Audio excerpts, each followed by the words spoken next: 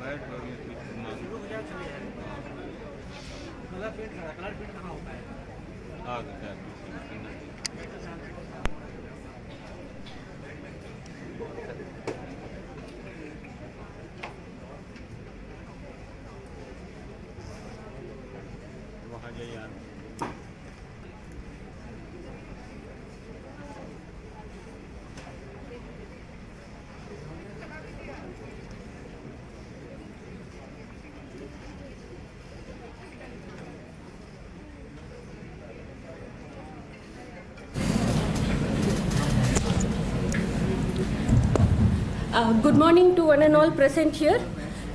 It is a honor to me to invite you all on behalf of the Department of Mathematics and the organizing committee of this program, Second International Conference on Recent Advances in Applied Mathematics.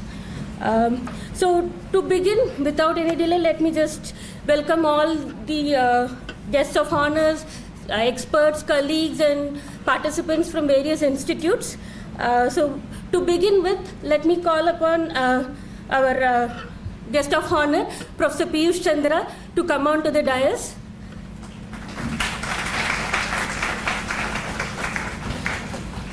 Next, I would like to call Professor PVSN Murthy from IIT Kharagpur. He is the representative of academic committee of this program. Next is our patron, Dean Research and Development, Professor Vikas Kumar Dubey. And next chairman of RAAM 2024, Professor S.K. Pandey. So please. And last but not the least, our convener, RAAM 2024, Dr. Rajesh Kumar Pandey. Thank you, professors. So, as our first event, it is our culture to begin with lighting the lamp and conveying our regards to Pandit Madan Mohan Malviya ji's birth. So, I request all the dignitaries on the dais to come on to light the lamp and garland the bust of Pandit Madan Mohan Malviya ji.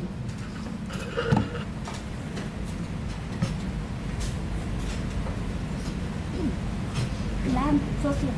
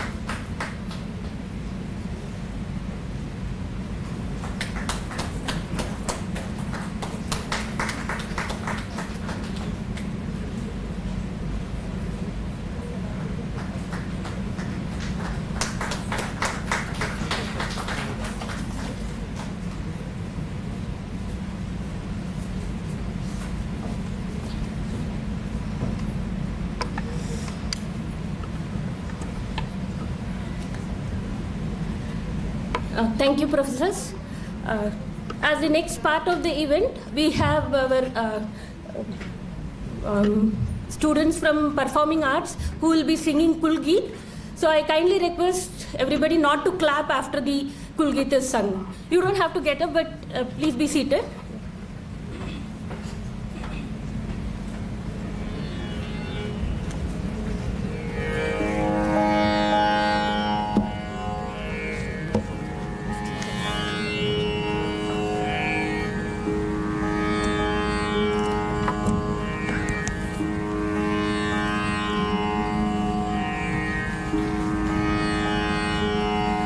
मधुर मनोहर अतीव सुंदर ये सर्वविद्या की राजधानी राजधानी मधुर मनोहर अतीव सुंदर ये सर्व विद्या की राजधानी राजधानी। ये तीनों लोकों से न्यारी काशी, सुज्ञान धर्म और सत्य राशि। बसी है गंगा के रम्य तट पर ये सर्व विद्या की राजधानी राजधानी। नए नहीं है ये ईंट पत्थर, है विश्वकर्मा का कार्य सुंदर। रचे हैं विद्या के भव्य मंदिर ये सर्व सृष्टि की राजधानी राजधानी। यहाँ की है ये पवित्र शिक्षा कि सत्य पहले फिर आत्मरक्षा। बिके हरिश्चंद्र थे यहीं पर ये सत्य शिक्षा की राजधानी राजधानी। वेद ईश्वर की सत्यवाणी बने जिन्हें पढ़ के ब्रह्म ज्ञानी। थे व्यास जी ने रचे यहीं पर ये ब्रह्म विद्या की राजधानी राजधानी। वो मुक्ति पद को दिलाने वाले, सुधर्म पथ पर चलाने वाले। यहीं फले फूले बुद्ध शंकर ये राज ऋषियों की राजधानी राजधानी। सुरम्य धाराएं वरुणासी नहाए जिनमें कबीर तुलसी। भला हो कविता का क्यों ना कर ये वाग विद्या की राजधानी राजधानी। विविध कला अर्थ शास्त्र गायन, गणित खनिज औषधि रसायन। प्रतीचि प्राची का मेल सुंदर ये विश्वविद्या की राजधानी राजधानी। ये मालवीय जी की देशभक्ति, ये उनका साहस, ये उनकी शक्ति। ये मालवीय जी की देशभक्ति, ये उनका साहस, ये उनकी शक्ति। प्रकट हुई है नवीन होकर ये कर्मवीरों की राजधानी राजधानी।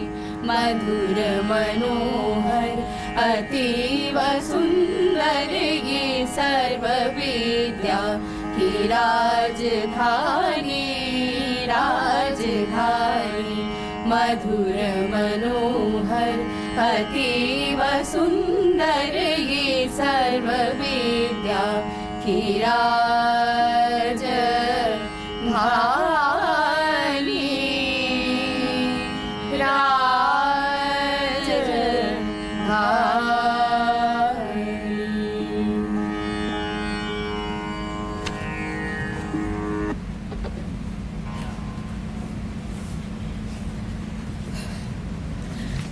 Thank you, girls, for this wonderful performance. Next, I request Dr. Rajesh Kumar Pandey, convener of Recent Advances in Applied Mathematics, to give a welcome address to everyone.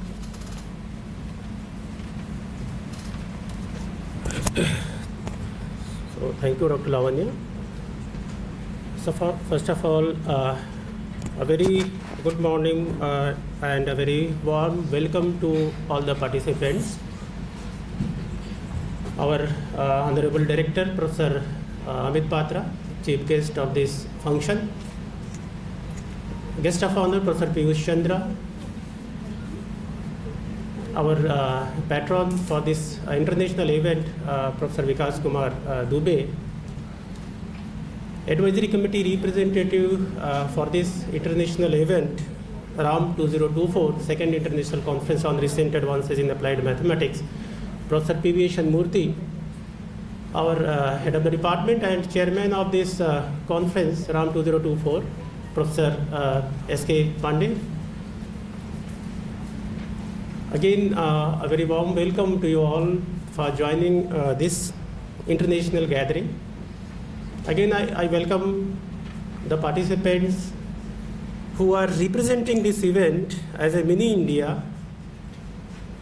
So if I say like participants, they are joining, so they are joining in west from Gujarat, to the northeast from Arunachal Pradesh, and in north from Jammu to in south from Tamil Nadu. So this representation is representation of 24 states over here in this conference.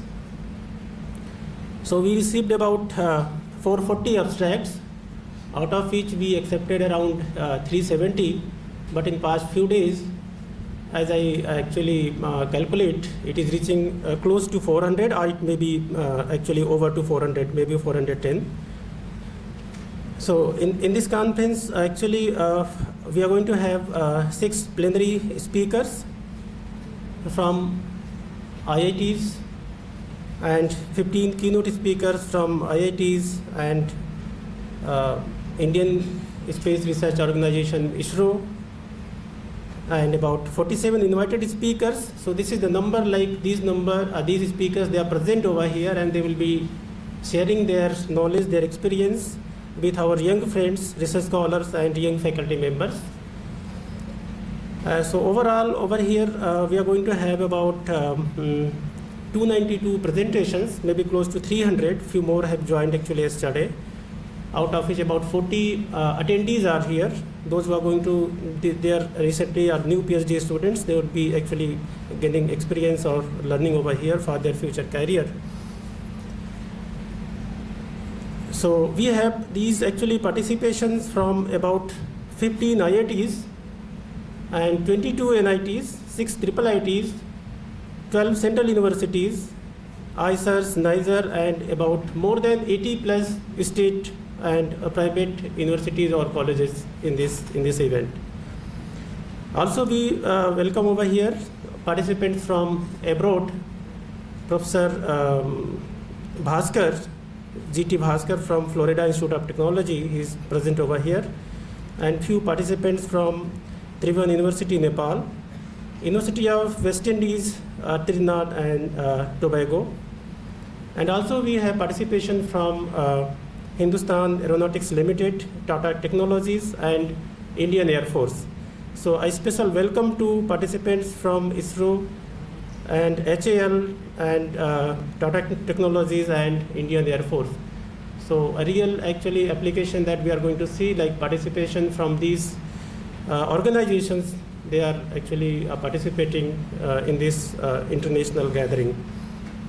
As I said earlier, like it is a mini India, like we are representing about 24 states over here, participation from Arunachal Pradesh, Jammu and Gujarat in south, many other states also. So with this actually, I again welcome you all to this international gathering, and I request you all to actually have a interaction with the experts, those who have traveled to this place from very far distance, like USA and many few like abroad, University of West Indies and other places, and also a special interaction to the experts. They have joined, like Dr. Murthy from Space Application Center, ISRO, and like one more expert is about to join from DRDO, maybe he will be joining tomorrow, and senior professors from IITs and universities, state universities. So a special actually welcome to the volunteers and friends from media also for joining this international gathering. So again, welcome you all. Have a nice and pleasant stay over here. And also you'll have a chance to visit this historical city of Varanasi, that is also known as city or temple of learning, Kashi. So thank you all. Thank you very much.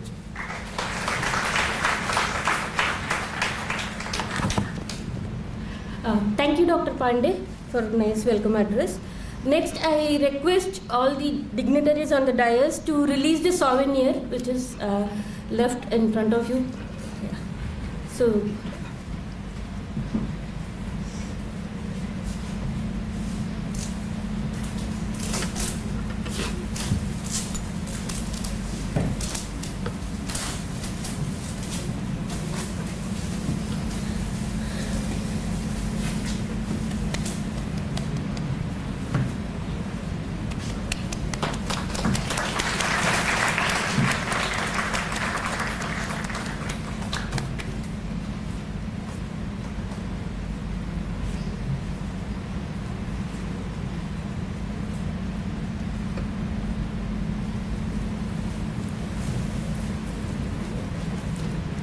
thank you, professors.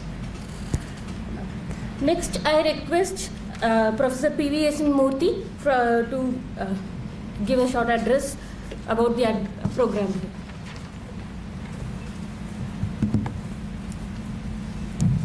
Sabha Saraswati Namaha.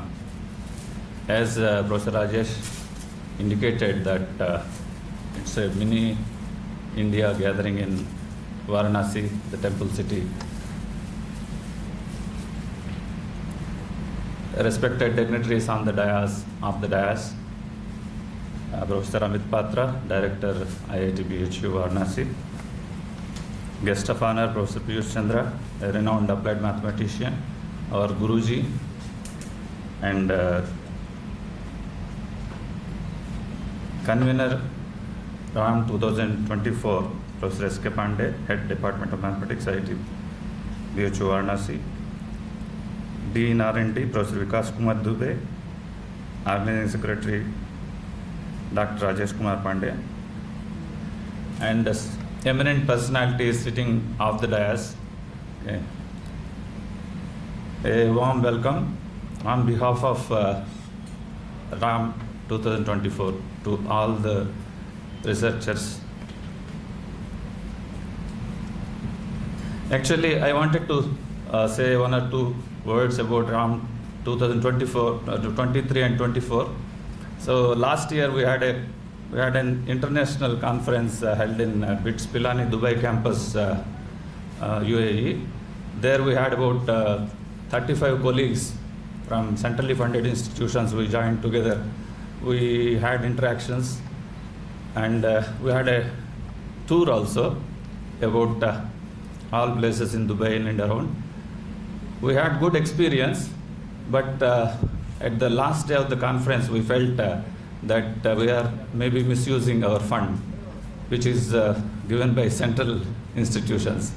Then we thought the next event should be for a research community in a broader sense.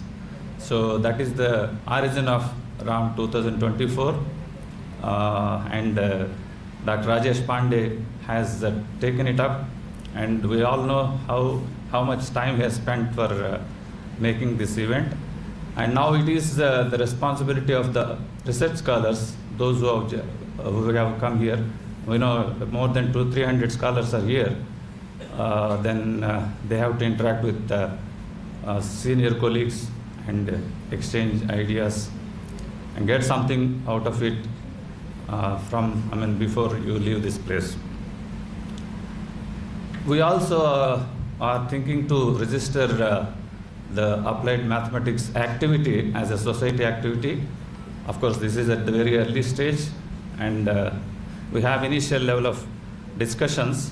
I talked to professors in NIT Arunachal Pradesh, VIT Vellore, and then NIT Uttarakhand, and also with Rajesh at IIT Bhubaneswar, IIT Varanasi. So if you have a society activity, we can have annual conferences and good interactions and so on. That is one thing we need to discuss before we leave this place. And the other point that we need to discuss is we want to continue this, and then the venue for the next conference, RAAM 2024-25. We have received a verbal proposal from West Indies, Professor Sridhar Rao. He is happy to host, but let's see if there are any contenders or anything like that.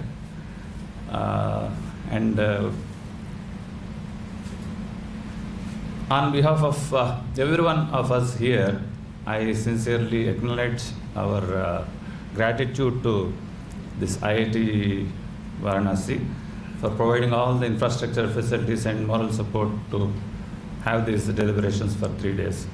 Thank you, one and all.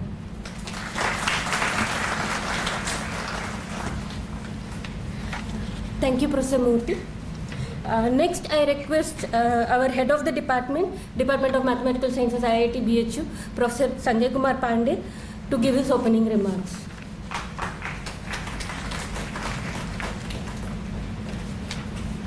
Thank you, Dr. Lavanya. Honorable Professor Amit Patra, the Director of our Institute, the Chief Guest of this function, and the Chief Patron of this international organization conference. Our Patron and our Dean Research and Development, Professor Vikas Dubey ji, our Guest of Honor, Professor Piyush Chandra ji, then Murthy ji, from IIT Kharagpur, Rajesh, Dr. Rajesh, the convener of this conference, faculties from my department, this is my institute, and this galaxy of mathematics stars, young researchers, media persons, photographers, officials of this institute, ladies and gentlemen.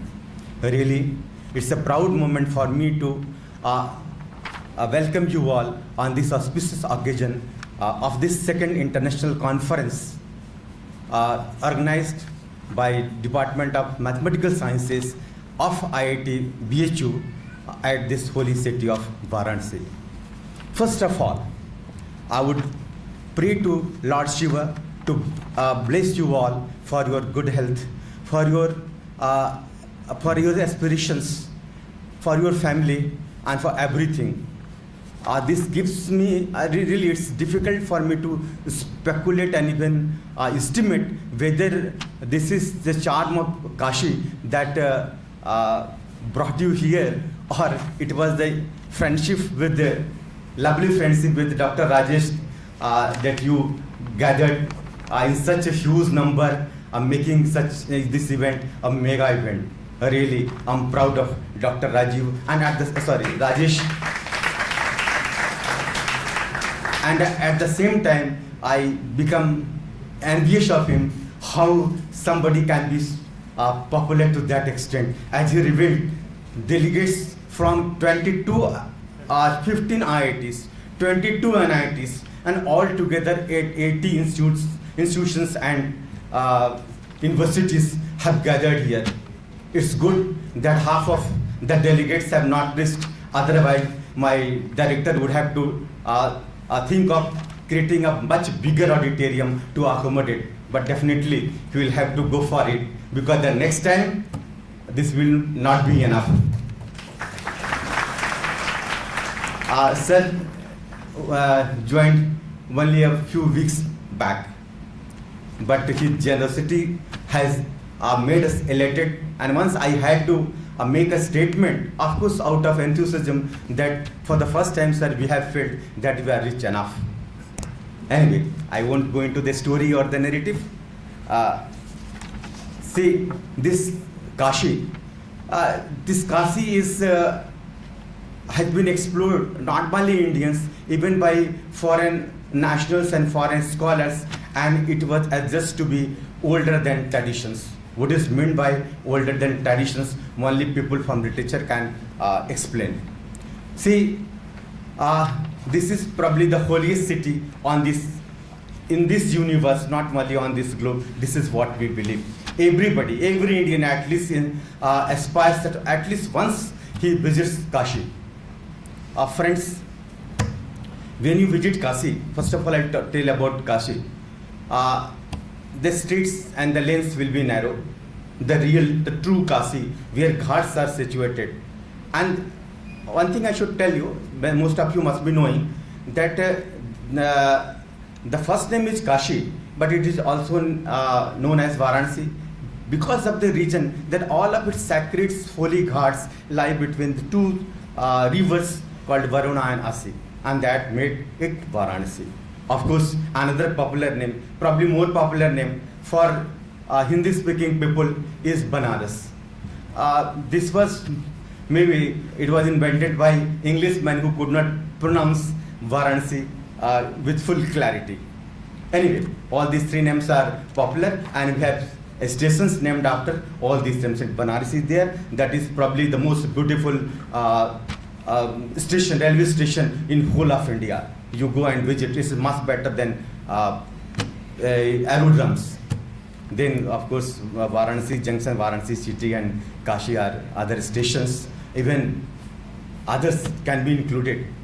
See, so once you try to visit as a Tirtha Yatri, of course, the temple, of course, a renovated one, Kashi Vishwanath temple is there. You will definitely enjoy. But thousands of temples are there.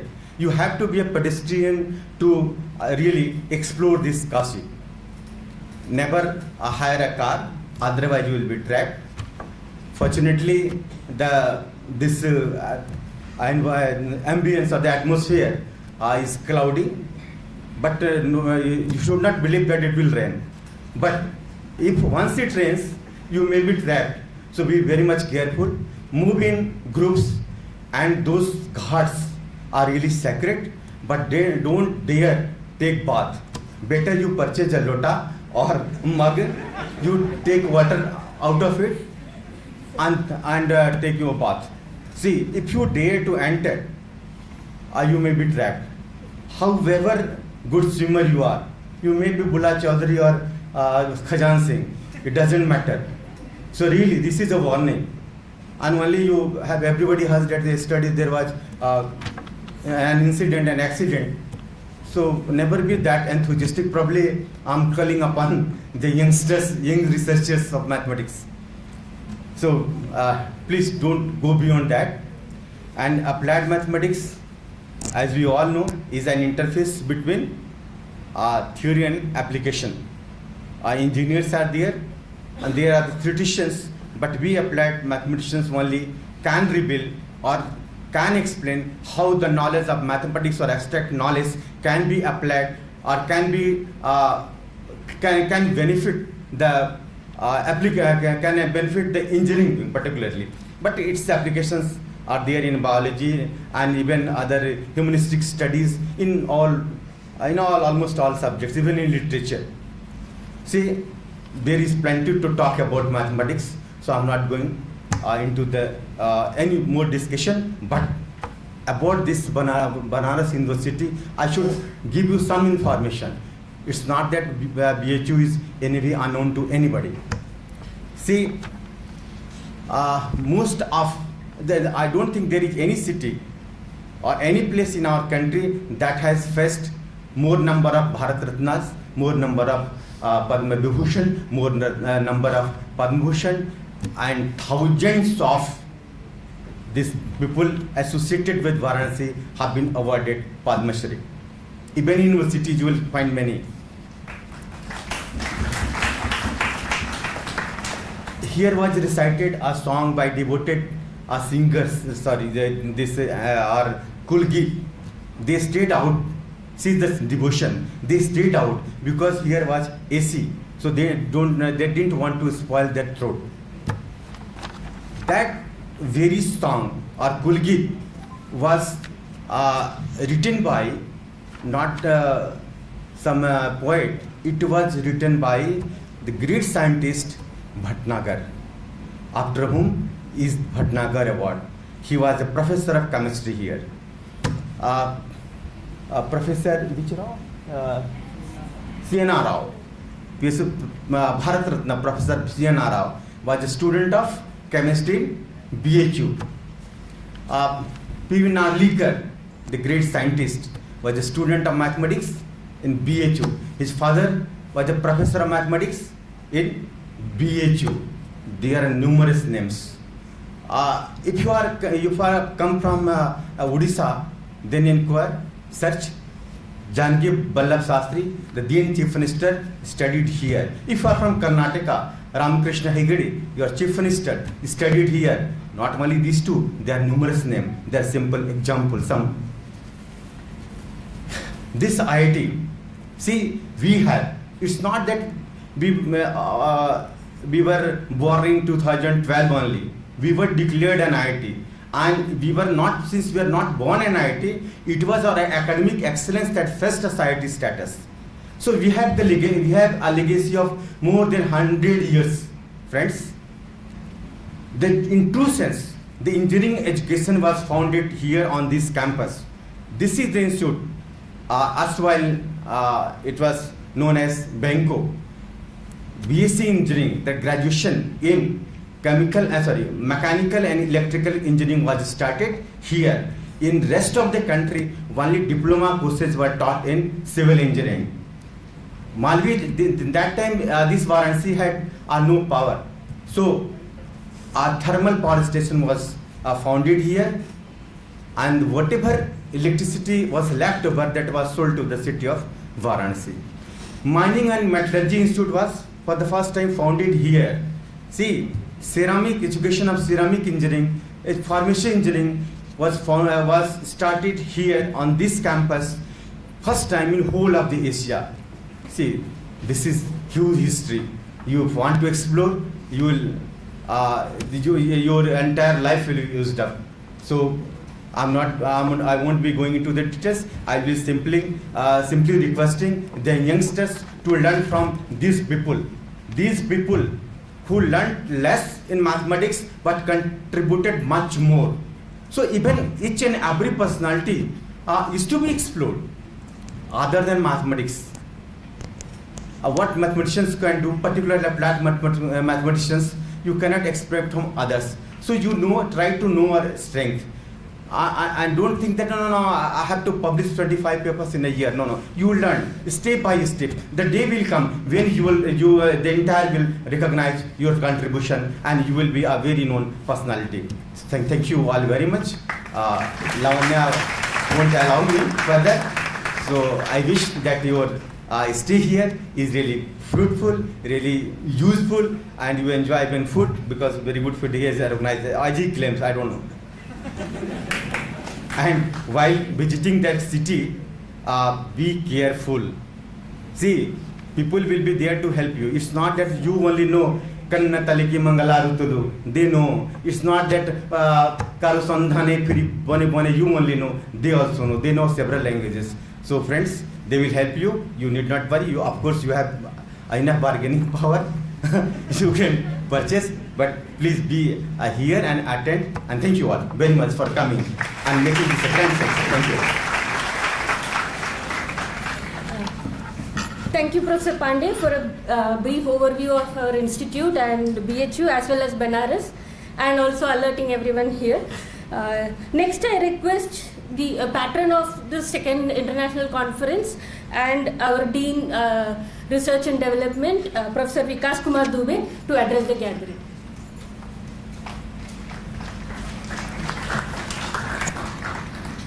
So, Honorable Director of the Institute, Professor Amit Patra, Chief Guest today, Professor Chandra, Professor Murthy, Head of the Department, Professor S.K. Pandey, Professor Rajesh Kumar Pandey, my colleagues from Institute, and people coming from 24 different states.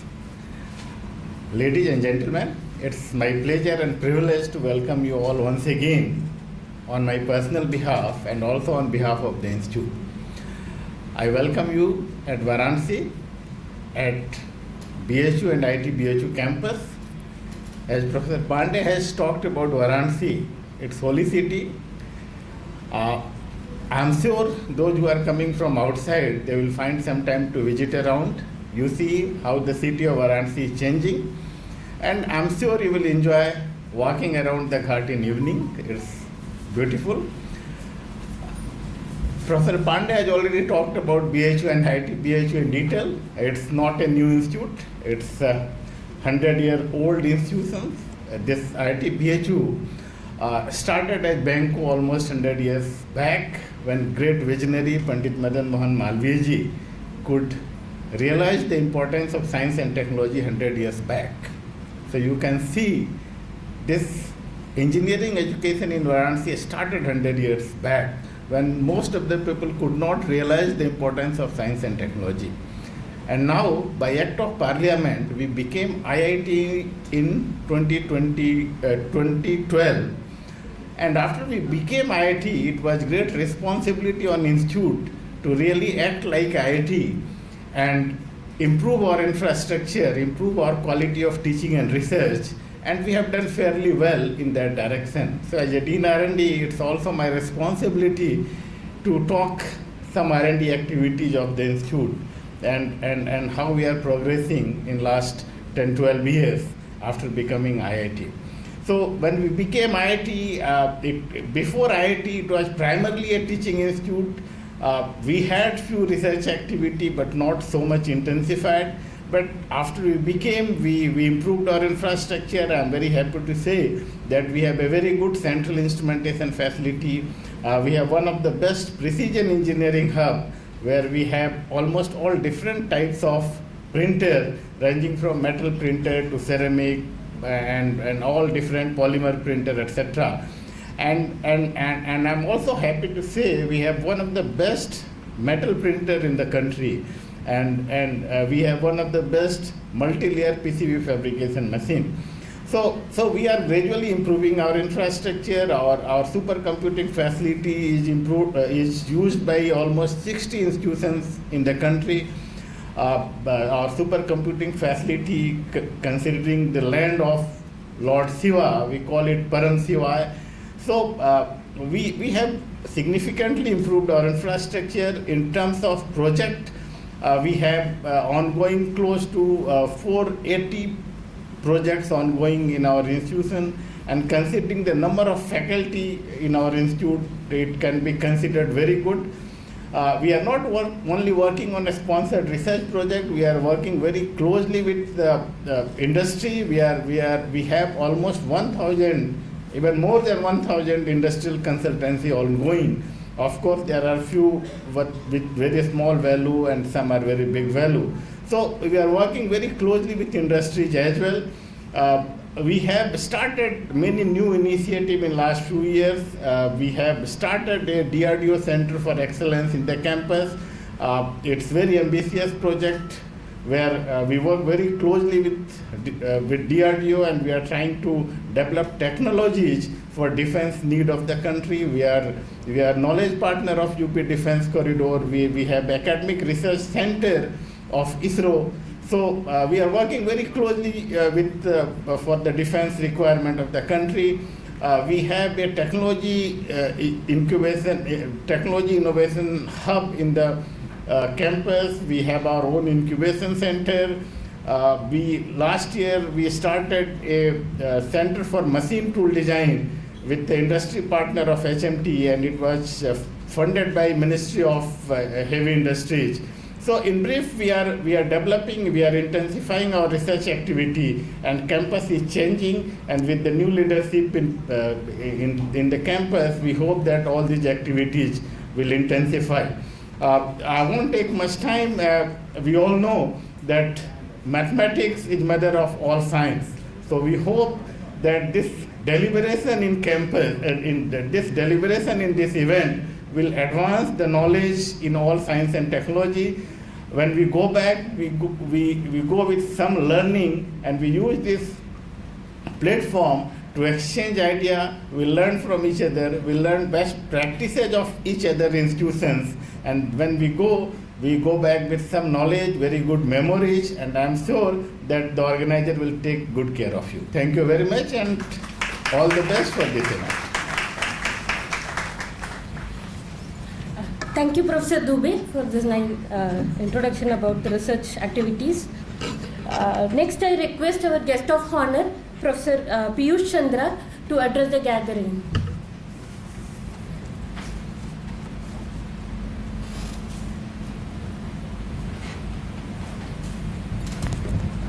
Thank you, Lavanya. Professor Patra, Director, IIT BHU, Professor Dubey, my friends on the dais and off the dais, young friends, and many, many young colleagues whom I see it here. It's indeed a pleasure to be here for this conference, RAAM in Varanasi, or Banaras, the city of Shiva. This gathering tells us that mathematics is beyond abstractness. It has a lot of applications and it is going in different directions. And as I see the abstracts, it is in various different directions. There are people from fluid mechanics, people who are using mathematics, people who are using graph theory as a tool. So all type of people are here, and I'm sure the interaction is going to be very, very helpful to this conference. Professor Rajesh Pandey has made a lot of efforts to make it a successful event, and it shows that his efforts are bringing fruits. I'm sure the academic interactions would be very helpful, and I wish success to this conference. Thank you so much. Thank you, Professor Piyush Chandra. Next, it is my honor to invite our chief guest and our chief patron, Professor Amit Patra, Director of IIT BHU, to deliver the inaugural address.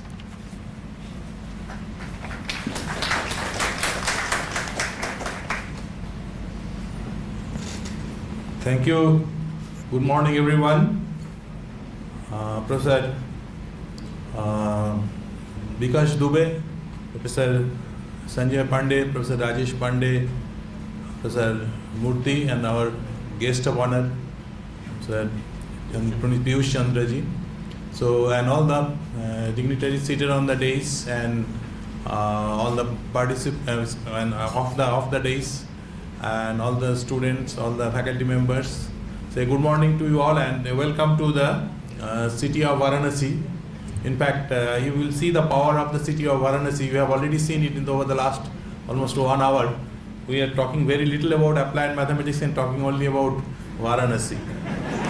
So it has this kind of, of course, Lord Shiva has that, the wonderful magnetic personality. So he pulls everybody into his domain, and I'm sure that is the reason. Of course, with due credit to Professor Pandey, who is the coordinator, to really have such a good gathering. And for the first time I'm seeing that this room is completely full, and with some of the people even standing at the back. Yeah. We'll do again, sir. Yeah, sure. We will have to do it. It has to be done again. And as Professor Pandey has given me a challenge to create a bigger auditorium, I'm sure we'll have one of our own. In fact, we do have a very big auditorium in BHU, and we can always use it, because BHU is like our mother. We have come out of the womb of BHU, and they are still helping us. And what I keep telling to my colleagues, that now it is time that we are growing. We are 12 years old, and we should be now be able to help also the mother to some extent. We are growing, and as we become adult, 18 plus and more, we have to contribute equally into the growth of the whole university campus, as well as the city of Varanasi. And we do have a big responsibility here, because it is our Prime Minister's constituency also. So we have a lot of, Prime Minister has a lot of expectations from us. And people tell me that, you are so lucky that you have got the Prime Minister's constituency. Yes, we are lucky, but at the same time, we are a little bit afraid to approach the Prime Minister for anything and everything, because we know the Prime Minister will ask, so, okay, suppose you ask for something, he will say, I will give you more, but you have to do more. So you have to do 10 times more. So whenever I'm going, in fact, I visited all the departments, and especially the Central Instrumentation Facility, which Professor Dubey was telling yesterday, the Precision Engineering Hub. They're excellent facilities, and I have not found, I found it no less than any other world-class laboratories where I have visited, both in India and abroad. And of course, we do have, as Professor Pandey said, they are not feeling rich. So I am trying to make them feel a little bit rich by, because I said that, they're all doing great work, including the Department of Mathematics. In fact, nobody would believe that, Professor of Mathematics has also got a patent, right? It's very rare. But of course, the strength of the department is in applied mathematics, and I also happen to apply mathematics in my own research. In fact, who doesn't? All engineering people actually have to apply mathematics, to a small or great extent. At least everybody has to count 2 plus 2 and make it 4, and that cannot be done without mathematics. And in my personal case, I did a little bit more because I happen to work in electrical engineering and control systems, which has more applications of mathematics, and we had to learn also extra mathematics courses like functional analysis, topologies, topological analysis, and that kind of things. So we also try to apply in terms of our estimation theory, in which I did my PhD. So I understand the value of mathematics, especially in applications, and there are so many challenging applications where mathematics is still yet to make a dent, because say take for example the human body. Over the last a decade or so, I have tried to understand the human physiology and try to model some part of it. I mean, not the entire thing. It's beyond any research group to model the whole human body, but even just the cardiovascular system. If we were to model, there are huge challenges, and here I think mathematicians can do a lot. And there maybe the biomedical engineering and mathematics department, I think they can also collaborate. So this is one thought that comes to my mind. So given all that, I think there is a huge opportunity, and so I'm sure that the department and this conference will go actually will be very, very successful, and it will inculcate the spirit of applied mathematics, as is the ambition and the vision of the organizers. Thank you very much.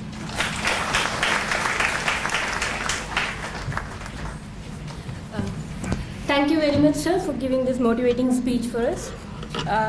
Next part of the event is a felicitation to all the dignitaries on the dais. So now, to begin with, I request our head of the department, Professor Sanjay Kumar Pandey, to felicitate Director IIT BHU, Professor Amit Patra.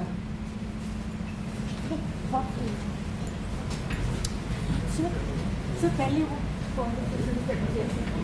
नहीं ऐसे पहले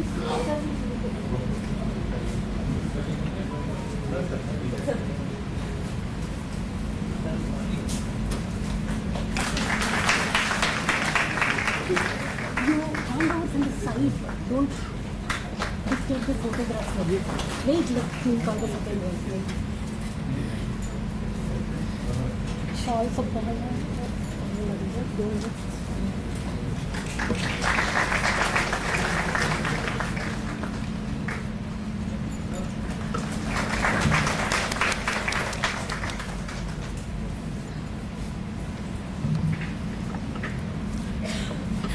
Thank you, sir.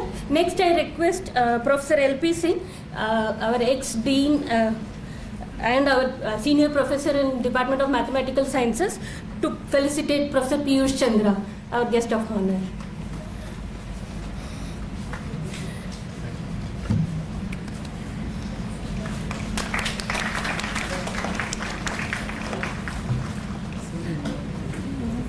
नीचे से दीजिए.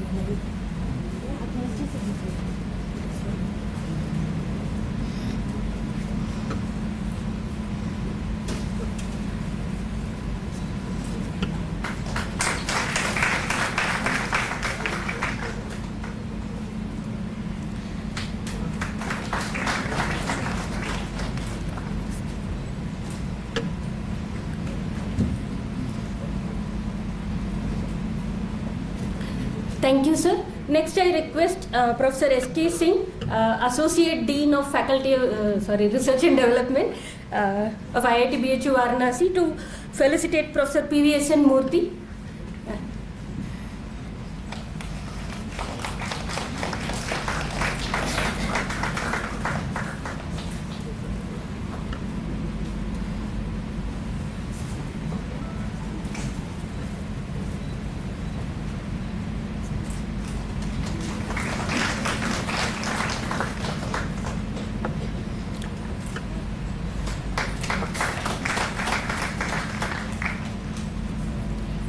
Thank you, Professor C. Thank you, sir. I now request Dr. Rajiv to felicitate our Dean Research and Development, Professor Vikas Kumar Dubey.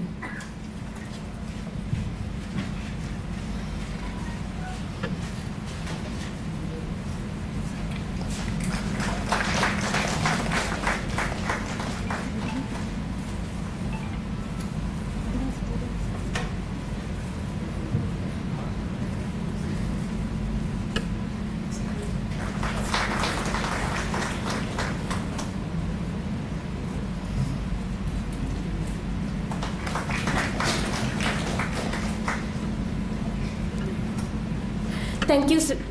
Thank you, Dr. Rajiv. Now I request our Dean Student Affairs, Professor Rajesh Kumar, to felicitate our Head of the Department, Professor S.K. Pandey.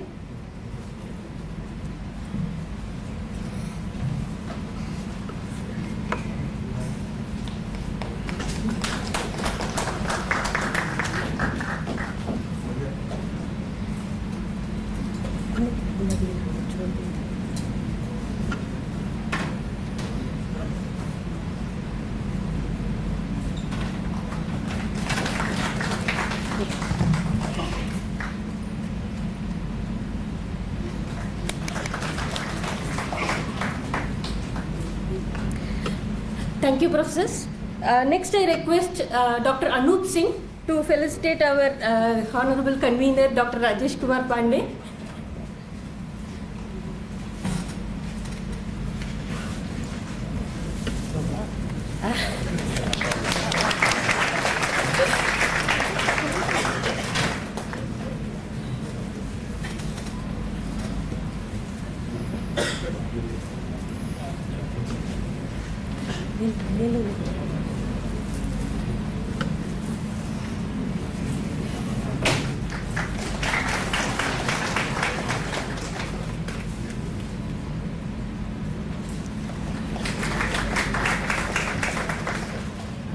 Thank you, Dr. Anu, and thank you, Dr. Pandey. So all things must come to an end. So this is the end of the beginning for this next three-day international conference. So now I request Dr. Abbas Kumar Jha to give the vote of thanks.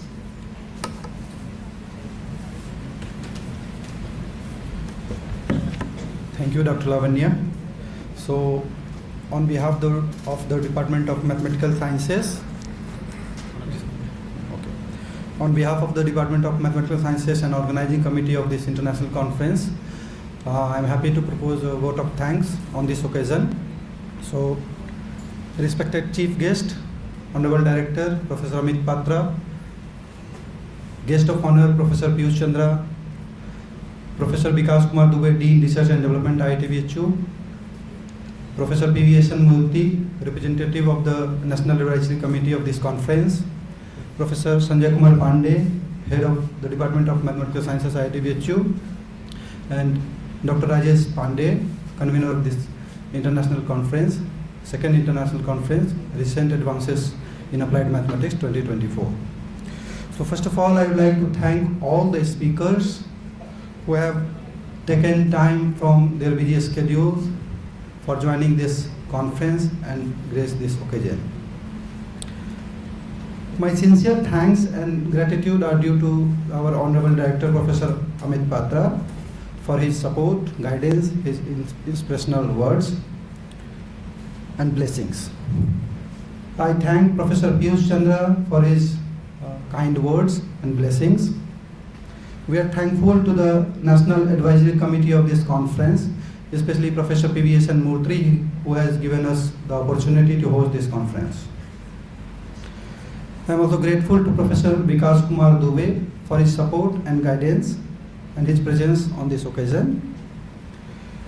I thank Professor Sanjay Kumar Pandey, Head of our department, for all the support he has extended during planning and preparation of this conference and to make this event a grand success. I thank the student teams of the Performing Art Department of BHU for the melodious recital of Kulgeet. I think that yeah. We would like to thank our institute for all the support, especially Teaching and Learning Cell, IDEPT, and all the officials who are directly or indirectly involved in this conference. We are thankful to our generous sponsors, SCRB, NBHM, DRDO, IDEPT, and Blacksmith Industries for providing all the financial support to organize this conference. Without those support, it was hard to conceptualize this conference. Also, the proceedings and the papers of we will be presenting in this conference will be published in journals. I list few journals, and I am thankful to all these journals: International Journal of Numerical Methods in Fluids, SN Computer Science, International Journal of Applied Nonlinear Science, Critical Reviews in Biomedical Engineering, and Heat Transfer. Okay. Finally, organizing such a big event requires a lot of planning and hard work, and this could not have been possible without the efforts of Dr. Rajesh Kumar Pandey, who is convener of this conference. I thank him for organizing this conference. The media people deserve appreciation and our sincere gratitude to them. Last but not the least, I would like to thank all the student volunteers who have worked around the clock for this conference. Thank you all. And finally, we are grateful to you all. And also I would like to thank our colleagues from the Department of Mathematics, DST SIMS, which I can see another department as well. Thank you all. Thank you.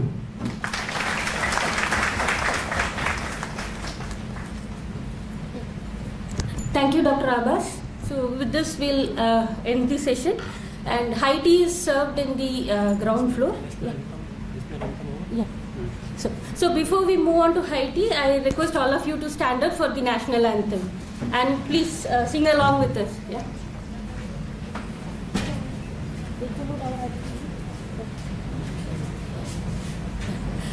जनगण मन अधिनायक जय हे भारत भाग्य विधाता पंजाब सिंध गुजरात मराठा द्राविड़ उत्कल गंगा विंध्य हिमाचल यमुना गंगा उच्चल जलधि तरंगा तब शुभ नामे जाहे तब शुभ आशीष माहे गाहे तब जय गाथा जन गण मंगलदायक जय हे भारत भाग्य विधाता जय हे जय हे जय हे जय जय जय जय हे बोलो भारत माता की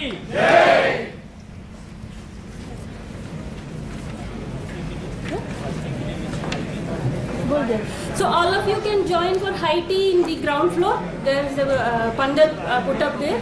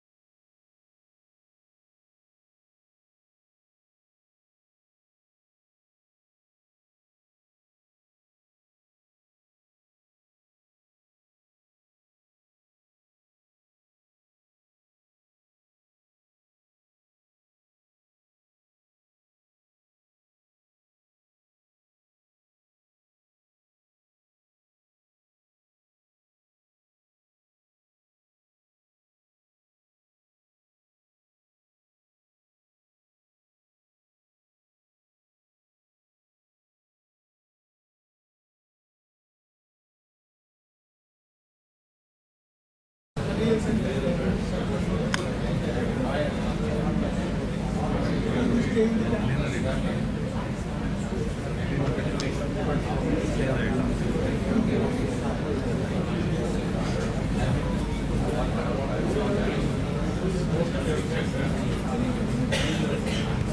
mic is.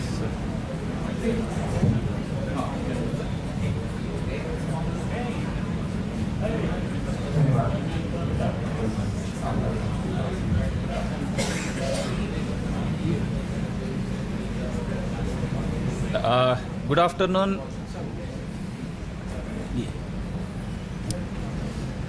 Namaskar, good afternoon to all. We are going to start the proceedings of RAAM 2024. The first plenary speaker is Professor Piyush Chandra. Sir has served IIT Kanpur for a long time. He worked in biological fluid mechanics and several areas of applied mathematics. He is a nice speaker, motivational speaker. We all are privileged to get motivated by his behavior, research, and several other aspects related to his personality. And we owe a lot to him. And now he is spending a retired life, a peaceful life. And You make it yeah. So without wasting much time, I request Professor Piyush Chandra to address this gathering. Thank you.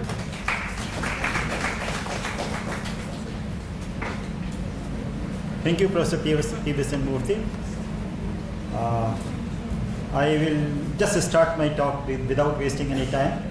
And as the talk says, it's introduction to mathematical epidemiology in reference to COVID-19. So just giving the basics of epidemiology and then give some models on COVID-19. That's the idea of this talk. So, well, as the previous said, I was in the Department of Mathematics and Research at IIT Kanpur. Retired in 2015, and then did not get affiliation, did not have any affiliation after that. But I am involved with काफी है वैसे नहीं sir ये record कैमरे पे जा रहा है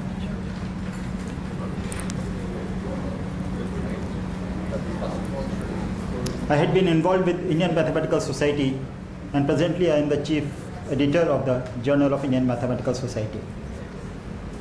If you wish, you can always submit a paper to the Journal of Indian Mathematical Society, which will be processed as per the norms. Okay, so this is just slightly away from the top. So people always thought that mathematics is very abstract, but now mathematics is beyond abstraction. Not only today, even from the earlier time when we talk about height and distance problem, for example, it is an application of trigonometry, which we are basically working on that. So this application is not new, but nowadays it has taken a new heights, and therefore a lot of people are working in this area.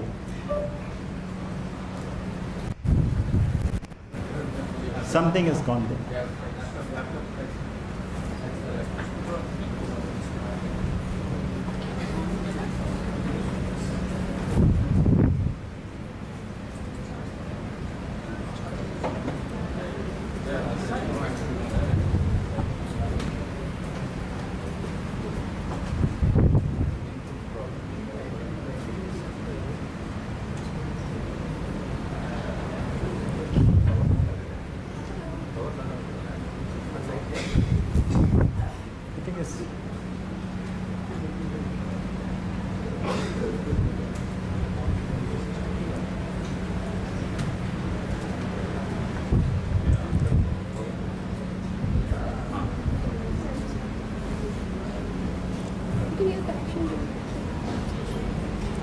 Charging है charging तो लगता है power इसका laptop change कर देंगे power क्यों नहीं आ रहा है नहीं उसमें अभी आ रहा है शायद projection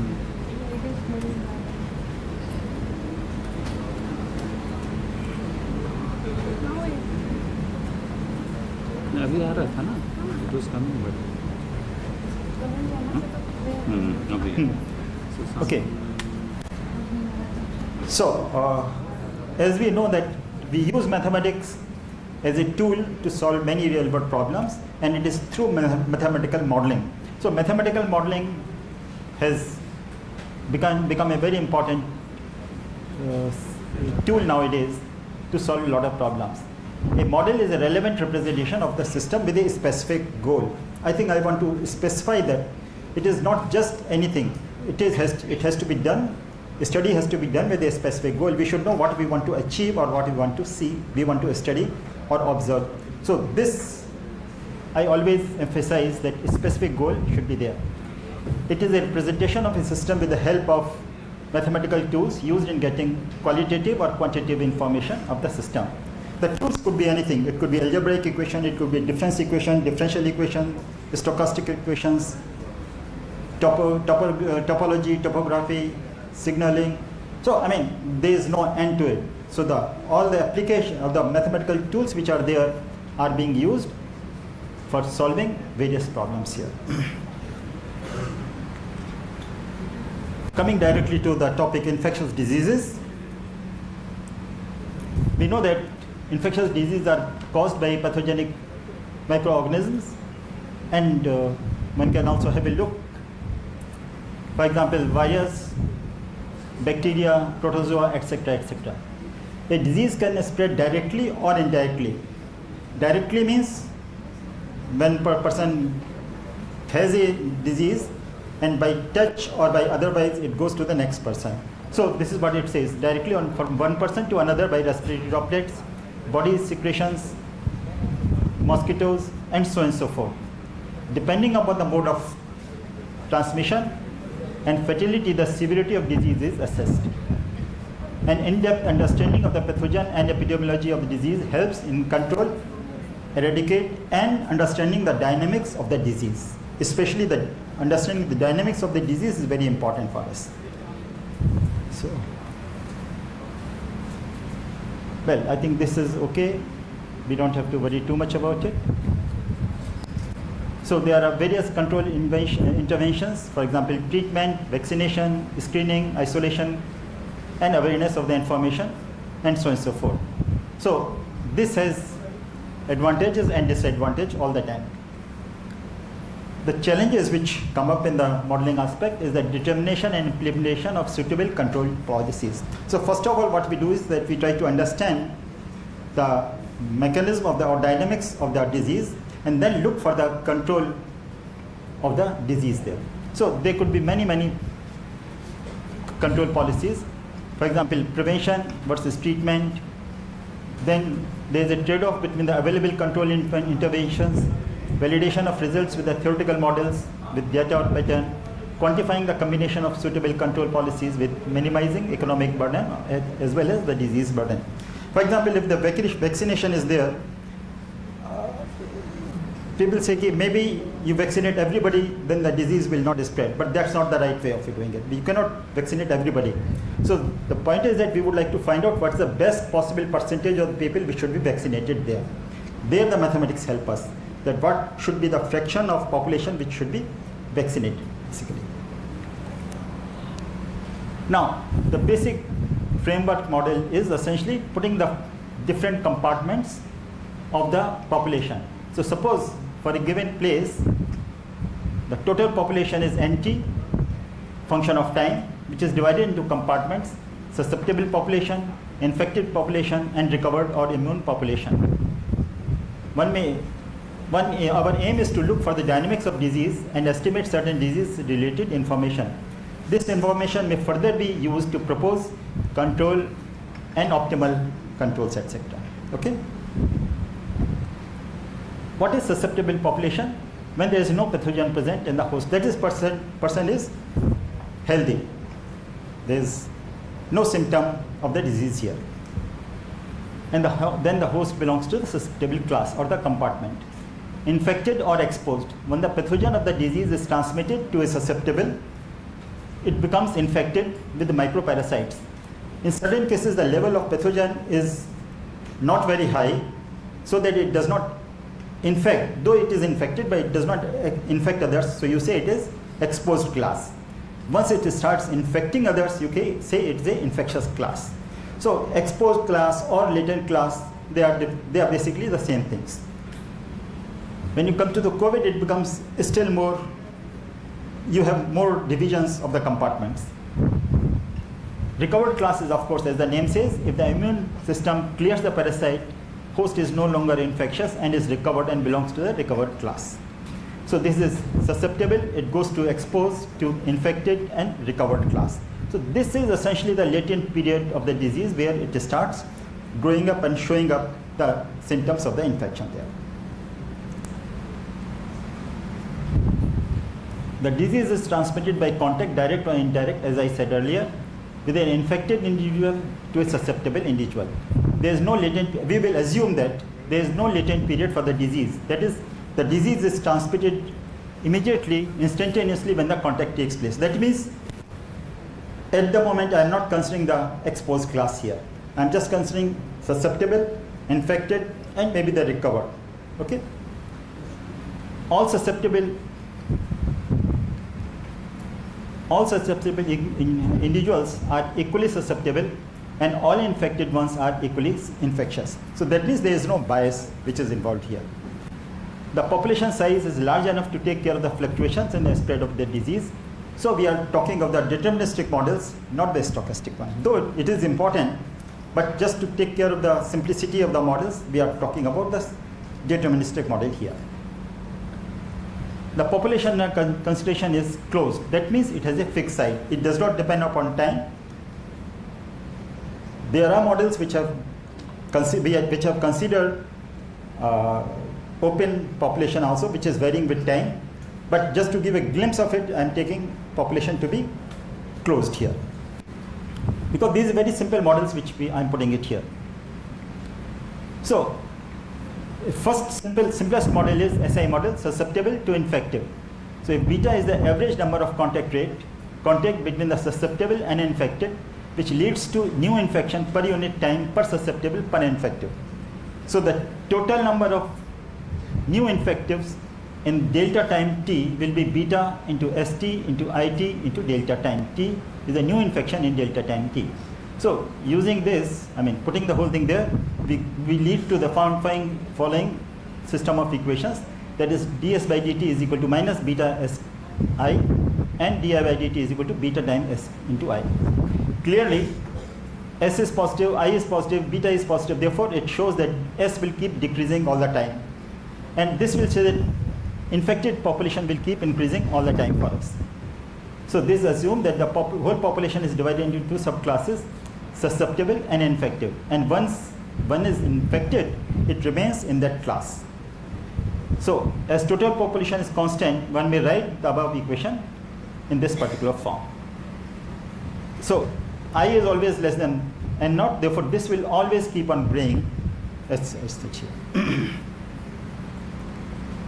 Next one, because population cannot grow, I mean the infected population cannot grow infinitely, therefore you have another model, what is known as the SIS model. That means person recovers and then goes back to the susceptible class. So you start with susceptible, it becomes infected, and then after that because the immunity works, and then he becomes susceptible again. Therefore susceptible, infected, susceptible again here. So there is a recovery which takes place. So the person who is infected becomes recovered and goes back to the susceptible class. So we can write it here like this. If gamma is the recovery rate, this is reciprocal of the time spent by the infected individual during the infection and is also known as the recovery period. This something which can be estimated from the hospital records, how long the person has been in the under the disease. Once he has recovered, that period can be estimated from the data. Therefore, this is something which can always be found from the clinical data which is available to us. Note that di by dt, that is this quantity, is positive whenever beta s upon gamma is positive, is greater than 1. Therefore, infected population will keep increasing if this is greater than 1, and di by dt is less than 0 if less than 1 if beta s upon gamma is less than 1. this quantity is less than 1, that this becomes negative. Therefore, during the outbreak, this threshold is known as basic reproduction number, R0. I'm sure during the COVID time, many of you who do not work in epidemiology would have seen this number, R0, which was discussed quite a bit on the television also. So we define R0 is equal to beta n naught upon gamma. I'm just giving the references which are here, and one can have a look at that point. So what is this basic reproduction number?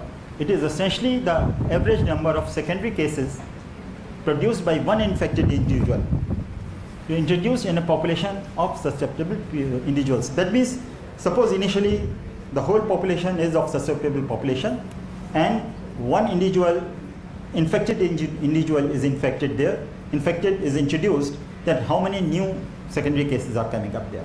Okay, and this is what is very important for the spread of the disease. So the total number of infections generated by an infected individual in its infectivity period. So this is what it says, that beta n naught into 1 upon gamma. This is the period of the recovery which you have it here.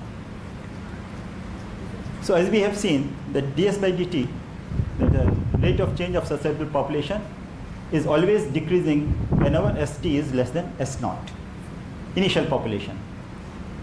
Therefore, if s naught is less than gamma upon beta, the threshold number, and this is there, therefore di by dt is always less than 0. So the infection dies out and no epidemic will occur at that time, even for the SIS model.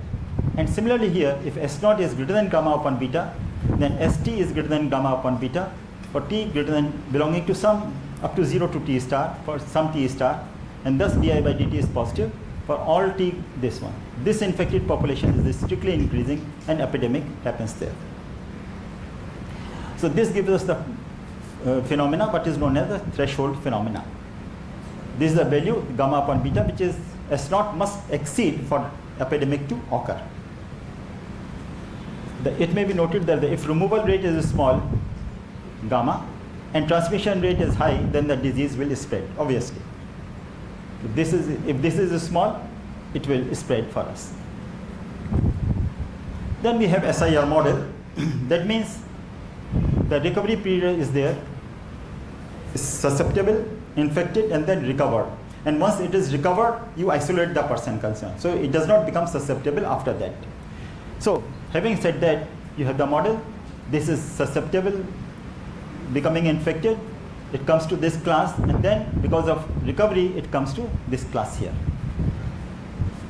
So again, we note that di by dt is the derivative of infected population is greater than 0 if beta s upon gamma is greater than 1, and this is less than 0 if this is the case. So as mentioned earlier, this is essentially the basic reproduction number which we get it here also. Now please note that here this is SI model and this is SIR model. So it says that susceptible population keeps decreasing here and infected population keeps increasing like this. So the whole thing becomes ultimately infected.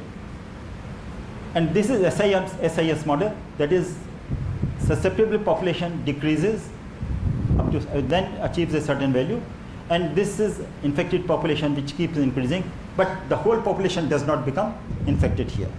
Okay? This is the representation between SIR model. So SIR model essentially says that susceptible population starts from here, goes down, infected population increases, then it starts decreasing, and then there is a recovered population which recovers ultimately. This essentially tells us the infected population with respect to time. This is with respect to time, this is also with respect to time, but different values of beta, 0.0003, and for different values here. And it says that the peak is delayed by reducing the beta. So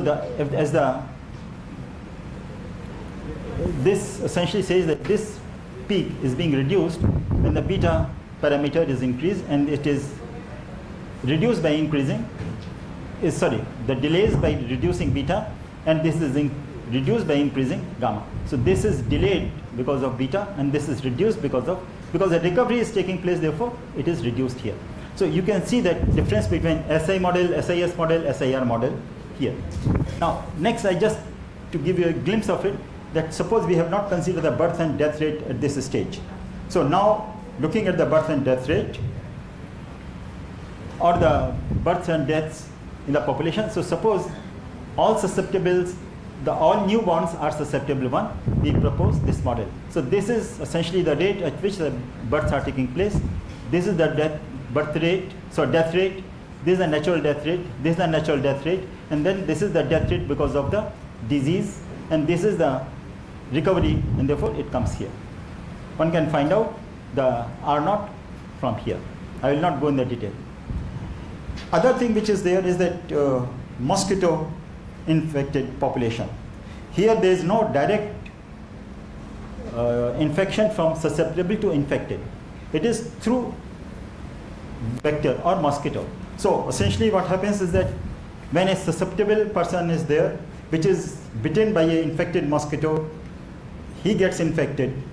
And when a susceptible mosquito bites infected person, it carries the infection there. So it is a crisscross infection which takes place here. So just to tell you that, so this is human population, this is infected population. So susceptible, when there is interaction between the infected and susceptible, it gets infected, it comes here, and from here the susceptible population, when it bites here, it comes to infected class.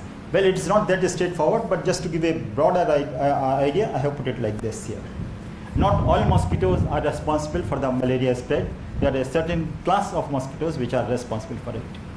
So, long back, Rose gave a model 1911 which says that this is for the human population, this is for the mosquito population. So, di by dt is equal to b p dash small I. So, this is essentially the interaction with the mosquito population. This is capital S minus ai, and this is for the vector population, which is bp into n minus I. Again, susceptible population of the mosquitoes, I upon n minus mi. This is the total human population, human infected population. N is a total mosquito population. This is small n. It is of course same thing like this. B is the biting frequency of mosquitoes. P and P dash is the transmission probability of malaria from human to mosquito respectively, from mosquito to human. So this is P and P dash essentially you are talking about here. One bite. In A is the rate at which humans recover from malaria, and M is the mosquito mortality rate. So this is the mortality rate and this is the recovery rate. So Ross found that the epidemic equilibria, differential equation stability comes into picture here, but then he said that in case this is the case, exists only if when n is greater than n star. N star is this much here. So whenever there is a certain critical value of the mosquito population, but when it is achieved, then the malaria will spread. And can conclude it that keeping n less than n star can be great help to eradicate malaria. So this is important parameter which he obtained at that stage.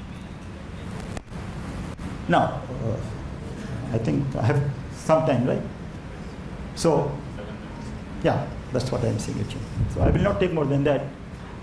So coming to modeling of COVID-19, because a lot of work has been done on COVID-19, a lot of new papers, a lot of papers have appeared in this direction. I remember that at SCRB we had a special call for papers related to work related to COVID essentially at that time when the COVID was there. So a lot of work has been done. I'm just putting a couple of them just to get a feel of what happened there. So COVID now is of course one of the deadliest pandemic in human history. I mean this I can skip it there. Very high population, with very high population density, unavailability of specific medication or vaccine initially, and insufficient information about the transmission mechanism. In fact, we had no information how it spreads at that time, and therefore there was a lot of chaos essentially there. So it made it difficult to fight against the disease effectively. During an efficient control, designing an efficient control strategy is one of the crucial factors to curb the disease spread in an outbreak situation. which was not possible because we did not know anything about the spread of this disease. The aim of various models was to incorporate the effect of asymptomatic infected on the dynamics of the disease and to see the impacts of the proper use of the face mask, hospitalization, etc., so that the disease spread can be controlled there. So this is sort of control which with other mask, other designs, people were working on that. Yeah, so that's what we have said, that there was nothing there. So that's okay. So during initial phase, disease followed SEIR model. That means susceptible, exposed, infected, and recovered time progression. But with a quarantine and isolation put in place, it was then modified to SEQIRHR. That means susceptible, exposed, quarantined, infected, hospitalized, and recovered. So, I mean, again, this is some simple models compartments which have been there. With the evaluation of multiple strains, multiple infection were possible, and also disease offered immunity from same strain. So it was very, very difficult to work on that. With passage of time, individuals lost immunity and become susceptible again. With the availability of vaccination, the spread of disease could be slowed down. So overall, COVID-19 has been ever evolving and dynamic disease, and hence a tailor-made model could not be considered there. Okay, there were models, but then tailor-made model was not possible. Most of the models focus on one aspect or the other. As I said, depending upon the goal of the problem, they were working on this.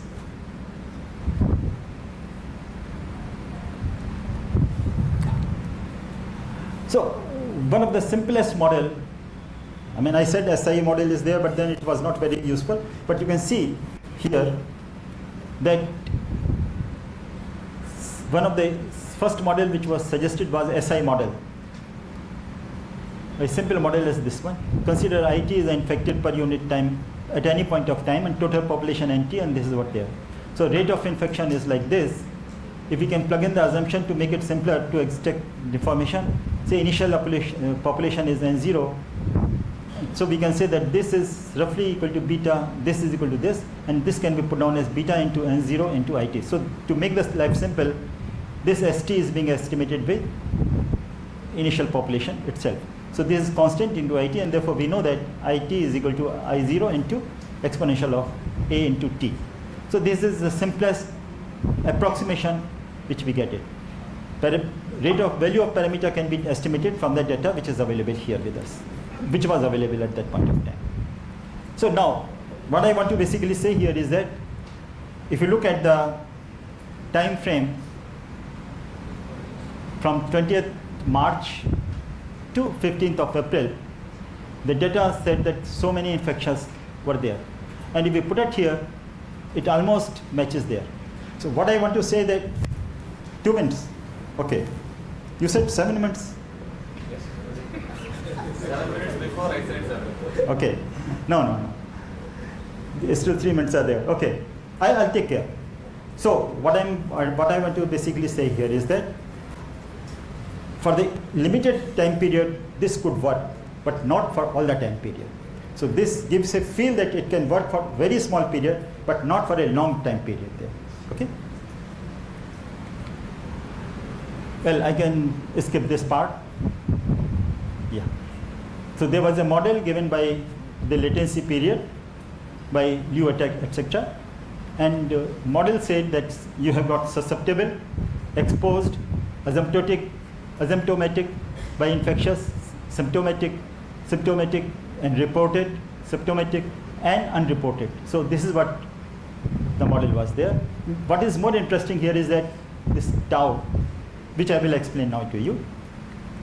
It says that suppose N is the first day of the public interventions, it could be in terms of anything, then time dependent parameter tau is the transmission rate. So this transmission rate here is taken to be a function of time here, right? So during the early phase of epidemic, when the cumulative number of reported cases grow exponentially, tau t is constant value, and this is what. So this is what it says, that up to certain point before the intervention has taken place, this is constant, but after that it starts decreasing exponentially. So actual effect of these measures are complex, and the author used it time-dependent exponentially decreasing transmission rate to incorporate these effects. So this is what it says there. So earlier it was just taken to be constant, but now it is function of time which was taken there. Then this is the famous Sutra model by Manindra and so. I will not go in the details, but then you can see that the trajectories which were projected were here during the month of April and June from 2021. So it had a good feel of the data approximation.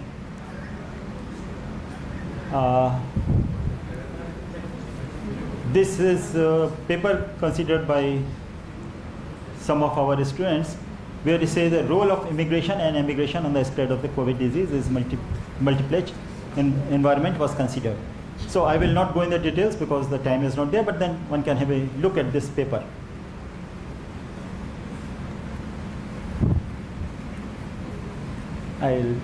So some of the key conclusions of the things is that key parameters and basic repercussions are estimated from the available data. Results and analysis is seen from Kerala has a higher effective contact rate and the highest prevalence. Overall, proper travel restrictions are to be implemented to reduce or control the spread of the disease. And summary is that mathematical modeling of infectious disease is a continuous process. No model can be perfect. All models are dependent on assumptions, and assumptions have to be with respect to the goal of the study which we have. Further addition of compartment is possible depending on disease and controls. A very clear understanding about the physical system and its characteristics help in framing the proper model. One must be careful while making an end prediction for the model. The modelers must act as responsibility, and model prediction should not cause panic. This happens in certain cases. Always be sure to mention that the worst case and the best case scenario. The cause of control of disease also depends on various factors such as availability of resources, proper utilization, etc., etc. So, okay, this is, thank you, I would say. So, just a basic talk and then telling how COVID could be modeled using different models. Thank you. Sir, thank you very much for the inspiring lecture. But COVID-19, we all have suffered a lot, and a lot of research took place in India, abroad, and several scientists they have contributed to designing, developing a vaccine. Thanks to all of them, because of whose efforts we are still surviving here. Maybe if you all agree, we can applaud their services by clapping. Thank you, sir, for your motivational lecture. Yeah. Any query we can discuss in the lunchtime. So the next speaker is Professor Tenali Gnan Bhaskar. I invite him. Professor Gnan Bhaskar is a doctorate from Satsai Institute of Higher Learning, Puttaparthi. He has his education all through. From there, he served there for 2 years. Then he had joined IIT Kanpur as a postdoctoral researcher. That time we had an opportunity to interact and discuss. And he was at IIT Delhi for some time. And then he moved to Florida Institute of Technology, FIT. And he is whole and soul everything there. He has served at the health department at FIT, and there were several annual conferences, several international meets that were held under his leadership. He has worked extensively in differential equations, and he has written several monographs, and which is very, it's our fortunate thing that he has came here to deliver a talk in this conference. And I request all the young researchers to make use of his visit and explore what best you can get from his talk. Okay. Without delaying much, I request Professor Gnan Bhaskar to give his talk. Thank you.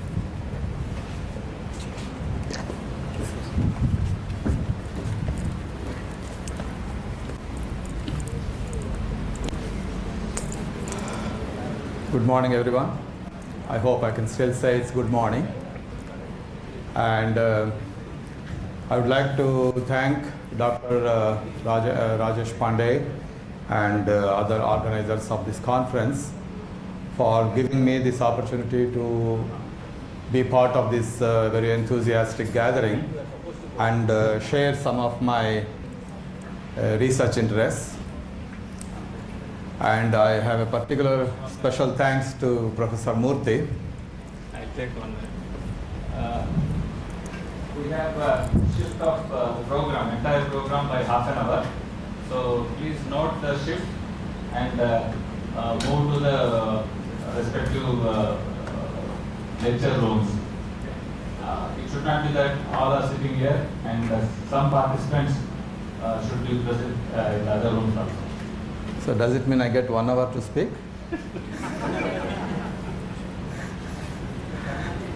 So my special thanks to Professor Murthy, who, as he mentioned, is my longtime friend and academic as well as personal friend. And it's my great pleasure to be here. I want to also make a quick 1-minute pitch for my department and my university, because I'm also the department chair. Well, this is Florida Institute of Technology, a small, relatively small private university on the east coast of Florida on the Atlantic beach. So it's a very beautiful campus.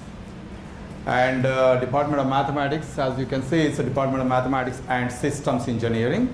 So our department has Applied Mathematics program, Operations Research program, and we also have a Systems Engineering program as part of our department. And that's one of the recent programs that joined our department. And we have master's as well as PhD programs in the department.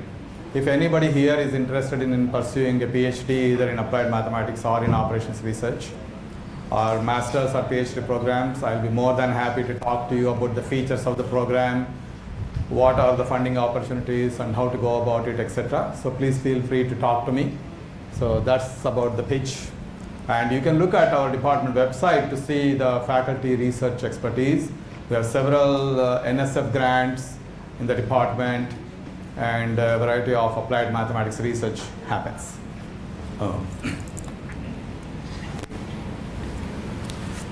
So thank you, organizers. I'm going to talk to you about set differential equations, an overview and some of the recent developments. So some of you may have wondered, what exactly are these set differential equations?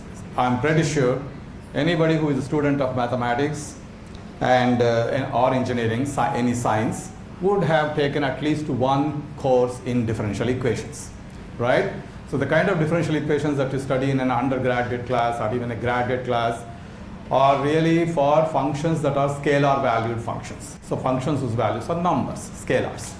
Of course, in a graduate class, you may have studied a little bit more and talked about differential equations, which are systems of differential equations, where whatever you call as a solution is actually a vector. So I'm going to make this a really very simple introduction to this very exciting and intriguing field called set differential equations. So it will be really basic and very elementary. So when we talk about systems of differential equations, it's a solution is a vector, right? N component vector. And what is next? So of course, everybody knows about the applications of differential equations. Like somebody was mentioning during the inaugural ceremony, there is no engineering or science without mathematics. More so, I would say, without differential equations, there is no applied engineering or science. So systems of differential equations, of course, are useful in applications. What next? Of course, if you study more, you can talk about matrix differential equations, which means differential equations whose solutions are matrix valued functions, right? So what next? I'm not getting into the actual applications of those by themselves, but I'm asking, where does this one thought lead to the other? From scalar valued differential equations to vector valued differential equations, matrix valued solutions, and what next, right? So one could be that kind of a pursuit where you want to expand and extend the known ideas into more complicated situations and domains, right? So this, and these are some of the one motivation I just gave you, in a desire for mathematics to extend the boundaries of knowledge and develop new theories. That's one simple motivation for probably somebody like us who are academicians, who just love to sit in our offices, read books, write research papers and stuff like that. But the world needs much more than that, which means you need to have a motivation and application as a motivation. So in controllable dynamical systems, the study of controllability aspects of some of the dynamical systems, one comes across this formulation of differential inclusions. So this is all studied, let's say, in the past 60, 70 years of time frame, approximately. So which means what? You are looking at not a differential equation, but actually a differential inclusion. As you can see, I hope I can point to that from here. Anyway, so that x prime, which is a scalar valued a derivative of a scalar valued function, is not equal to f of tx, but it is actually an element of f of tx, the big F of tx. That means what? That big F is actually a set. It's not a scalar valued function. For each input t and each input, which is a scalar, x, my f, big F, outputs a set. So my x prime, which is the number, actually belongs to a set. So that's the differential inclusion. So such differential inclusions are very well studied, and they arise in the controllability aspects of dynamical systems. Now, what next? Well, this here is still scalar valued function. When you say I want to solve, what you're finding is actually a scalar valued function.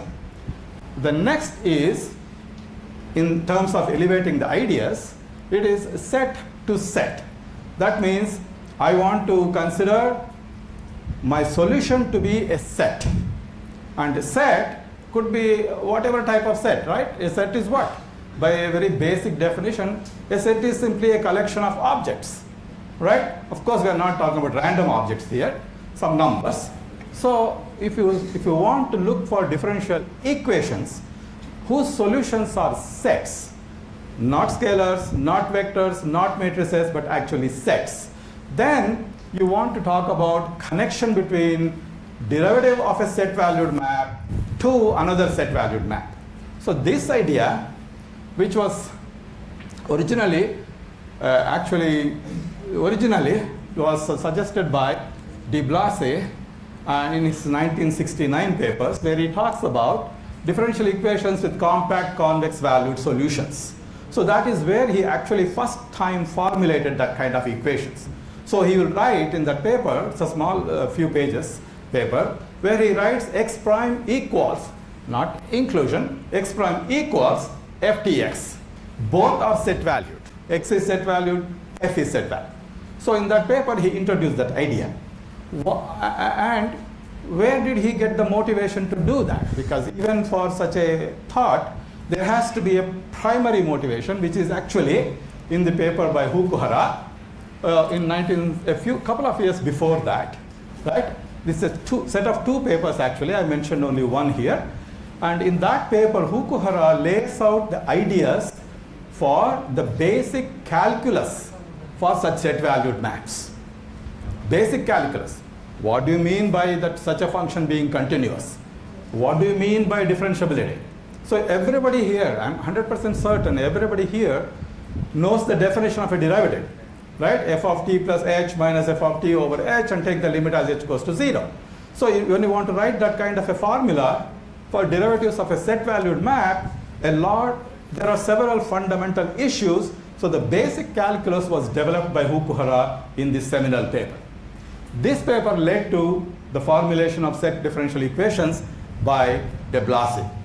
So, and then once these two, and there were a few other, I'm not listing everything here, but these were the core ideas, and you will see some of them.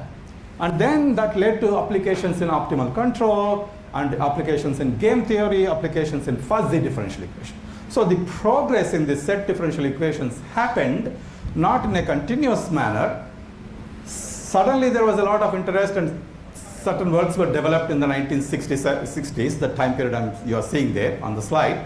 Then there was a lull because several gaps needed to be filled, and slowly one paper here, one paper there, people started writing So there is a paper that talks about calculus of multi-valued functions and so on. So slowly the subject developed until this idea for fuzzy calculus was also laid down by Zade and Kaleva during the 60s and 70s. So then people wanted to talk fuzzy calculus, right? Fuzzy functions. And then that led to the study of fuzzy calculus led to an understanding of a need for understanding set-valued maps. Because when you talk about a fuzzy function, there are some concepts called alpha-level sets, and that leads to set-valued functions. So the fuzzy differential equations, which are very applied, are also having connections with the so-called set differential equations. So now, very quick overview. So what happened, there was a gap, and then again, during the early 2000s, there was a lot of progress. That is when I had the good fortune of getting introduced to this subject and then learn it at that time to do some work to understand the core ideas and do some research work, which was all part of this monograph that is mentioned here, in this number 1 here. So that was in some of the work that we did, where we established some foundational theory of the set differential equations in metric spaces. And then, a few years down the line, somebody, actually Bede, attended a conference which we were organizing, and we talked and then we were discussing, and that led to this development of this work, where he was with fuzzy differential equations, we were working set differential equations, and we were trying to find some connections. And so that led to this work. And again, some developments were going on, some difficulties came up. I'll point out to those difficulties. But most recently, there is a group of researchers in Ukraine who are writing actually several research papers trying to develop some ideas in the study of these set differential equations. So that's the background for the whole topic that I'm going to quickly take you a very quick tour of these ideas. Okay, that's the whole plan. Okay, so give me a 10-minute and a 5-minute heads up. So just to lay down the ideas, right? Now remember that everything that we are dealing with are sets. But of course, they have to be certain type of sets. They can't be just some arbitrary sets. So we say that we are interested in compact convex value subsets of the Euclidean, n-dimensional Euclidean space. That's the set. So anything I touch is actually a compact convex set, which is a subset of the n-dimensional Euclidean space. All right? So if I consider a collection of all such sets, then of course I need to do in order to do something, I need to create some algebra, I need to create some topology. So what we do is that, let's say I have set A here, set B here, and I want to add. So you see how basic it gets? When we start dealing with new objects, we have to define what we mean by these symbols. So A plus B means what? So A is a set, B is a set, then A plus B would mean you pick an element from here, add, and do that for every element from each set. So that's the definition of addition. And you remember in connection, I'm essentially talking to some of those young researchers, when you study these vector spaces and Hilbert spaces and Banach spaces, how those definitions start. So I'm defining addition, I'm defining scalar multiplication by any scalar lambda, which is in R. I have two operations. And then I have those operations, I'm not saying anything, and I define a metric, which is the Hausdorff metric on that set. And with respect to this metric, and you can see the definition there, the BRC is the ball of radius R centered at C. With respect to this metric, this set of all compact convex subsets of Rn becomes a complete metric space. Okay? So I'm using KCRN with the metric and calling it now is a metric space, and it's complete, which is good. But what am I doing with those addition and scalar multiplication? Well, you'll recall from your linear algebra classes that when you have addition and scalar multiplication, everybody here knows that of course you would like to have some kind of a linear vector space structure, but unfortunately we do not have linear structure in this case. Even though I have a definition of addition and scalar multiplication, I cannot call it a linear vector space. Reason is here. You see, in the obvious situation, when you're dealing with vectors, matrices, any familiar mathematical objects, A plus minus A would be what? 0. But then, if you use my definition of addition, A plus of minus A is no longer the singleton set 0. And that creates a big problem. You see, when we start dealing with new ideas, how difficult in new settings, new frameworks, difficulties arise. And this causes the problem, and I cannot treat it like a linear vector space. So I have a definition how to multiply with a scalar, but my problem is if I multiply with -1, then A plus minus A is not 0. And that's the problem. Right?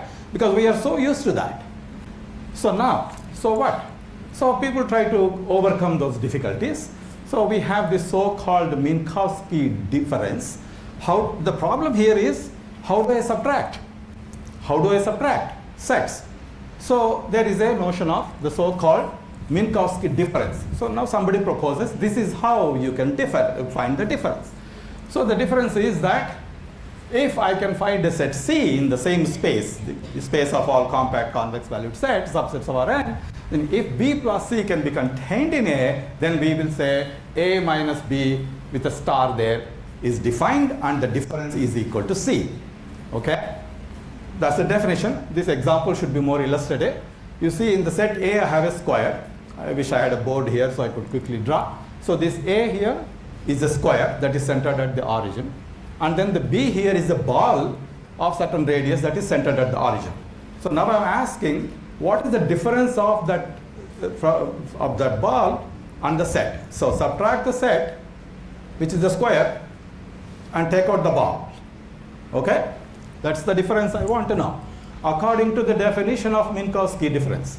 So when I do that, it turns out to be this set C. But the problem here is B plus C is contained in A but not equal to A. So Minkowski difference has its uses, its properties, not quite good enough for us. So, because remember, our ultimate goal is to develop the calculus and study differential equations. That's the goal.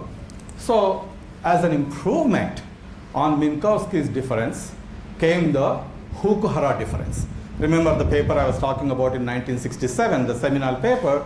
Hooke-Hara introduced his notion of difference, where he said, well, we will call the difference of two sets to be equal to C if A is equal to B plus C, not simply contained in. Only if the equality holds, we will call it as a difference. Now with that, we have a lot of advantages that come, and then there are other difficulties. So anyway, let me move on quickly.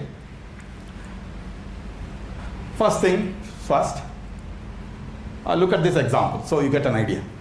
This is a ball of radius 3 centered at the origin, ball of radius 1 centered at the origin. So bigger ball, smaller ball inside, and if I apply the Hooke-Hara difference, you get the difference to be the ball of radius 2. So then think of this as if I add this ball of radius 2 centered at the origin to the ball of radius 1 centered at the origin, then we get the ball of radius 3. It will look obvious when somebody points it out, but the thing is that we do not have such a luxury if it was some other sets, right? Like square and things like that. So, host of properties, don't worry about it. Properties of Hooke-Hara difference.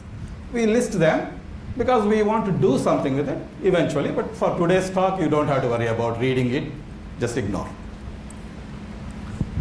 Now I'm defining on this collection, I'm taking a matrix, this again with an intention to study certain type of differential equations. I want to multiply a compact convex valued set with a matrix. Obviously the elements of my set are n-dimensional vectors, so I can multiply that with a square matrix n by n. So I define my matrix operation and I run through some properties that are very useful for us. Notice that I list these, which are very easy to understand because they look familiar to us. But look at the property 3. Look at property 3. In the normal case, we would have simply said alpha plus beta times f is alpha beta plus beta f for any alpha beta which are real numbers. But now I have to restrict my operation to r plus. Only when you multiply with positive real numbers will such a property be true. You know the difficulty. Okay? So that, and similarly I'm writing this, but I don't write analog of property 3 for matrices. I cannot write A plus B product. I can't replace this with matrices. A plus B product F is not equal to AF plus BF. And that's the problem. So some basic things that we are so used to doing in usual calculus and study of differential equations, we don't have that luxury. And that is what makes the difficulty here. Okay? So anyway, so now very quickly, if A were to be an orthogonal matrix, then take a ball centered at 0, okay, set of all points inside a ball centered at 0, and if I multiply that with a orthogonal matrix, what does it mean? It means either I am rotating or I am reflecting, or rotate and reflect, do some parts of that. So in any case, the ball remains itself. A, B10 remains a ball. Okay? And then lemma 2, this is a result that's part of this paper which appeared in 2023. Simple results, but somebody has to say it, right? So what is that? If the sum of two compact convex valued sets is equal to a ball centered at 0, then the x and y must also be balls centered at some z1, z2 of certain radius lambda 1, lambda 2, such that mu lambda, such that this result holds. Similarly, you can ignore the proof, don't worry about it. Now comes the definition of the derivative. Okay? So far we haven't done any calculus. We just defined how do I add, how do I subtract, things like that. So now Fukuhara has defined what is this derivative. So because all this struggle we had was just to understand what this means. So this difference is in the sense of Fukuhara. So we see the definition is very familiar definition from calculus. So I define the derivative in that sense of Fukuhara. And if you take this example, you will understand easily. So this is a one-dimensional example. Okay? So what is this? This is an interval valued function. For each t, my output is an interval. All those points between t square and t. Just visualize, t square is a parabolic curve, t is a line, right? So all points that lie between the parabolic curve and the line. That's my output. For every t in that 0, 1, for t bigger than 1, obviously in the reverse order, you have that.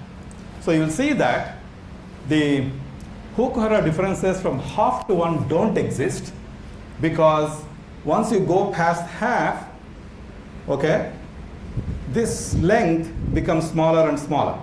So that part, these differences don't exist. But Fukuhara derivatives will exist from 0 to 1/2. So it's one has to tread very carefully. That's my point. Okay? So this is just a simple example to talk about the derivative of such a function, interval valued, one-dimensional. The result that you see up there, which was proved by Fukuhara, is nothing but the fundamental theorem of integral calculus that you all study in your calculus classes. But now done for set-valued maps. So what this DHXS is now a set. How do you integrate a set? So those are the difficulties in here. So all that. And then the biggest problem with the Fukuhara derivative is that the moment you say a function is Fukuhara differentiable, the diameter of the function is non-decreasing, which means the diameter keeps on increasing. Okay? And that's a problem. Seven. That's a problem because I can never talk about stability issues. Right? Small errors, do they remain small errors or do they become big? So I have difficulty dealing with that because of this problem. So in the interest of time, I will only touch on some really core ideas. I hope you got the point, how the derivatives are defined, etc. Now, the problem is this. I don't want that. So several generalizations of Fukuhara derivative have appeared. I'm just picking two. There are many out there. I'm picking the two most, in my opinion, two most useful ones. So those are Bede-Gall derivative. Remember, we wrote one paper in 2007 or so. So they generalize that into this. Well, when somebody looks at this definition, your mind gets scattered and you think what is going on here, right? The number one there and the number one here are same, and they are both identical to Fukuhara difference. Number two here and in the other one, the difference is in this minus sign here. Okay, why should we care? Well, because a plus minus a is not same as a minus a. So that's the problem. So these are two different types of derivatives that have been proposed in the recent years, and my focus is about how do I study differential equations that use these notions of derivatives, PS derivative and the BG derivative. Well, again, I need fundamental theorem of calculus for doing anything with differential equations. So I have those relations. However, I have to be careful now that I have four possibilities. Read the definition. It says a function is said to be BG derivative if at least one of the four is true. Which one? We don't care. Any which one, if it is true, it's fine. It's differentiable. And if it is differentiable with respect to one, then that's same as Fukuhara. If it is two, it's not, and so on. So we have therefore different fundamental theorems of integral calculus in this. So we take note of that. And then I gave some examples for you to understand that both of these derivatives are not same. Because just sometimes it's easy to think, oh my God, this is all just the same thing. No, they are not. The BG derivative is not same as the PS derivative, and so on. So you have to be careful. And in some cases, they are same.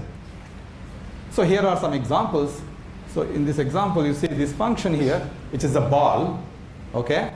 And that function is in that top graph. Okay, that's the function, set valued map.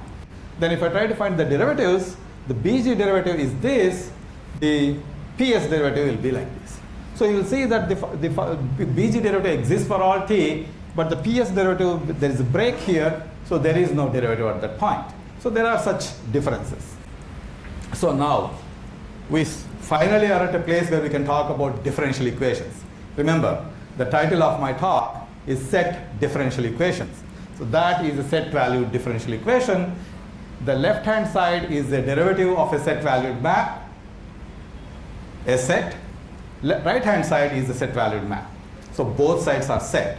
And it's a very simple differential equation. For those who have taken a basic class in differential equations, it's like y prime equals ay, right? Only that now it's set value. So when I try to find the solutions, well, if that a were to be positive, the solution happens to be e to the at x naught, where x naught is my initial set, okay? So if e to the at x naught, then as t increases, e to the at is going to be increasing, so the diameter of the set is going to be increasing. It will satisfy the equation, and that's the Fukuhara derivative. But what if a is negative? Well, it's not Fukuhara, so that's where the PS and the BG derivatives come into play. So I've taken a case a equal to 1, try to find the solution. Well, one solution is be to the t0 and the other is be to the minus t0. This one is Fukuhara, this one is PS and BG derivatives. But what happens is we can create infinitely many more solutions using these two.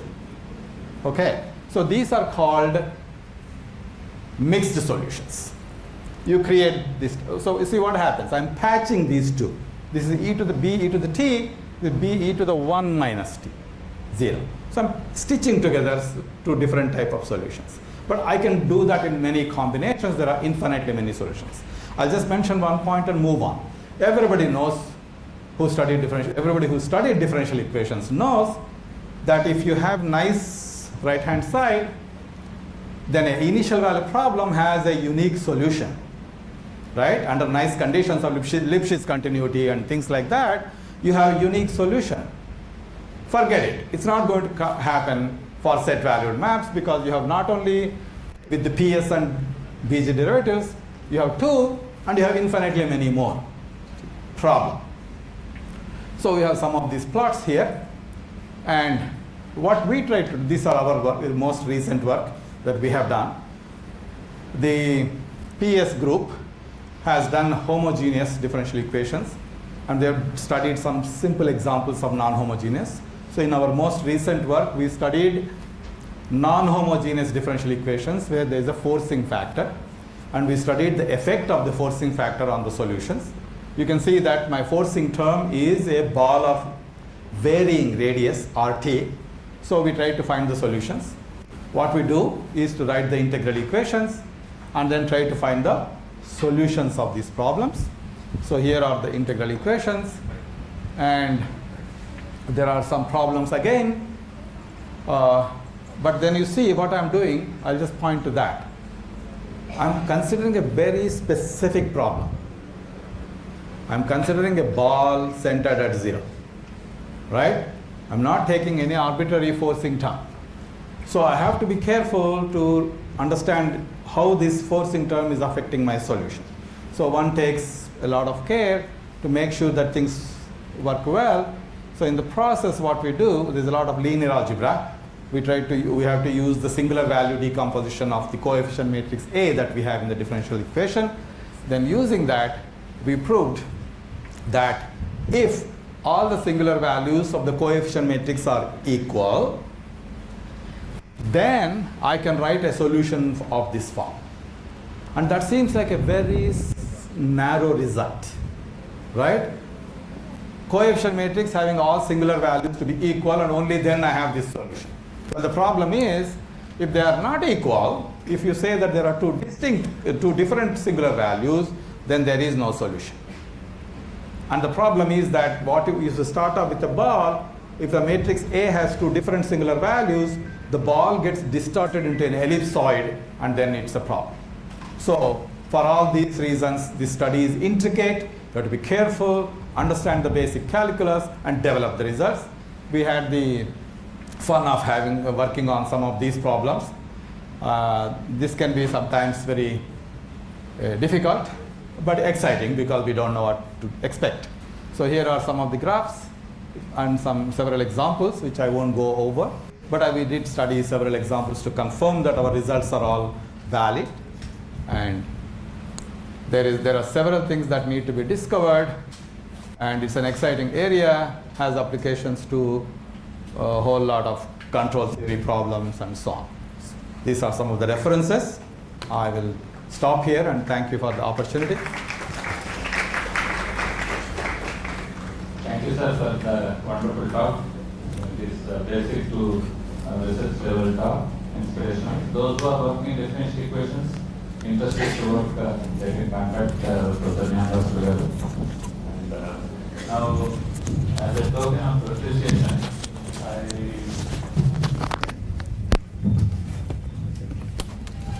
Now I request Professor S.N. Mukhi sir to felicitate Professor G. Bhaskar sir. Please give a memento.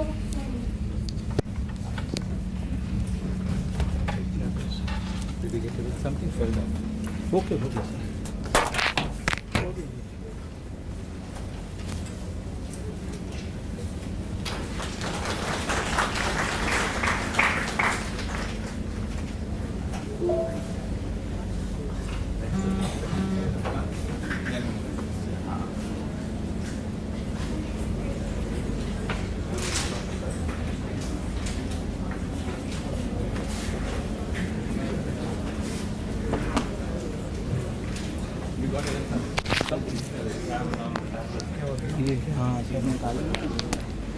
So now we have parallel sessions for keynote in various rooms.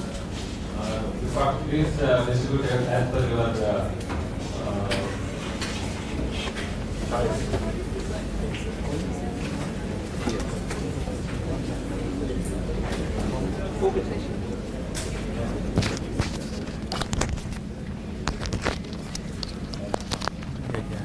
नहीं निकल गया. Now I request Professor Tenali G. Bhaskar sir to chair this session.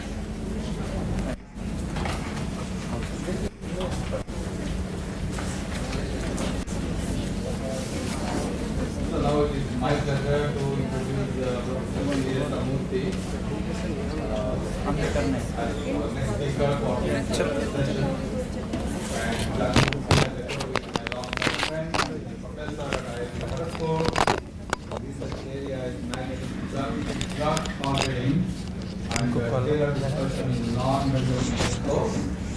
of dynamics, and he is interested in continuing the direction of double diffusive vacuum transport in porous media. Dynamics, of course, is right person to talk to.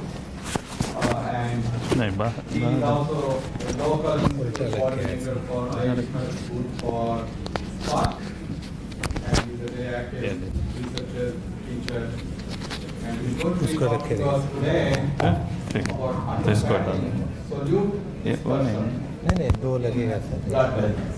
Oh, दोनों? हाँ sir एक sound के लिए एक Yeah, thank you, sir, for your nice introduction.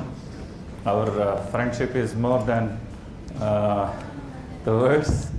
Yeah, we are happy that you are here, and I'll be glad to share our research thoughts with the younger audience. I have been working in magnetic drug targeting. Recently, we moved to Taylor dispersion in non-Newtonian fluid flows. So I have chosen this topic for my talk here. It has applications in curing cancer kind of diseases. Okay, so we have the human body has a circulatory system, blood flow from heart to the bottom of the body and to the top of the body. So as we move away from the heart, the size of the vessels are different. Okay, near the heart, we have a bigger size vessels, whereas as you move away from the heart, the size of the blood vessels become very small. Okay, so we have bigger size vessels and then micro vessels and so on. The same blood which is being pumped out of from the heart behaves like Newtonian fluid when it is moving in big size vessels, whereas it's not so when it is moving in smaller vessels. So that is where we have the non-Newtonian nature of the blood coming into. Lot of research has undergone in magnetic drug targeting. The basic idea of magnetic drug targeting is a carrier particle which contains the drug, one drug or several drugs, along with magnetic nanoparticles. Okay, so we have a carrier particle that is injected. It's a small size, nano size, injected into the blood vessel, and the trajectory of this carrier particle has to be examined, and this needs to be captured at the diseased location. Usually tumors are seen in the extravascular region, which is surrounded with a lot of blood vessels. So now, once the carrier particle is captured at the diseased location, at the desired location, it stays there. Of course, this capturing is done by use of external magnetic field. Okay, so we have a magnetic force, we have the fluidic force, which is experienced by this carrier particle. So you have interaction of several forces other than these two forces.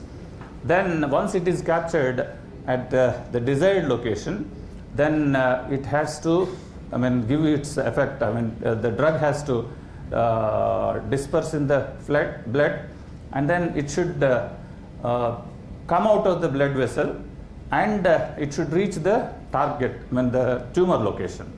So the transport of this drug to the tumor location is by diffusion mostly, but we need to understand the structure of the tumor.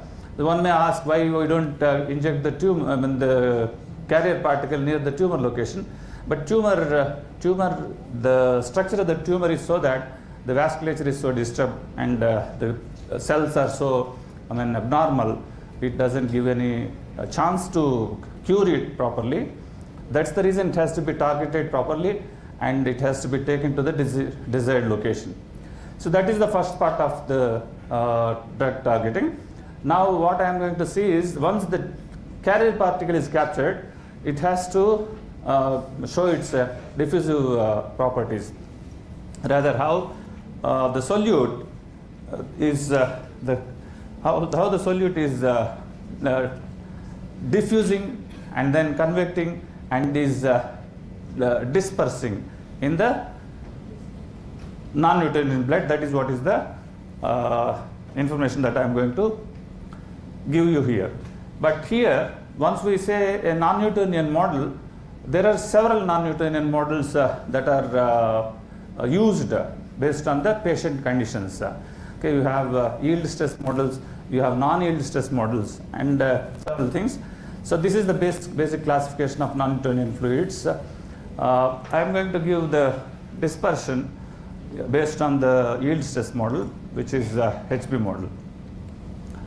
The outline of the talk is the general introduction, and then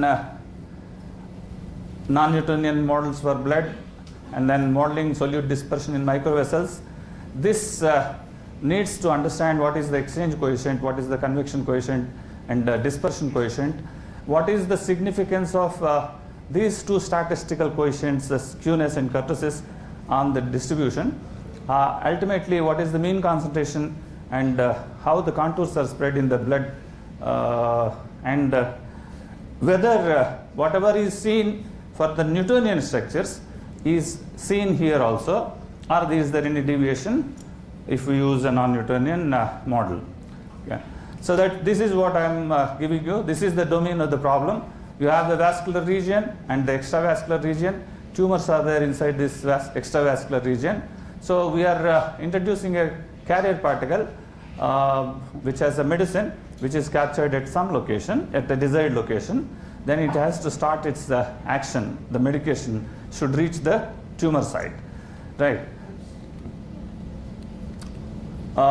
Then the prominent non-Newtonian models for blood flow. Okay, what is non-Newtonian nature? So we have a shear stress versus shear rate, gamma dot, tau versus gamma dot. For those who are working in fluid mechanics, we are very familiar with the shear stress, tau, and the shear rate, gamma dot. If tau is directly proportional to gamma dot, the proportionality constant is the viscosity, fluid viscosity, and viscosity is constant for Newtonian fluids. But when the blood is flowing through microvessels, where you have a low shear rates, you don't have a linear variation, but you have a nonlinear variation. This curve represents a nonlinear variation between shear stress and the shear rate. So that means shear rate is small when the blood moves in the microvessels. So what kind of pattern is seen is that this blood has white blood cells, red blood cells, and platelets, and several other soluble and non-soluble components. They are all lined along the center line of the tube. Okay, so you have a core region, and then outside the core region, that is the plug region and the core region kind of thing. Core region is occupied by the plasma. So that gives you a non-parabolic profile for the non-Newtonian fluid which is flowing through a microvessel. Usually, when we all see when water flows through a circular pipe, we see a parabolic profile. But that is not the case when we consider non-Newtonian model. You have a sudden drop near the center line of the tube, thereby there is a deviation from the parabolic profile. So that is what is in this region. Nature of blood at arteries. Blood flow is complicated in nature due to the microscopic properties involving interactions among plasma cells and blood vessels. So several experimental investigations showed that blood behaves like a non-Newtonian fluid during slow shear rates. So this is the Herschel-Buckley model, which is a 3-parameter model, which is a non-linear model, which has shear rate, shear stress, yield stress. That is the minimum stress that is required for making the fluid to move. Okay, so we all know what is a stress, okay, force and surface area. And viscosity, this is the apparent viscosity that is associated with the non-Newtonian fluid, and a power law index. This HB fluid model boils down to power law fluid model, Newtonian fluid model, and Bingham fluid model under these restrictions. Okay, so we can once we obtain solution using this HB fluid model, we can identify and compare whether our results are correct or not using the Newtonian fluid model. Likewise, you have a Casson fluid model, which is a 2-parameter model, which is also prominent. Based on the diameter of the blood, when you are using yield stress models, if the blood vessel is a little large, then Casson model is prominent, otherwise HP fluid model is seen. There is one other general model which is due to Liu and Kwong, which is known as KL fluid model, which has again yield stress as one parameter and eta 1 as the other chemical variable, eta 2 is the plasma viscosity. This reduces to Casson fluid model, Newtonian model and Bingham fluid model under these restrictions. So we can use any of these yield stress models, whereas another non-yield stress model which doesn't have a flattened velocity profile, which is due to Kerio and Yasuda. This AE is 2, that makes this as a Kerio fluid model. With different A and N, we have a Kerio as the model. This is again a 3-parameter model. You have eta 0 low shear rate and eta infinity infinitely large shear rate. So this model makes one to move from a low shear to high shear. So depending on the patient blood and his conditions, one has to go examine what is the reactions from low shear rate to high shear rate. Let us now come to the solute dispersion in non-Newtonian flow in blood vessels. Right. So you have a circular tube which is very long. This is the axial direction and you have the radial direction, and a solute is impulsively injected at some point into the bloodstream. Now initially we see a dispersion, we see diffusion of the solute, and since this blood is moving, it's a free flow of blood, so this moving fluid carries the solute. That's what is convection or advection, and the combined action of diffusion and then convection is what is known as dispersion, right? So now for the Newtonian fluid, we have a time order analysis. For very low time, I mean, when it is here T indicates the time of injection. For very small times, you have diffusion, and then T is after order 1, you have a convection and convection dominant, and then larger time you have dispersion that is seen. But I don't have estimates for the non-Newtonian model for such a scenario. A brief literature, Taylor has investigated this dispersion in so when injected into a stream of solvent through a tube.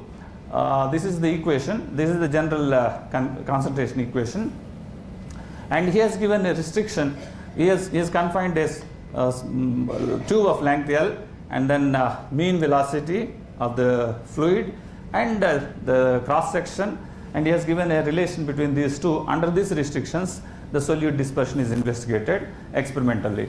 Then Rutherford Harris has examined this Taylor dispersion using the method of moments, and without any restrictions, considering a long tube, he has given this solution for this equation. He has overcome the difficulty of what has been seen in the case of Taylor dispersion. Right. Then Shankar Subramanian and Gill, he has given eigenfunction expansion solution considering all time behavior of the solute that is injected into the tube. Right. Then lot of literature has evolved, and then considering the various variations in tube and alterations in the velocity and several other geometrical constraints. And later on we also have investigated here this Shalini and myself, we have given a solute dispersion in a circular tube considering non-Newtonian Kerio as the model. Here we have given the one-to-one correspondence between the solutions that are obtained using method of moments as well as the eigenfunction expansion solution. This has appeared in Journal of Fluid Mechanics, recent paper. Now let us go into the details of the mathematical model. So you have a Herschel-Buckley model, right? And then we are considering pulse style pressure gradient. So you have a static pressure gradient and dynamic pressure gradient, which is considered to be sinusoidal. So the combined action of this is considered as the time dependent pressure gradient. So the momentum equation is given by this. So you have tau dash, shear stress. We have the constitutive relation for this. Now this is an initial boundary value problem. So the initial condition is when time t equal to 0, you have the Poiseuille flow, and other conditions are these are the boundary conditions: finiteness of shear stress, and then symmetry along the center line, and then velocity is 0 at the the solid surface, interior of the surface of the tube, that is no slip. So these are the initial boundary conditions related to the flow equation. This is solved analytically using the perturbation expansion solution, considering the universally frequency parameter as the perturbation parameter. First order expansion solution is obtained here. Then coming to the transport equation, now the concentration of the solute that is impulsively injected using the Dirac delta function, that is what is solved using the method of moments here. So you have a radial dispersion coefficient, diffusion coefficient, radial dispersion, axial dispersion, and then this is the convection dispersion, convection of the solute, and these are the boundary conditions. Here we are considering at the boundary of the surface, boundary of the tube, there is an absorption kind of thing. That's why we have a Robin boundary, third kind boundary conditions, which is with reaction rate constant K. Okay, so this gives us one parameter which is giving us the exchange coefficient. That means the solute that is injected into the tube is kind of depleted along the boundary. Okay, so not the entire solute is available for the diffusion dispersion.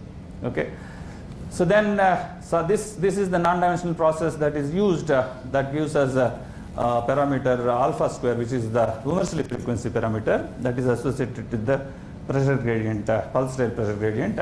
This is the non-dimensional governing equations and the initial boundary conditions. This is the procedure what I informed you, that the perturbation expansion solution. Here epsilon is the universally frequency parameter.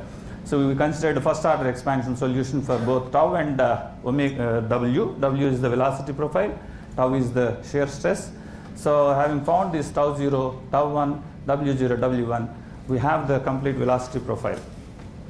So now use that velocity profile and then try to find the solution of this using the method of moments. This method of moments is a standard method which is proposed by Harris. This non-dimensionalization is giving us the absorption parameter beta, which is also known as the exchange coefficient, and the general Peclet number, and the oscillatory Peclet number that is because of the non-dimensionalization of the time. Okay, that if you can see here this sinusoidal term, this needs an extra care. That's what is giving you an additional coefficient for the concentration time derivative. Okay, so we have three methods as I indicated: method of moments, Gill's method, which is with the eigenfunction expansion, and the direct numerical solution, which gives a first order time and second order space solution, of course with a lot of computational cost. This is the general procedure for the method of moments. First we find what is the velocity profile, and we generate nth order moments, and that involves generation of Cn, and transcendental equation is solved to obtain the roots, which here this number n indicates this tells us if I want a high accurate solution, I need to use a large value of n from here. Okay, and then nth moment of concentration Cn, and then cross sectional average of nth moments, and then central moments Mn. Then it comes into the picture that exchange coefficient, convection coefficient, diffusion coefficient, skewness, and kurtosis. All these are used to generate what is the mean concentration C in the tube, and that is estimated using Hermite polynomials, and finally the concentration contours are generated. This is a very easy procedure, but it's involved, but it requires a little computations. Okay, so then having found the exchange coefficient K0 is the total mass decays exponentially with time.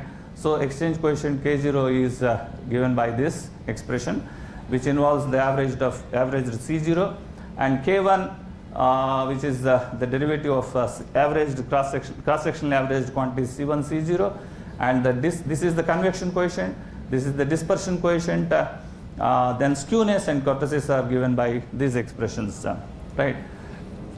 So I have given the algorithm.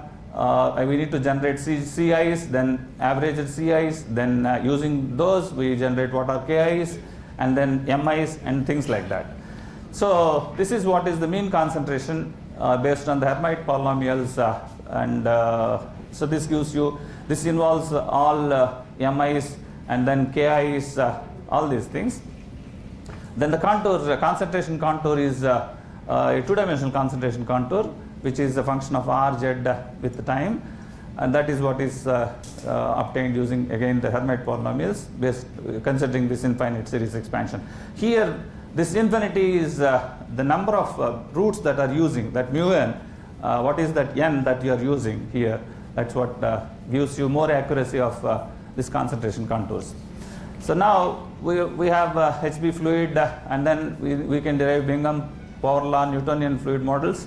So these are the values of the parameters that are involved, and the non-dimensional number, Specklet number, Schmidt number, these are the values that are considered. For our aim is to see the blood flow in a microstructure. So these are the parameters that are associated with blood flow, right? So the velocity profile, your static velocity profile and the combination of dynamic velocity profile, dynamic pressure gradient gives you sinusoidal velocity. So far velocity is fine. Now this velocity is the input for the concentration in advection term, and that gives you, now we have to estimate when you are generating KIs and CIs, MIs, you have to understand what are the exchange coefficient variation of KIs with varying beta I. Beta is the exchange coefficient.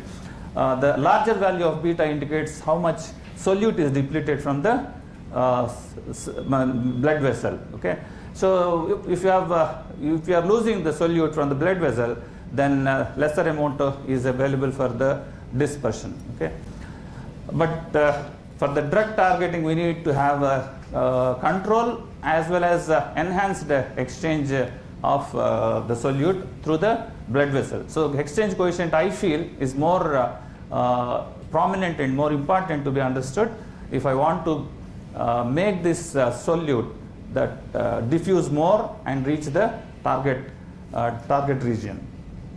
So likewise, I find out what is the variation of KIs with respect to varying parameters, beta, Specklet number, and all other things. So it's not very proper to explain all the curves here. Okay, these are published, and one can, those who are interested can go through these things. So these plots indicate how KIs are varying with respect to beta i's and other important parameters. Right, so we estimate skewness, kurtosis and skewness, and then finally these are the contours, concentration contours that are seen for various values of Schmidt number, Specklet number, and yield stress and the Worsley frequency parameter. Of course, these results, whatever are presented here, are with small values of Worsley frequency parameter, which is consistent with the reality, because the pulsatile pressure gradient need not be so large that it has to take, alpha has to take larger values. Still, even if alpha greater than 1, since we are using perturbation method, even if alpha is greater than 1, we can solve it numerically and compare these analytical results with the numerical solutions. Right. So without considering kurtosis and skewness, if I try to see what is the concentration, mean concentration distribution, okay, it is shown, it is seen that considering the skewness coefficient, the concentration distribution curve is skewed to the left. Of course, it is the property, it's left skewed, and when we consider the kurtosis also, that reduces the peak of the concentration. That's what is seen. Of course, this is for small time behavior. That means this deflections and reduction in the concentration is seen for small values of time, but the time, as time increases, we see the Gaussian distribution as we see in the Newtonian fluid model. Okay, so these are the variations with the Peclet number. If Peclet number is large, you have a more diffusion kind of thing, then leading to convection dispersion. That's what is seen as the distortion of the curves, contours. So the conclusions are the time-dependent velocity profile of Hb fluid flow in a circular tube is obtained analytically using perturbation technique, considering Wormsley frequency parameter as the perturbation parameter. The time-dependent data for exchange, convection, and dispersion coefficients altogether doesn't provide complete information about the unsteady solute distribution. Higher moments provide more precise information regarding the unsteady solute dispersion, either in Newtonian or non-Newtonian fluids. The difference in peak of mean concentration with second order movement and Cm with the fourth movement is large, indicating that higher moments play an important role in the solute distribution. The more solute is given to deplete at the boundary, the less there is concentration along the region of central line, and less solute is accessible for convection diffusion in the non-Newtonian fluid.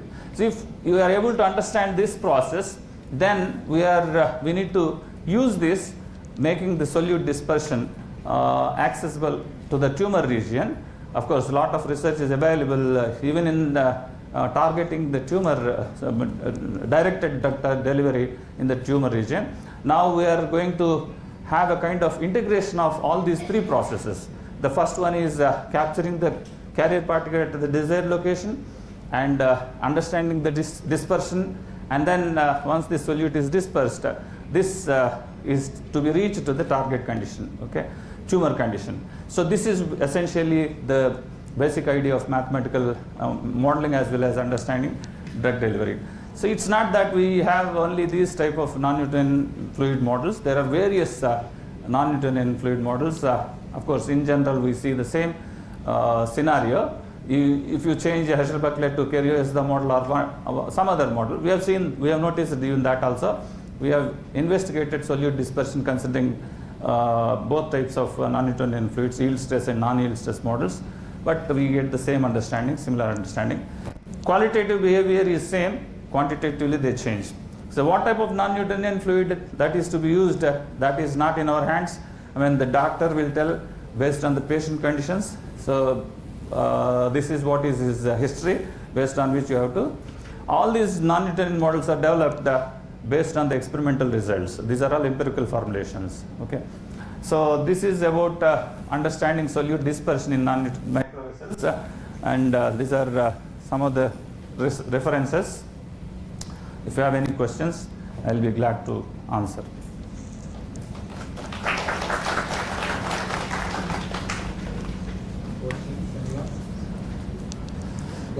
Is tumor is particularly related to particular organ or the model we got? This is a general procedure. See, the size, the shape, and other things related to tumor are to be understood, right? That the tumor is surrounded by the blood vessels. Okay, wherever there is a tumor, you have a circulatory system. I mean, all through the body. Okay, so I don't know whether there is a region where you don't have a circulatory system.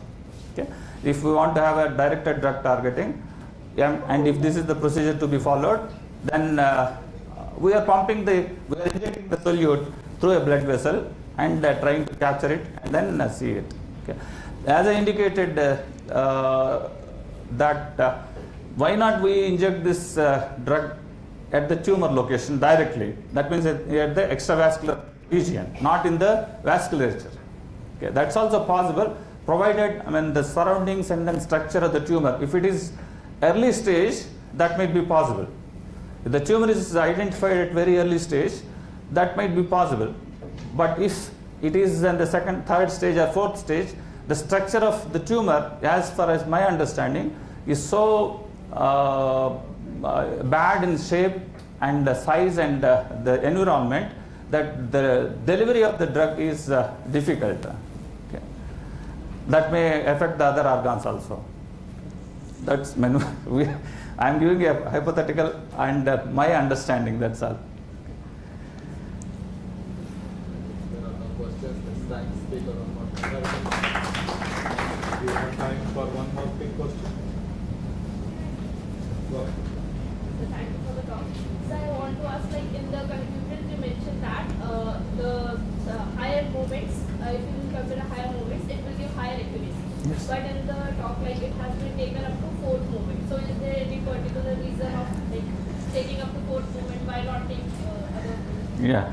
A bad way of answering to your question is that we have literature indicating considering up to second movement.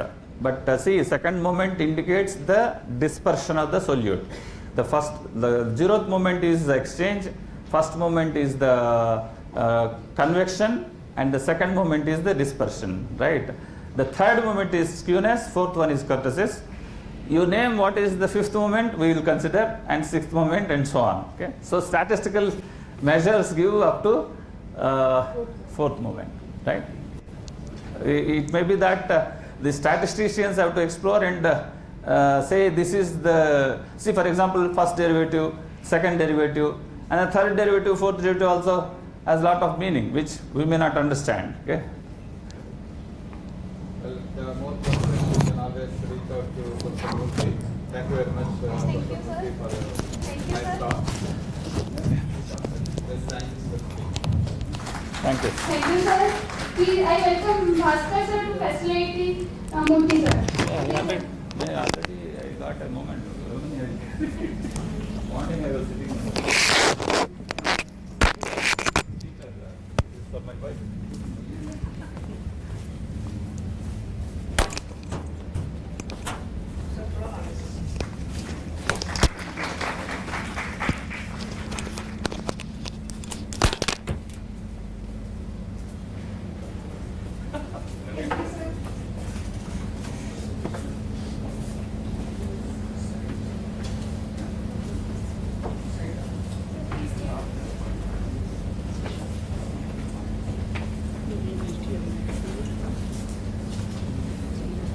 Our next speaker for the session is Professor T.V.S. Shekhar from Indian Institute of Technology, Bhubaneswar. He will be speaking to us on hybrid meshless methods for convection diffusion problems. His PhD is from IIT Madras. He has 20 years of research academic experience. His research interests include computational fluid dynamics and numerical methods to partial differential. Professor Shekhar. Thank you. So this is good afternoon, all of you. This is a hybrid GFD or meshless method for convection diffusion problems.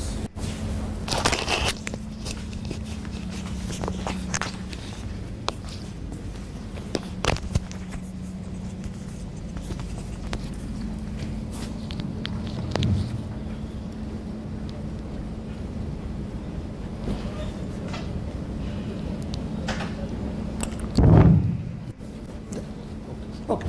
This is a hybrid GFD RBF meshless method for convection diffusion problems. So it is a GFD method means it's a general finite difference method, and RBF means radial basis function. Both are meshless methods. So let us see slowly. I will explain first. So these are outlines. So I will explain how this general finite difference method works and how RBF works.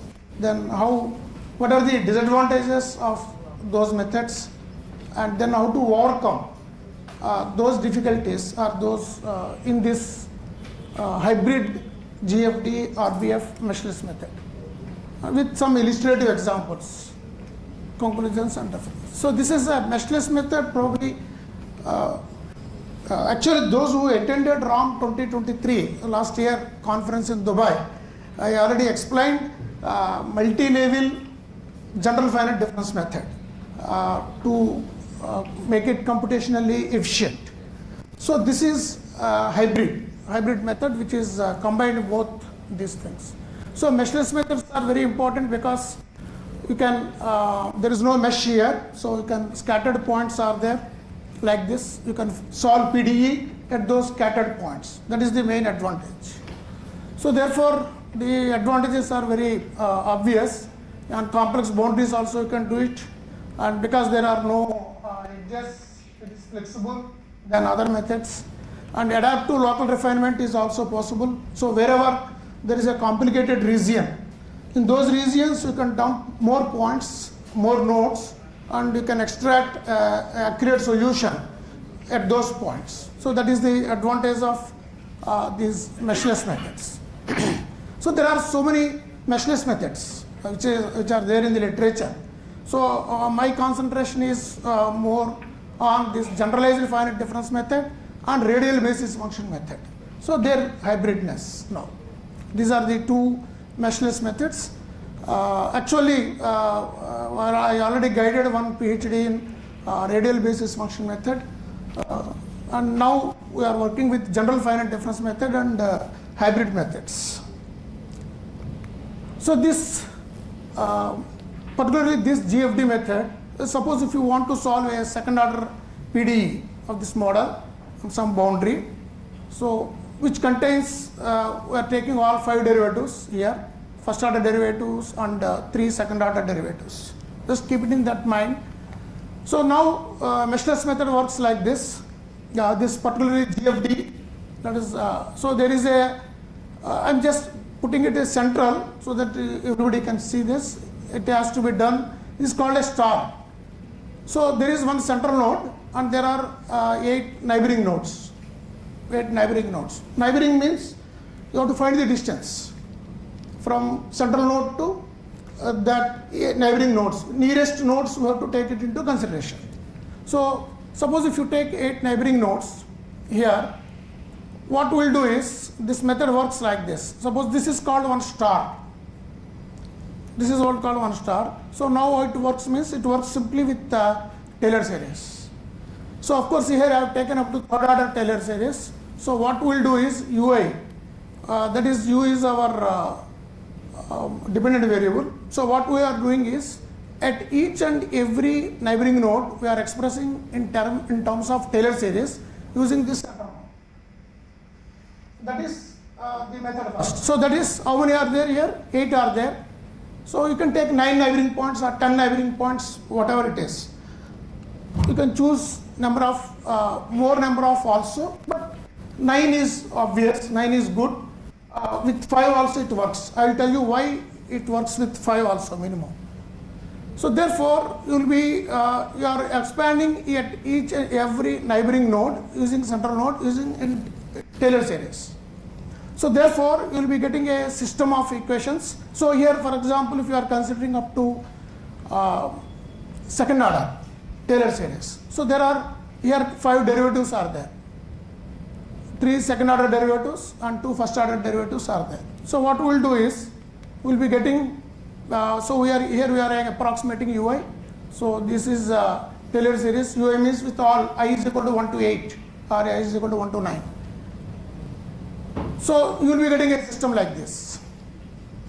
That is, with suppose if you are having a 9 equations, 9 variables are there.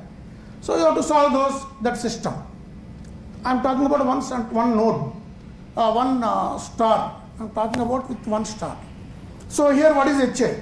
HI means, so because again you go back here, so here central node is there, the coordinate are x and y, and the other coordinates are xi, yi. So x minus xi you call it as HI, and y minus yi you can call it as a ki. So that is HI. So here the coefficient matrix will be completely, it contains all constants here, HI because it's simply a distance, x minus xi and y minus yi. And now the variables are all these 5 derivatives, dou u by dou x, dou u by dou y, and these 3 derivatives. So totally 5 are there. So you are having 5 equations, actually 9 equations, but we have only 5 variables. So you can use least squares approximation so that you can minimize and you can solve it for 5 variables. So that is why even if you take 5 neighboring points, that is enough minimum. But in literature, they say that if you take more neighboring points, it is more accurate. So at the same time, if you take more and more, then again it is a problem, because it takes more CPU time, because you have to solve such systems, you have to solve so many. For example, here you will be solving for this all these 5 derivatives. So you got these values for the central node, this, for this one central node. For this one central node, you got all these 5 derivatives. So now you substitute all these derivatives which are calculated at that particular central node in the given PDE. Then you will be getting one algebraic equation. You will be getting one algebraic equation. Now you proceed with all these nodes, because there are so many nodes. So you do it for all these nodes. Suppose if there are 100 nodes, you will be having 100 algebraic equations. So you have to solve this algebraic system. That is a stiff matrix. You will be calling it as a stiff matrix. And of course, you can solve it like a BCGS, biconjugate gradient method, and then you will be solving the PDE. So this is the simply called GFD method. But here you see this, you are truncating here in second order Taylor series. Suppose if you want to do it third order, what are the drawbacks of this method? Let us see that. So suppose if you want to extend it to the third order, you are having a second order PDE, but you want to get a third order accuracy. Then you have to consider all these 4 extra derivatives. You have to solve 4 extra derivatives. So therefore, these derivatives are not there in a given PDE. Your PDE is second order PDE. But you want third order accuracy GFD method, third order accuracy in GFD method. Then even though they are not there in the PDE, you have to solve these 4 derivatives. So it is a little complicated one. Up to second order PDE is okay. And one more difficulty here is, maybe I noted here. So this is the method actually, limitations of this GFD method. So derivatives of a particular order is to be computed even when only a few of them are required in a particular PDE. For example, you are having only one second order derivative. In most of the, you may not have dou square u by dou x dou y, or you may not be having dou square u by dou y square. Even then, you have to evaluate all the 5 derivatives. This is a compulsory. So that is the first point. Second one is, it is difficult to improve the order of accuracy as the higher order terms of Taylor series, which contains many higher order derivatives, also have to be evaluated. And it is expensive to apply GFD for higher order PDEs and also to achieve higher order accuracy, and hence it is not efficient. Efficiency means not only order of accuracy, that computational time also should be minimum. By achieving the same level of accuracy, if you are able to save more CPU time, then it is computationally efficient. So this is not computationally efficient also. So now let us go to the RBF. Let us go how RBF works. Both are almost same. More or less both are same. The main difference is in the GFD method, you are solving for derivatives. All these 5 derivatives or 9 derivatives, whatever it is. But whereas in RBF function, it is also a meshless method.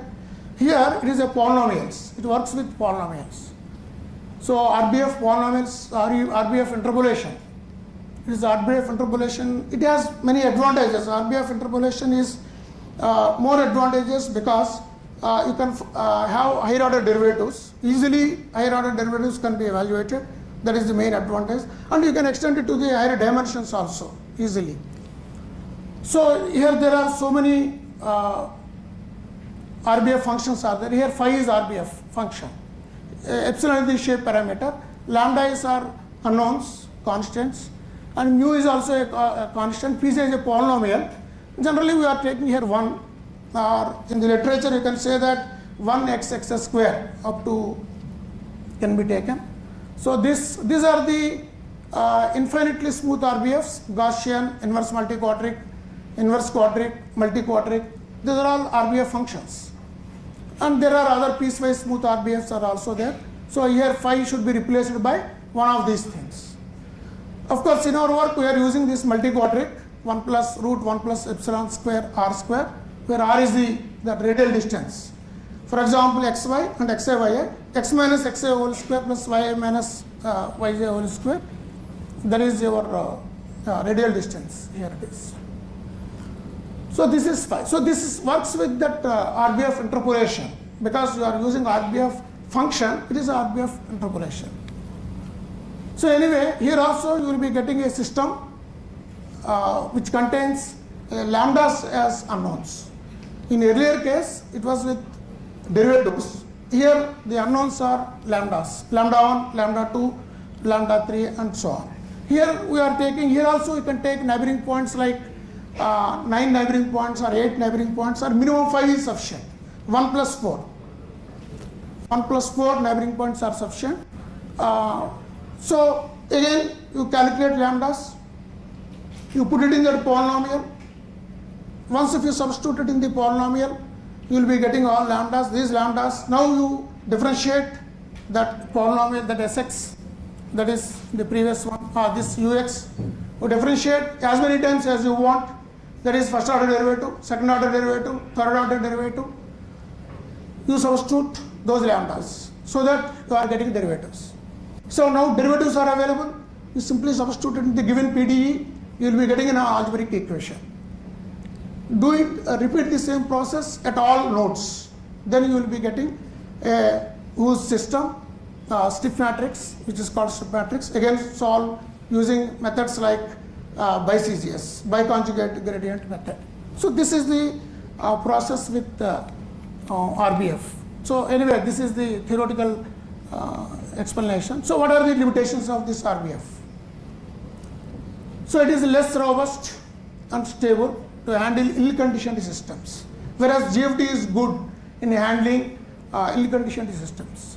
So the process of using RBF method contains a shape parameter, and the accuracy of the method is based on choosing its optimized value. This is another drawback with this RBF method. But there are methods to choose how to find optimized shape parameter. There are latest literature says some methods to optimize. And if the discretized points are increased beyond a certain limit, it can lead to a discretization errors reaching a constant value. So these are the limitations of this RBF method. So now we want to go for this hybrid GFD RBF method. So what we are doing is, here we are using both GFD as well as RBF. GFD is concerned, we are using it for, we can use it for this lower order derivatives, and higher order derivatives we can use RBF. That is how now it is combined. This is a new research, is yet to be published. That's why I thought of bringing it to your notice. So this is to overcome the difficulties of both GFD and RBF methods while maintaining the advantages of both the methods. We developed a hybrid GFD RBF method, and in this hybrid method lower order derivatives are approximated by GFD while the higher ones by RBF FD. It is a local RBF. Of course, the method has been applied here to linear and nonlinear second order PDEs and to higher order PDEs also. So therefore, why, what is the logic behind it? That is why you are approximating lower order derivatives by GFD and higher order derivatives by RBF. Lower order derivatives is very obvious, right? From the explanation, lower order PDEs, it is enough if you calculate only lower order derivatives. You can truncate Taylor series. Even second order method is second order terms also are not required. So that is the advantage. So therefore, lower order derivatives by GFD and RBF. RBF is more advantageous to find higher order derivatives. So therefore, we are using this. So of course, we applied to two different varieties of meshes. One is just uniform mesh, like in finite differences and so on. The other one is called a Chebyshev mesh. Chebyshev mesh means it is a more dense in near the boundaries and coarser in the central points. That is, near the boundaries you need more accuracy. So therefore, you can take more number of nodes here. It's a non-uniform mesh. So anyway, these are some parameters which we are using. That is, for example, if you are taking a second order, anyway, this I will explain. So for example, you take a linear convection diffusion equation. So how many derivatives are there? Totally 4 derivatives are there. So for these first order derivatives can be calculated using GFD. These second order derivatives can be calculated using RBF method. So that is how it is done here. Of course, here exact solution is available. So because you are solving these two derivatives using GFD method, you don't need to go up to second order Taylor series. You can ignore that one also. You can ignore. So therefore, these two are done by RBF. So now let us see the result. So this is hybrid. Because it is only first order derivatives are approximated by GFD, we have taken only 5 points, neighboring points. No need to take 9 or so. We have taken only 5 points, and in the RBF it is 5 points. So this is a condition number. This is the error. You can see the error is in good. Error is compared with exact solution. Exact solution minus that RMS error. So it is error is small, and this is the condition number is on par with the CD2. CD2 is the central differences. So you can see that condition number is almost not bad. And this is with if you do it with completely GFD, then this is the order of accuracy. So you can see the order of accuracy also almost all are at par. And here in CD2 it is less.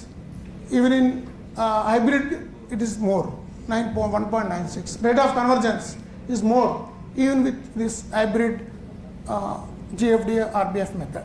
And let us see the comparison of CPU time. Because any numerical method, CPU time is more important. It should not take too much time. Although it is a small problem, you can see this with the hybrid GFD RBF method. When compared to GFD method, you can save almost a lot of CPU time, 18% here, 19%, 20% here. And now let us do the same thing is also with Chebyshev method, Chebyshev distribution, Chebyshev mesh. Yeah. So this is also you can see the order of accuracy is maintained, and this GFD method, when compared to GFD method, CPU time is also saved. Now this same thing is done with the nonlinear convection diffusion equation. So right side to U power 4 is there. So again here first order derivatives are there, and nonlinearity is there here, and here also nonlinear, completely nonlinear. So then of course here exact solution is available. You can see this order of convergence is almost matching with all 3 methods, CD2 and total GFD, and this is hybrid method, and error is okay, and this is the condition number, not very huge, so we can manage. So CPU time, again we are able to save CPU time. And now let us see this Chebyshev distribution, that is a non-uniform distribution. So again you can see that order of accuracy is even higher here in this case when compared to GFD method, and error is also less, and CPU time is also, we are able to save even more CPU time with this Chebyshev mesh. So this is a coupled nonlinear convection diffusion equation. So highly nonlinear again, but exact solution is available here. So we compared with exact solution. You can see this condition number is in agreement, error is less, so error is there, and rate of convergence is also at par with other 2 methods. And CPU time here in this as the number of grid points are increasing, CPU time is taking more time here than when compared to GFD method. So this is slightly different. Again, this is a Chebyshev distribution, whereas when it comes to Chebyshev distribution of the points, CPU time is you are able to save more CPU time. And in any way, it is a hybrid method is proved to be good when compared to GFD method, and order of convergence is also better, and CPU time is also we are able to save a lot of CPU time. And third order PDE. One example I want to give it with third order PDE. So that is because the main advantage is here. Many physical problems, generally they are higher order PDEs. Generally we are converting into lower order PDEs for our convenience. But here you can solve directly the higher order PDEs. That is the advantage here. See, for example, these two are approximated by RBF and these two are approximated by GFD, second order GFD. So here XR solution is available. So we have taken this. So again, you can see this error is, in agreement error is less when compared to the, this is in the data, the spirals, the zebra pattern is all seen in the nature. So you guys who talk about diffusion, reaction diffusion systems understand much better that. So which is called as Turing's reaction diffusion model. That was a paper published by Turing during 1952. And similar works is Grad Scott model also. It explains that why nature brings out different patterns and why it brings this non-homogeneous patterns. And in supervised learning and adversarial learning, what is the difference? In the supervised learning, it is a simple, very simple supervised learning, sole supervised learning. You supply the ground truth. And in adversarial learning, you have negotiating networks. One prepares the sample, other one evaluates whether it is good or bad. Adversarial regularization, what it does is that there is a two networks. One is called a generator network, another one is called discriminator network. Generator tries to fool the discriminator network, and discriminator tries to see that whether it matches to the ground truth or not. In this interaction, this is known as adversarial reaction. This adversarial reaction, we see that in the neurons, the networks, the neurons also produces Turing-like patterns in the hidden layer. This is what our study is, that in supervised learning what happens and in adversarial learning. In simple numerical digit data, if you see that the supervised learning can be understood as just a feature random walk, and the adversarial learning can be seen that it has a lot of embeddings. It has, so the supervised learning doesn't go far away from the initialization. It has a small capture radius, whereas adversarial interaction, it can go, its capture radius is bigger.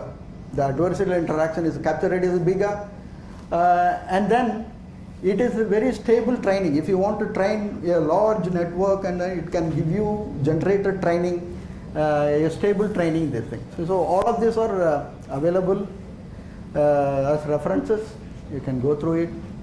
And also on the go, we studied the typical problems of AML training models, like mitigating vanishing gradient, asymptotic iteration complexity, probable convergence.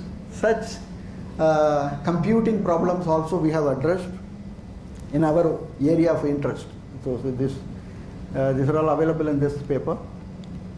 And one more interesting problem is that we used optimal transport theory, which is a pure mathematical theory, which has a very interesting problem, which is known as, you have two distributions, source distribution and target distribution, how quickly you can transport source to target. And we call it as a transport map, which was used as a generator loss function, OT cost, as a generative model, generator loss function. But also we were able to use as a generative model itself, the OT map generator, which was used as just a cost function. Now we exploited the optimal transport theory, OT map generation as a generative model itself. That's a very interesting mathematical result that came out of our lab as well. So now I go into the applications. Now I have spoken about that models what we have developed, and what we have put, some of the development we put it in operations. It is not just for development's sake. We use it as a factory algorithm. We produce production algorithm. These are all production algorithm. It is not just pursued for just research. We just put it as a production algorithm. These are all in operations and that produces. See, one of the interesting application was this deep sphere synthesis. So we have a satellite called ResourceSat 2 and 2A, which has a camera in red, green, red, and near infrared and shortwave infrared regions, 4 spectral bands at 24 meter resolution. Every pixel has got 24 meter resolution, which we call it as a LIS3 camera. So there's a LIS3 camera when it has red, near infrared, and green bands and SWIR bands. There is another camera which is on the same satellite, which is known as LIS4, which is very fine, super resolved, 5 meter resolution, but it does not have the shortwave infrared. So one hand you have red, green, near infrared and shortwave infrared, and another camera which does not have the shortwave infrared. But both are imaging concurrently. They are simultaneously acquiring data sets. So now, can you synthesize that shortwave infrared data at 5 meter resolution? You have 24 meter resolution SWIR data in another camera, but there is a co-located camera, both are imaging at the same time. So you have advantages of exploiting the spectral redundancy from one camera to the another camera. One is having a good spatial resolution, another one is having the spectral information, additional spectral information. Yeah, okay. So this kind of thing, so what we did is we used this fully connected convolutional neural networks. We produced such things. You have 24 meter LIS3 SWIR, we produced LIS4 deep SWIR 5 meter, which is non-existent. It's like a virtual sensor. In the whole of the world, you don't find SWIR data at 5 meter resolution, rather you find it only at 10 meter. So this was required for addressing a very important problem. You see this is what is sensed from the space. We have zoomed it up, and this is the LIS4 color information. So now you see the synthesized image has all the details, and you see it has a wetland inventory and mapping. If you had only NIR data, we could have only found out the delineations of this kind. Now with SWIR synthesized, actually the wetland inventory mapping has improved. And the whole of India data was processed, and a wetland inventory atlas of India was updated. It was a mandate given to ISRO by Supreme Court saying that you should update the wetland inventory map, because this is the only organization who can take up such large task. So for that, we made this model. We processed 6,000 of images full of India, which is used for wetland inventory atlas updates. And also segmentation study, you can find out that the forest fires better discriminated in this synthesized images. So the GANs in remote sensing, we can jointly optimize discriminator neural networks. The natural images GANs can be unstable because natural images are not calibrated images. But our problems has advantages of underlying physics, existing samples, metric to evaluate, and things like that. I'll just run through fast. And also another interesting work we did was that bringing attention maps to the GANs, and which is known as the transformers nowadays. But we did 2-3 years before this work that where we augmented the actual feature extractions with attention maps, which can learn to attend the relevant parts of the source imagery, so that the generator can attend to those portions more. And this is known as spatiospectral Wasserstein GAN with spatiospectral Laplacian attention for multispectral band synthesis. It has a better performance as well. And also we produced another, so we developed 3 models for image synthesis and image painting and image fusion and image filling.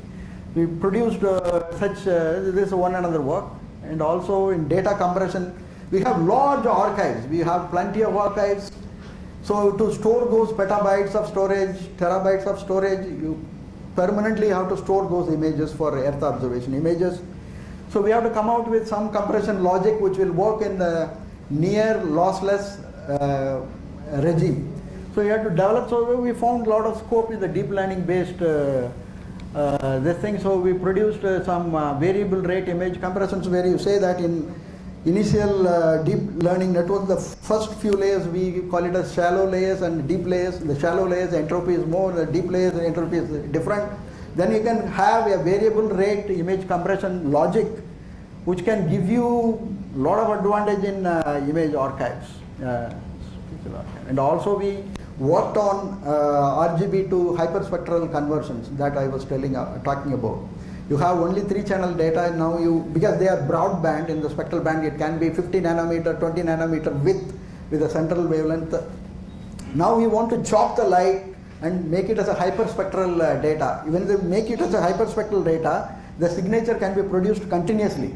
There's a lot of advantages, but this is in the nascent stages. It is not in the, we have not used it in the Earth observation data. We have used with a laboratory data. It's a long way to go for Earth observation data, RGB to hyperspectral conversions.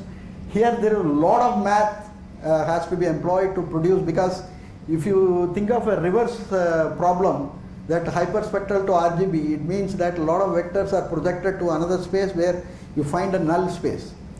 So you have hundreds of vectors to be projected onto a 3-vector space. So that kind of a math has to be, in fact here also we produce some good results with the spectral attentions, where you have to constrain the interchannel dependencies. That kind of work we have been doing in ISRO. So this is some publications on this result. All are available. I have given the publication links also. You can go through it if it finds it's a real application. It's a real application. There are a lot of math to be involved. This is what I just have to say. I don't want to stand you in between lunch and you. So I save little time for you. So if you have any questions, general questions, yeah, please.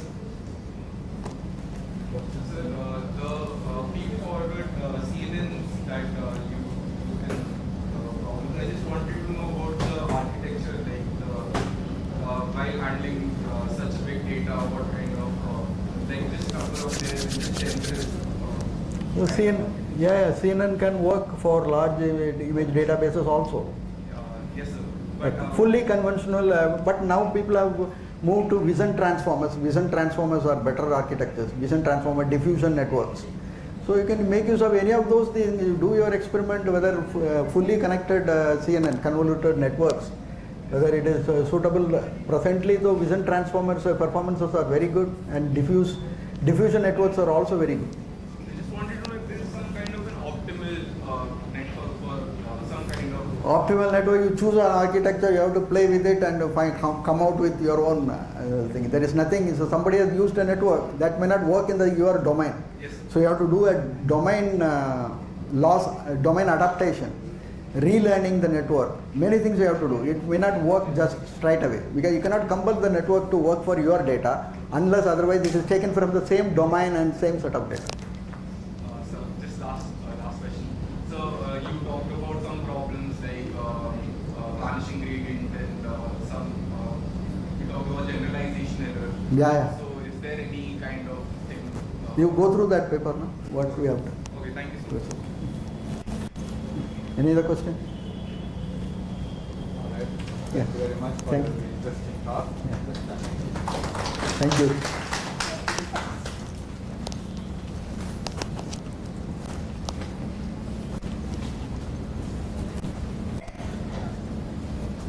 It was really nice to know how much of math is applied in all this. Oh, thank you, sir.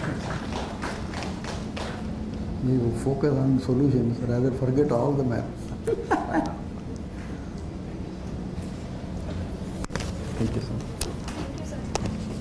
The lunch will start at 1:45. The afternoon session is going to start at 2:30.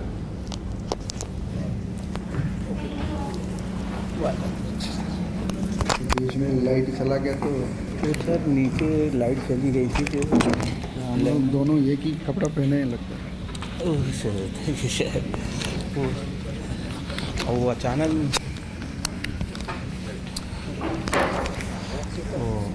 नीचे से light काट दिए हैं लोग box में। हाँ sir, ma'am sir का box में।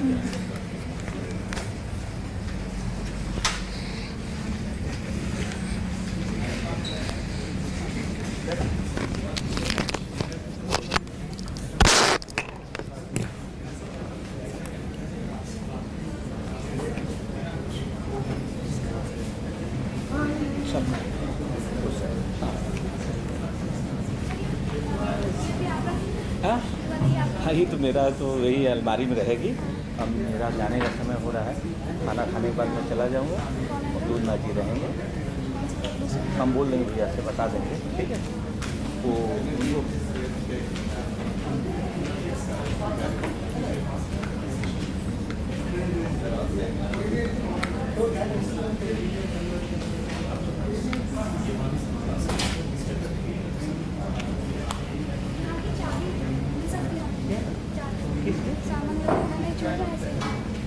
ना कि जब सब लोग निकलते हैं तो हम लॉक कर दे रहे हैं, चाबी नीचे रहेगी उनके पास, उनसे मैं आपको भेंट करवा देता हूँ, ठीक है?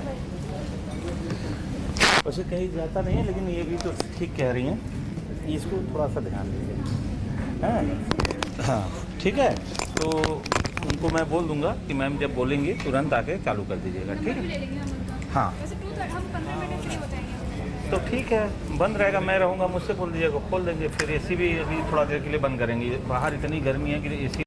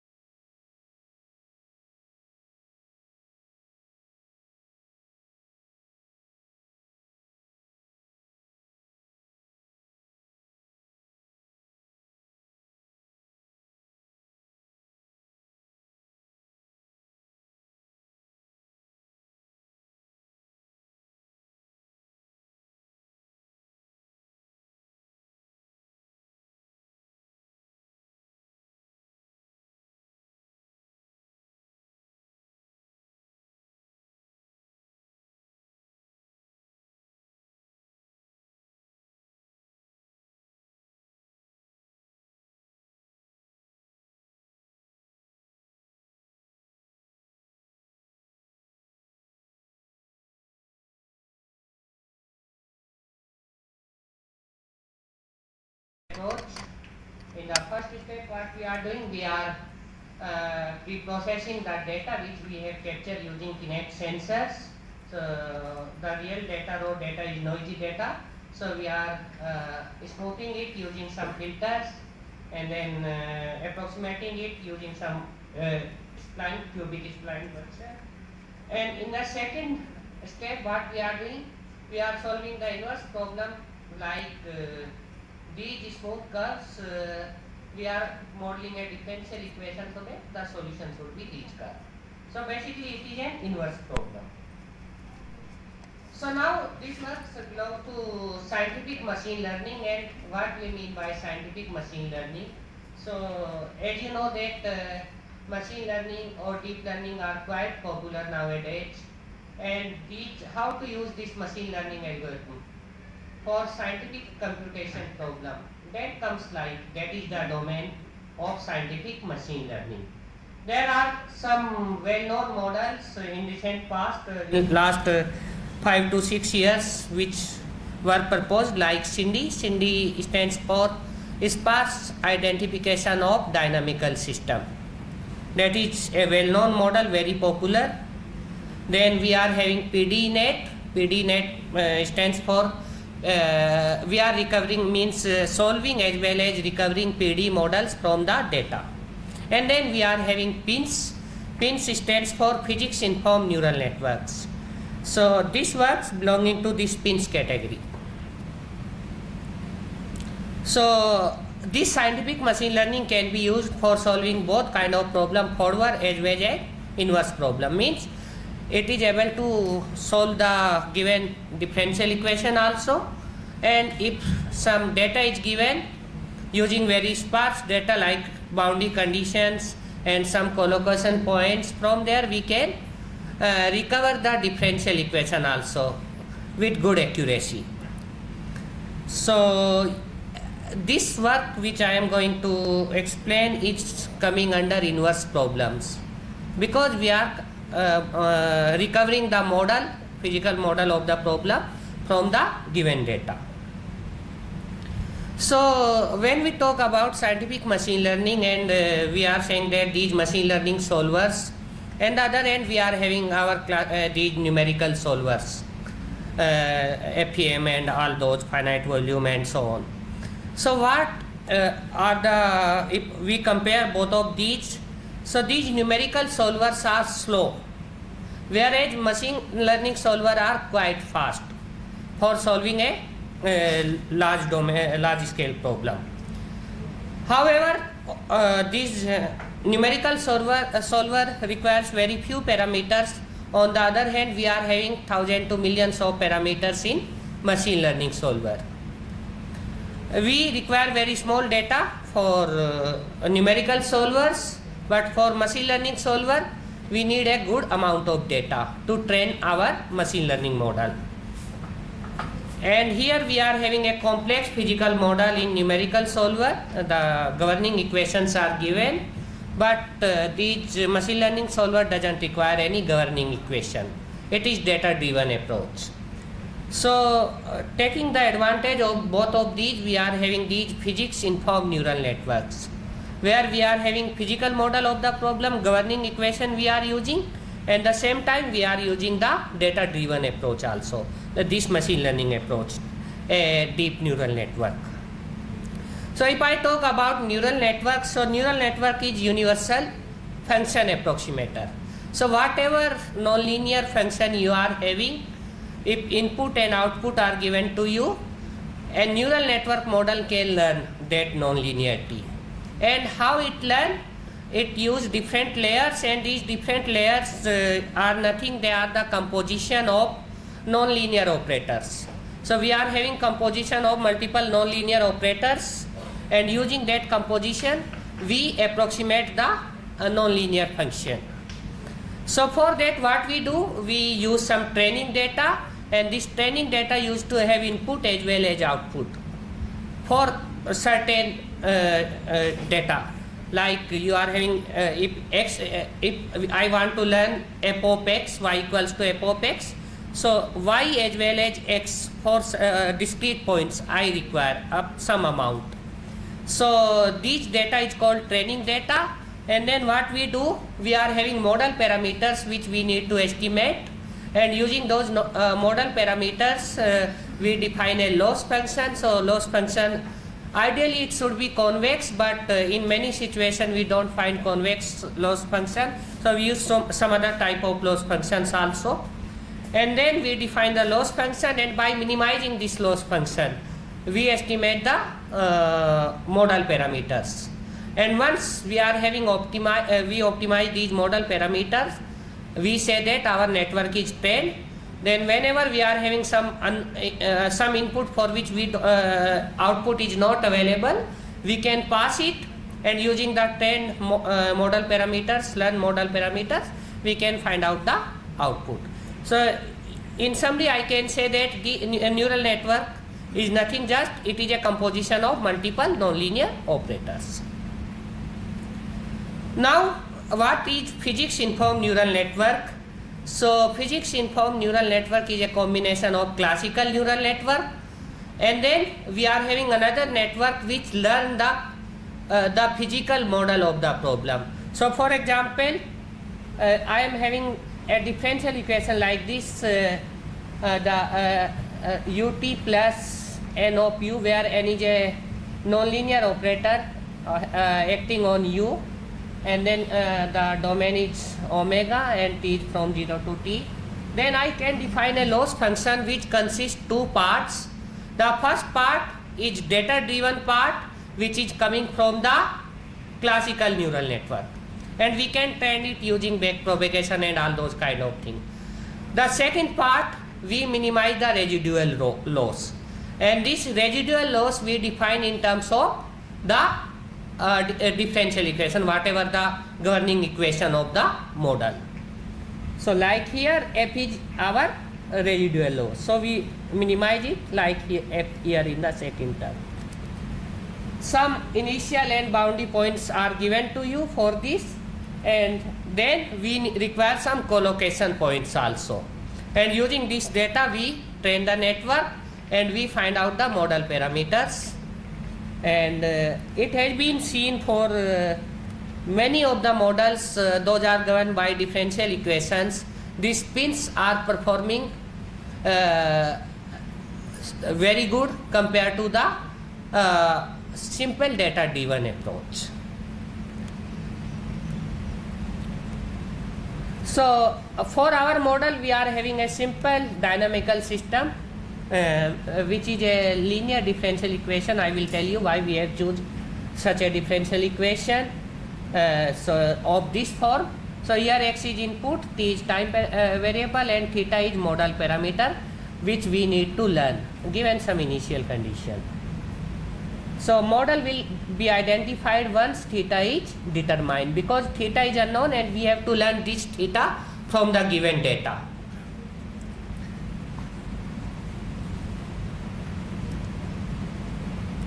So now what kind of data we are having, I am coming to that.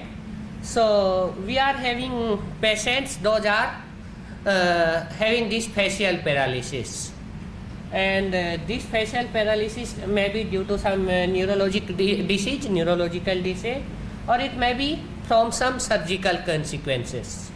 And what are the effects of this, like whether the damage of facial nerves or some facial asymmetry, okay?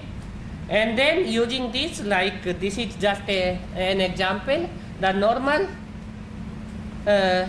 human and a patient having this facial paralysis. And what are the effects of this facial paralysis? It is like inability to wrinkle brow, inability to close eye, drooping eye, and many more. So what is rehabilitation? So once a patient is having this facial paralysis, so doctor asks the patient to perform some exercise at the home, and after regular interval doctor call and evaluate what is the progress. So now during this evaluation, patient will perform some exercise in front of doctor or clinical expert, and then based on the evaluation, the doctor will say that okay, you are having this grade facial paralysis. So as per literature, there are 6 grades from HB1 to HB6. So as the number is growing, HB6 is the severe one. So now this evaluation is subjective. For the same patient, that one doctor can say, okay, you are having level 3 paralysis, but other doctor can say, no, you are having level 4, because it is based on the human evaluation. So one of the objective is to automate it using machine learning algorithm. And the second one is to learn the to capture some data when patient is performing exercise in front of that doctor using some sensor, and then using that data to model the differential equation. So that using the parameters of those differential equations, we can further grade it. So how we are capturing the data? So we are having 21 landmarks point on the face of human patient. So these are 21 landmark points by red dots, and then we are capturing x, y and z coordinates of these 21 landmark points when patient is performing some exercise. And there are 9 different types of exercise he used to perform in front of doctor. So in that way, 21 into 3 into 9, we are having total 567 times reach for one patient, and in that way we are having data of 120 patients. So now we are having this 567 into 120, these many times reach for single evaluation, and then evaluation is at multiple regular intervals. So in that way we are having these a good amount of data. Now using all those data, we are finding the indicator, and we have found as times reach using fusing all those 9 exercises. That is like smiling symmetry is the most obvious indicator for facial paralysis. So we are using this data. So data is like this, you can see. So this is for the patient who is having the HB1 grade facial paralysis, whereas this is the data which is having HB6. And these 2 curves from red color and blue color, they are from left and right part of the human patient face when he is performing the exercise. And it can be seen from the data that the patient which is having very mild facial paralysis, both the curves are quite similar, whereas the patient which is severely affected HB6 level, both the curves are very different. So now these are noisy curves, these are not the smooth data. First we need to smooth it. So for smoothing, first what we are doing, we are denoising it using a low pass third order Butterworth filter. We tried different filters, but then we come up with this one, that this is giving a good smoothness to the data. And then after passing it through the Butterworth low pass filter, what we are also doing, we are further smoothing it using a 6th order B-spline to get good estimate of the derivatives, because we will use that differential equation model where we need derivative up to 2nd order. So these are the steps for data pre-processing. The initial data which we are capturing using Kinect sensor, and here you can see the initial portion up to here. It is quite different from the other part of the. So this is the initial when doctor is asking to patient that okay, perform this exercise. So what we are doing, first we are chopping out this particular part, and then we are having this data during the exercise after filtering it using a Butterworth filter, and finally smoothing it using a B-spline. So now we are having these data, and from these data we have to learn the differential equation. Now it is a quite smooth data.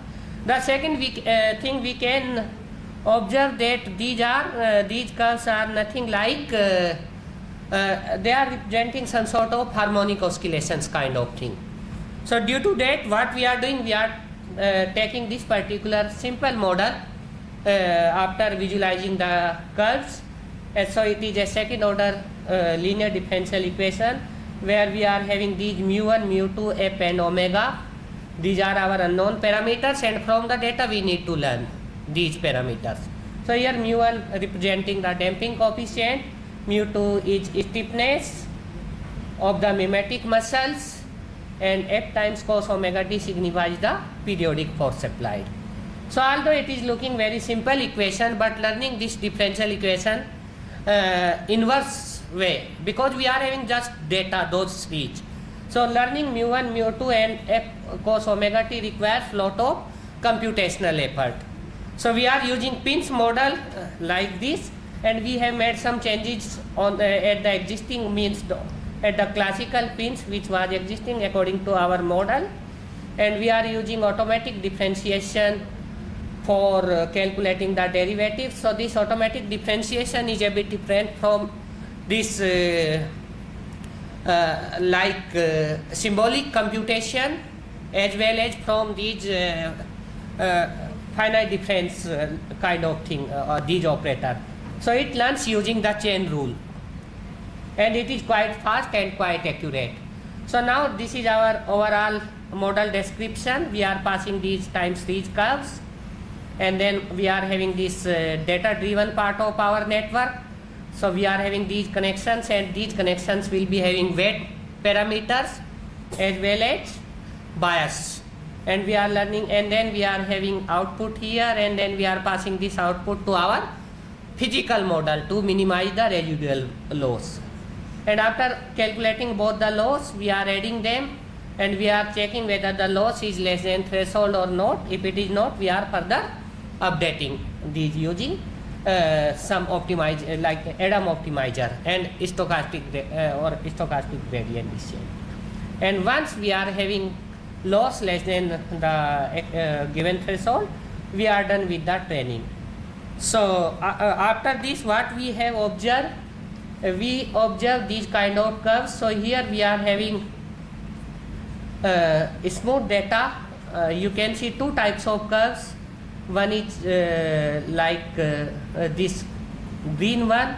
This is the smooth data of left, whereas this blue dashed line is the predicted dynamics. So you can see in all the cases, blue and green are coinciding with each other. They are quite accurate. Whereas the right portion, we are having green one, this the can type of thing for smooth data, and then we are having the red one, dashed red line, the predicted one. So in that way we are able to learn the differential equation model, and then by solving the differential equation, because it is a simple differential equation of second order, we can easily solve it, and if we plot that, we are getting the similar kind of solutions. These are quantitative results for all these model parameters, and now using these quantitative results for different grade of patients, we can classify, we can cluster the unknown patients using their curve and finding these parameters into different categories. Further, what we can do, since we are having only one indicator, so one indicator that is smiling asymmetry, so we can take multiple such kind of indicators, and instead of modeling that differential equation, we can model a partial differential equation. Okay, that is the work which we are doing currently. And the second thing is, these model we can model it in terms of a stochastic differential equation, so that these parameters we can learn with the that okay, mu1 is 0.013, but with this probability. So we can all these are follow some distribution. So those distribution we can learn directly using pins approach. So these two things we are doing at the moment for this particular problem. So these are some of the references. Thank you. So if you are having one or two quick questions, I will try to answer. if time is there. Yes, please. Generally, you are trying to find like which stage the patient is. Yeah. Like the stage of the Grade of penalty. Mainly, this is not like you are trying to cure the patient or. No. That's not our job. That will do according to time. Okay. If they will perform exercise continuously, it will go away. So because grade 6 may require some surgical intervention, it will not go from the exercise. So those kind of grading we are doing. Just we are analyzing the data. Okay. Sir, one more question like how do you grade the differential? The differential equation is good, na? For training like scale by. Yeah. So how you grade that one? Like this kind of. No, now we are having these model parameters, value of these model parameters. Okay. So based on the value of these model parameters, we will cluster them. Okay, like these are from grade 1, HB1 to HB6, and if they are in this range, we can easily grade them. Okay. So using these model parameters.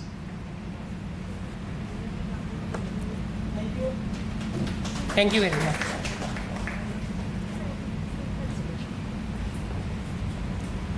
Thank you, sir, for the nice talk. Now I request Dr. Manish, sir, please felicitate, sir, with a memento.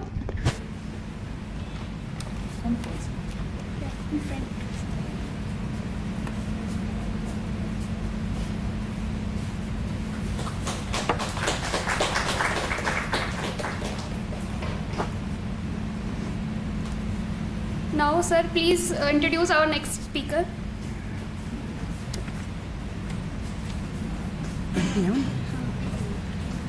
So, our next speaker is Professor Manish Kumar Vajpayee, Department of Computer Science and Engineering, NIT Warangal. And before the talk, I am just going to be introduced. The Professor Vajpayee is completed PhD from IIT Kanpur, and his research area is the augmented intelligence, engineering applications and fractional calculus, high performance computing, math pre-computations. So I would like to invite the Professor Vajpayee to deliver a talk. Okay. It's nice that Manish is introducing Manish. Thank you. So thank you, Dr. Manish, and I would like to thank the organizer of the RAAM 2024 for inviting me to deliver a talk here. So basically my work has been reduced by Professor Sekhar also, that he has given some insight on the mess-free methods. And I would like why we have shifted on this. Basically we have got a problem to find the boundary in a 3D image. So image was of the size 512 cross 512 cross 512 volume. So what happens when we, as you people who are working in the field of the image processing or mathematical image processing, you will find that most of the methods which you are using, either you are using a mask or you are going to have some grid. And when you are performing this kind of job, it is a very compute intensive job. And as a computer science person, we always try to provide the solutions as much possible as in the real time. So we come up with this solution, and one of my PhD student has taken this as a challenge and done his PhD in that. So I'm going to discuss about the mess-free method, how we can use this for the boundary and detection and the image segmentation. Another problem is that if you talk about the image processing, one black box people are always using, that is the data pre-processing, and all kind of things are done in that box itself, including your noise removal itself. So what happens, if you will see in any of the paper, the computational cost which is associated with the data pre-processing is never going to be added in the total computation cost of the algorithm. Fine. So that cost they are reducing. But the problem is that data pre-processing, even for the noise removal, it is going to be taken some of the computational costs. So here in this model, what was our aim? Can we have a model in which we can perform this noise removal also in the algorithm itself? So for that reason we have gone for the fractional calculus, and we have utilized a fractional differential equation to solve this problem. So in this we are going to talk about some of the application of the mess-free computation, and we'll see how it can be utilized. So basically this mess-free concept is not the new one, although Hartley has introduced it in 1971, but I will say the popularity this field got by the Kansa. If you go to the literature, you will find that Kansa has used this exhaustively in many of the applications, and you will find a very nice book on the mess-free computation written by the Kansa. So after that it got the this popularity itself. So we have used this methodology basically to solve the mess-free to solve the partial differential equation. But in the mess-free computation, the benefit is that we are not going to have any structured grid. Fine. So as you have seen in the lecture of the Professor Sekhar also, we are going to have a scattered data points, and the relationship between those data points is not necessary to be available. That is the major benefit, and that is the benefit which is going to work to reduce the computational cost of any of the algorithm. So we don't require to generate the mess, and that's why it is a less compute intensive. So basically we are using it for the solving of the partial differential equation, and apart from this we are using it basically for the learning algorithm of the neural network, and that is the new area. You will not find many of the publication in this area, although publications are there, but not so many. So the application of the fractional calculus along with the mess-free computation in the field of neural network is a very good field which is going to be seen. One of the application which I am going to discuss is the medical imaging. So this is the partial differential equation which I am going to consider for this application. Here you can see we are using two order derivative, it is the alpha and beta, where beta is 1 while alpha is not a integer order differentiation. It is a fractional order differentiation, that's why its value is lying between 1 to 2. Fine. So we call it as a super diffusive process, and we are going to utilize this equation for this purpose itself. And in this diffusion process itself we are mainly focusing on the anisotropic diffusion, because our aim was to find the boundary. If we are going for the isotropic diffusion, the boundaries are also going to be blurred, so our aim is going to be not achieved. That's why we are going for the anisotropic diffusion itself. This is the equation which was basically exploited in this case. As you know that to find the boundary or the edges in any image, then the difference of the Gaussian can do our job. Fine. So you can take the Gaussian of the image at two different standard deviation, and if you are calculating the difference, it is going to give you the boundary in that image itself. And as you know that the diffusion is equivalent to the Gaussian blurring for a particular value of the standard deviation. If you see this, there is two parameter d and t. We are making d as a constant and we are changing t. So if we are going to take the diffusion for two different time interval, we are going to have the two Gaussian blurring itself. And if we are going to put those two Gaussian blurring itself, the difference will provide us the boundary. So that is the base by which we have modeled this whole process itself. So now I am going to generate, I am going to use this previous equation and going to utilize this for two different times, and then going to take the difference of this equation. So for this, to solve that differential equation, we can go for the time and space discretization. For that we can use the Taylor series expansion. This was also shown in the previous lecture itself. Now for the mess-free solution of that differential equation, we are basically calculating the interpolation function Sx, which can help us to find the measurement of any point, unknown point x at any time. So for a given point xi, if this function s is known to us, it is always going to provide us the measurement value at that point itself. So we have to find this value of x. So to find this value of x, we are going to approximate it with the help of the RBF.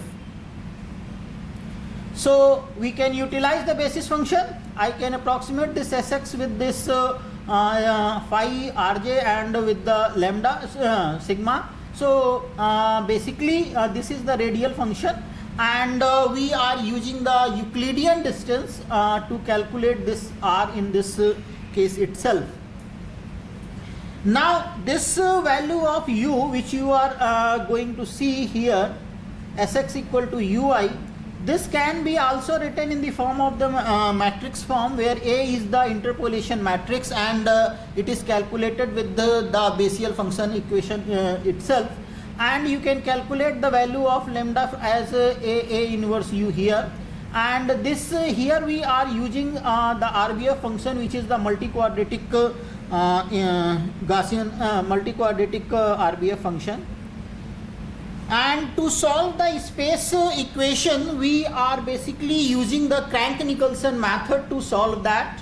So here you can see this is the x direction derivative, y direction and z direction derivative in terms of your radial basis function. So in the previous equation, differential equation, you have seen that we are differentiating in 3 directions. So we have separately calculated it. If we are going to sum this, we will get that diffusion equation itself. So we are performing the sum here. This sum is going to provide me the right hand side of the equation. I have calculated that this b, assume that b is equal to this, and if you are going to have some sort of solving, this whole system can be reduced to a system of linear equation which you can say solve. So simply you can go for the time discretization also, and we are using the alternate direction implicit method, ADI method, to solve that. If you and in this case, what we have done, we have used the ADI method and have removed the intermediate terms in between that. Then you are going to come up with these final equations. And in the fractional order, to calculate the fractional order derivative, there are many I will say definitions available, like the GL definition, RL definition. RL basically Riemann-Leibniz definition itself. Why I have chosen the RL definition? To calculate the fractional differentiation of any function by the RL, it is first integrating and then differentiating. So what will happen, like in the integral, you will find that the differentiation of constant is going to be 0. But if you are going for the fractional order with the RL, it is not going to be 0. That is the benefit. And why we are choosing this? In the image processing, the change in the intensity value is not always possible. Fine, the intensity, the 2 pixels can have the same intensity value. So that is going to help us. That's why we are using this RL definition for the calculation of the fractional derivative. So if we are able to find the solution of this, then our job is very much solved. That we have seen that the difference of the Gaussian will always provide us the boundaries, and that's why, and we have replaced the Gaussian blurring with the help of the differential equation, partial differential equation itself. So our job is to find the difference of the diffusion equation. So that's what we have performed at 2 different time itself, n+1 and this is the algorithm by which we are solving it. So you can see the result here. This is the Seplogan phantom, which is typically used for as a replacement of your head. So in this, there are some of the ellipses are there, and each of the ellipse has different density value. So their intensity values are changed. What change we have made? We have introduced one new ellipse in that. I have marked it here with the red color. By the naked eyes, it is not possible to have that ellipse to be seen. So I have marked it by the red. This is the final boundary which we have got from our algorithm. You can see here it is a ellipse which we have introduced in this, which you cannot see by your naked eyes. What is the representation? Basically this Cephalon phantom is representation of the head. So we are saying that if there is a minor change in the density of the your brain tissues, even this algorithm can pick that minor change, fine, which is not seen by the naked eyes. Like this could be your CT image of the brain or the MRI image of the brain. You cannot pick, doctors cannot pick by the naked eyes, but by using the algorithm you can pick that there is something change, some boundary exists. What is that boundary? That you can test with your physiological test or any other test, but it can help the doctors to get that. If I want to compare it with the existing state of methods which are basically mass weight, like the Sobel, pre-weight, you can see that boundary is not seen.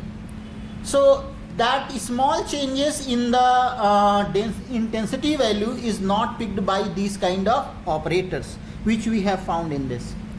These for the Jacker-Hamel, this is for the Laplacian.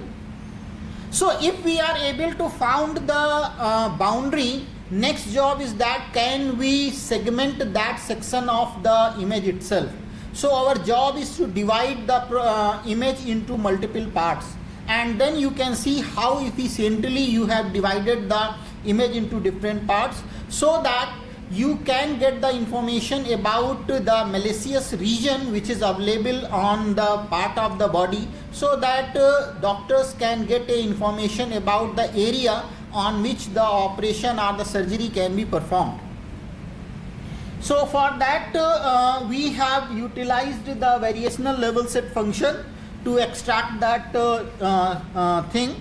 So for that we have generated a contour, and this contour is basically made over the segmentation problem, and it is going to divide the image in two parts. One is foreground and background, and your foreground and background can be written in the form of this contour itself. So if we are going to minimize this contour, our problem is going to be reduced to the segmentation itself, and for that some up down of the equations is here, sorry for this. So if you are going to minimize this contour problem, your image is going to be divided in two parts itself. So in this equation you can see V is the velocity function which is going to be used for generation of this contour itself. So we have used the RBF function to approximate our level set function f. Same theory we have applied it here. So I am not going into detail of this. You can solve this equation as we have solved in the previously itself, and by doing so we are going to result this equation, final equation, which can be solved it here. So we have tested this algorithm on two data sets. One is the DDSM data set, another one is the Minimias. Basically this DDSM data set is having around 4,000 images, and these are the high resolution images. Out of that, some images are having the, basically this DDSM and Minimias is a breast cancer data set. So out of those 4,000 images, these many images are having the breast cancer, while when we talking about the Minimias, so in Minimias around 500 images are there. Out of those cancerous images are these only. So this is the example of the our algorithm itself. You can see your initial contour is going to start from here, and then over the time this is going to evolve. So you can see by mesh free method the contour has taken care of the whole of the breast region, and this is the with the mesh base, this is the mesh free method itself. You can see here some other regions are also found as a breast region. Basically this region was the patient information which is in the mammogram. If you go for the mammogram, you will find that patient ID, date of capture, all those things are there.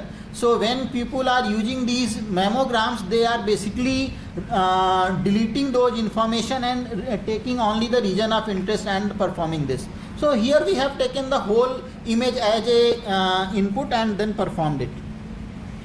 If I will talk about the computational time, you can see these blue lines are providing the time taken by the mesh-free algorithm, while these gray lines are providing the time taken by the mesh-based algorithm. So there is a huge gain by using the mesh-free algorithms. Oh, sorry. This is for the segmentation over the DDSM.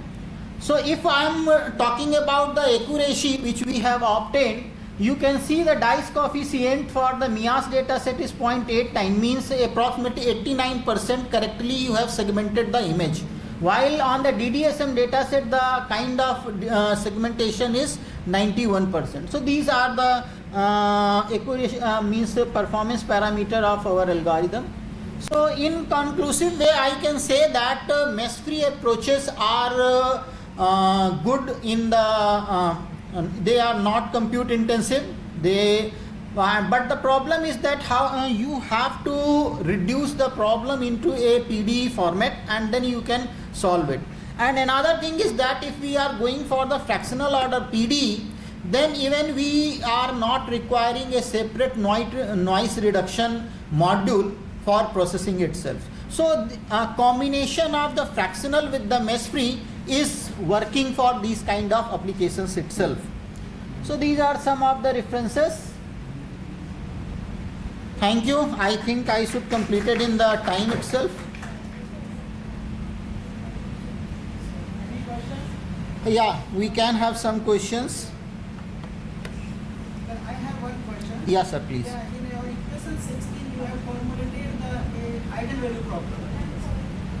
Or there is you have calculated A inverse. Basically, A inverse is not calculated. We are calculating the H. H was the Equation number 16. yes. Yes.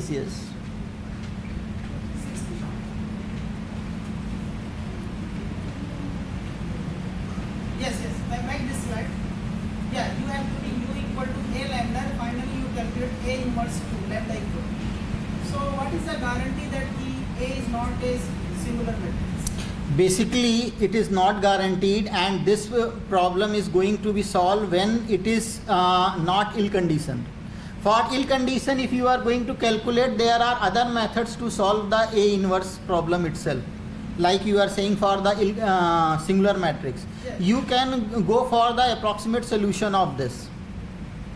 Like more Penrose inverse is there. Those kind of methods can be used.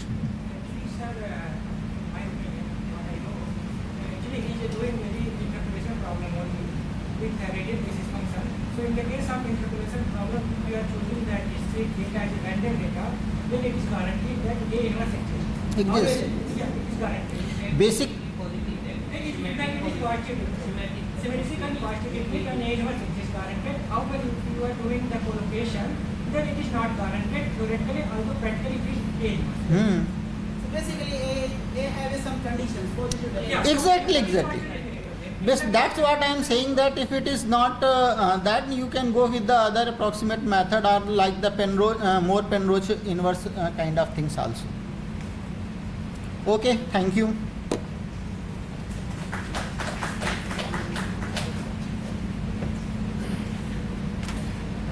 Thank you, sir, for the nice lecture.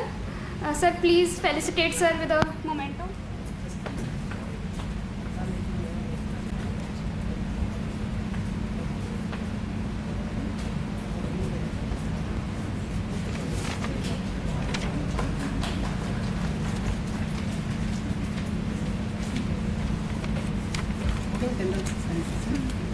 Normal topic you miss कर और सबको time bound कर देंगे।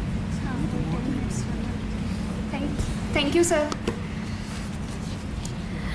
Now our invited lectures are completed today's, and we are going to start our parallel sessions. And this session is chaired by Professor Kamna Porwal ma'am.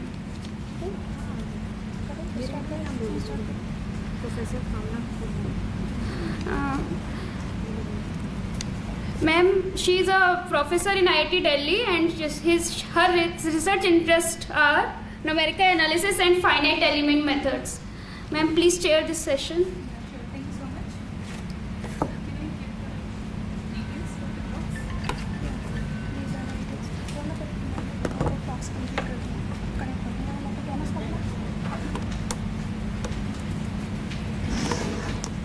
So I welcome you all again in this post-lunch session. So the first talk in this, so all the talks will be? Yeah, within a minute. The first talk is by Professor Alpesh Kumar.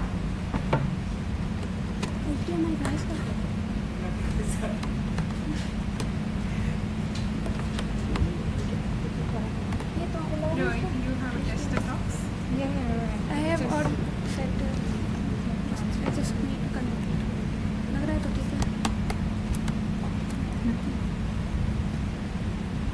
कोई screen होगी ना? मेरा laptop है तो. नहीं होगा, हो रहा है मैम, हो रहा है, सर्च कर रहा है बच्चों, टाइम देते हैं. बस सर्च हो रहा है. हाँ, हो गया. स्क्रीन पर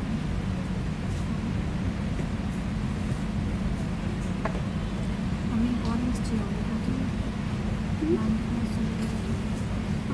टाइम ऑफ करना पड़ेगा. मैं time So, Professor Alpesh Kumar is going to speak on the operator splitting method for linear complementarity problem in the context of the American option. So, over to you, Alpesh. Thank you. Thank you, Kamna. So I'm going to discuss the operator splitting technique, which is a very famous technique to solve the linear complementary problem, which basically arises when we are solving the American option pricing problem arising in the computational finance. We also discuss how to approximate its error. So this one is the outline of the talk.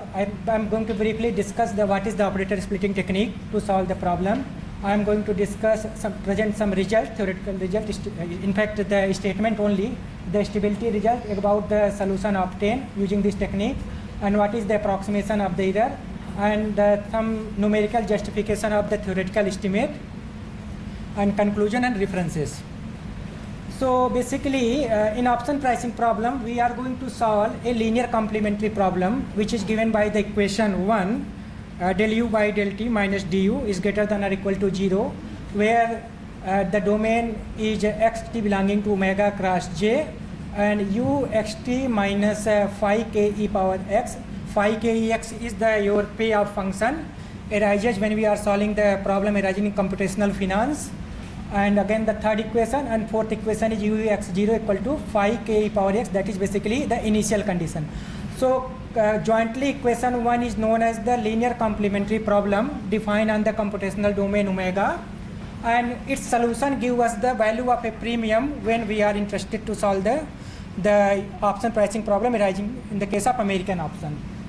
So the well-known technique here, the D is the operator which is generally arises when we are solving the Black-Scholes equation. So we are going to discuss what is the operator splitting technique. We are going to discuss what is the approximation in the error, what is the stability estimate when we are getting the numerical solution. So this one is our equation. What the first step of the operator splitting method is to discretize the temporal domain into n+1 number of the point.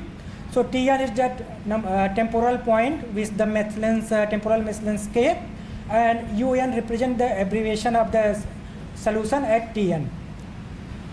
Finally, in operator splitting method, what is the first step? First, we introduce a fictitious value lambda to, let me show you this equation. We are introducing a fictitious value, additional value psi, and we are putting the first equation ut minus du equal to psi, and psi is greater than or equal to 0. That means the first equation is split into the two equations. And what is the strategy? We are going to solve the first equation using any time semi-discretization technique like the BDF1, BDF2. I am using here BDF1 technique, and from moving un to un plus 1, we are introducing a fictitious label un plus 1 tilde. So how we are constructing the solution? we are introducing from un to un plus 1, we are introducing intermediate value un plus 1 tilde, then un plus 1 tilde to un plus 1. And in place of doing the updating the solution, we are putting the condition on un plus 1 and psi n plus, such that these solutions satisfy the condition 6. And again, during the solving the problem in the computer implementation, we are putting the restrictions such that the solution satisfy the boundary condition. And after doing some small calculation, that's mean after doing some calculation on the pen and paper to solve the equation 4, 5 and 6 jointly, the equation 4, 5 and 6 jointly is equivalent to what? Solve the 4 with the boundary condition first one, and 7 and 8, 5 and 6 are equivalent to 7 and 8. Again, 7 and 8 can be transformed into the 9. That's mean what is the strategy? First use the initial data un, compute the intermediate solution un plus 1 tilde. Now apply the updation process defined by 9 to find the solution un plus 1 and psi n plus 1.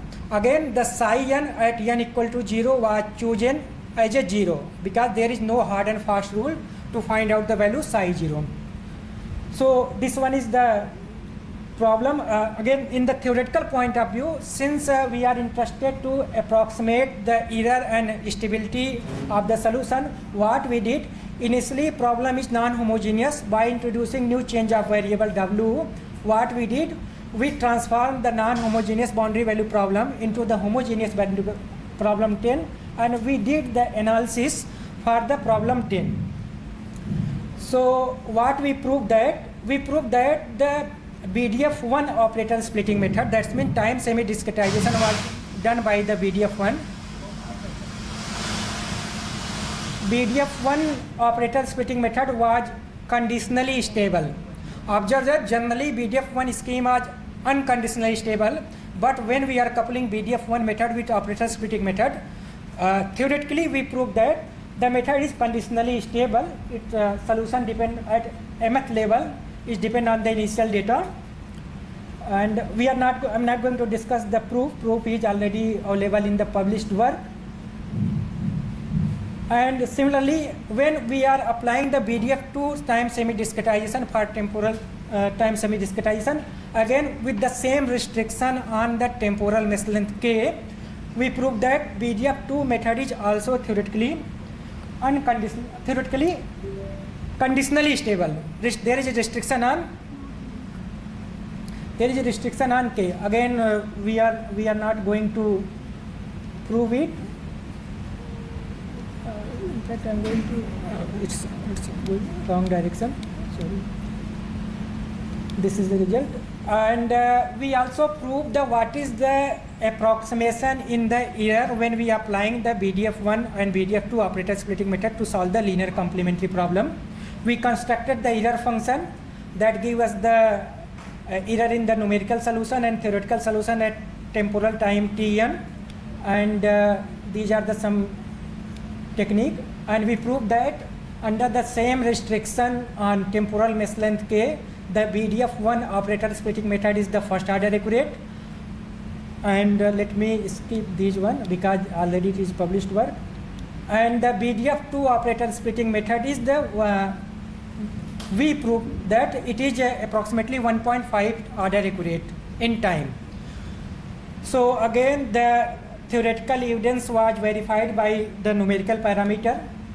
Okay, again for spatial discretization, we anyone are free to apply any spatial discretization technique like collocation, finite element or finite difference. Since our motto was to do examine the efficiency in the time direction, so we use simply central difference spatial discretization, and we did the computation in the domain omega equal to minus 1.5 to 1.5. These are the parameter what we have chosen. We have chosen the volatility in the market as 20%, and the risk-free interest for the particular share or particular asset is 1%. The time to maturity for the exercise the contract is one year, and the strike price or the price to buy or sell the particular asset is 100 rupees. And we approximated the error in the solution, we approximated the rate. Since the exact value of the premium in the case of American option is not known. So we have calculated the rate of our scheme using the computing the successive difference. So these are the data. We have calculated the value of the premium at current price of the stock as 90 rupees, 100 rupees and 100 rupees with the strike price of 100 rupees. And we got that if we are using the BDF1 operator splitting method, then the value of the premium is obtained is approximately first order accurate in case of BDF1 operator splitting method. And we did the same simulation for the BDF2 operator splitting method, and we obtained that the value of the premium for particular asset or particular share is approximately 1.5 order accurate. So theoretically, for this set of the parameter, we have chosen the parameter from the literature. For this set of the parameter, the theoretical evidence was verified by numerical simulation, but we also got some set of the parameter, and we got the second order accuracy in the case of BDF2 operator splitting method. That means there is a possibility to increase the accuracy theoretically from 1.5 to 2 also. In fact, we are not able to do it, but since we are getting the evidence numerically also, that means there is possibility to improve the accuracy from 1.5 to 2. What is the second observation? During the numerical simulation on the computer, although theoretically we proved that BDF1 and BDF2 operator splitting method are the conditionally stable, but when we did the simulation on a computer, method was unconditionally stable. That means again there is possibility to improve the result from the conditional stability, from the conditional convergence to unconditional stability and unconditional convergence. Since in best of my knowledge, this one is the second work in the computational finance for the people who are working the computational finance in the whole world to provide the result on the stability and the error in the operator splitting method. There are more than, I think we can say that more than 50,000 paper was published on the operator splitting method in the computational finance, but this one is the second paper what our team is published that provide us the result in the case of stability and the error in the operator splitting method.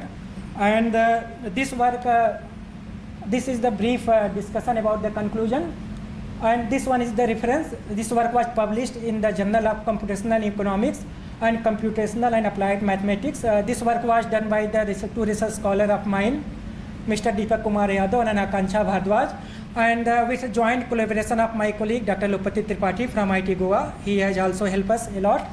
And the third reference was the first work in this field, published in Journal of Scientific Computing. This one is the first work from my knowledge, because this work, this field was active computational finance, and in fact operator splitting method was actively people are engaged from last 15 years, but this one is the first work. So first and second are the third one. So these are the references. Okay, thank you. So are there any questions? We can take one question. Thank you. So I have one question. Yes, so please. you're using the BDF1 and 2. So do you think that if you use the higher order, then that might improve the results? Actually, we applied Crank-Nicholson and Leapfrog and Crank-Nicholson. Again, we are getting 1.5 or 1.6. Yeah. And in case of BDF3, we are not getting third order. In numerically also, and we are not able to prove it theoretically. Thank you.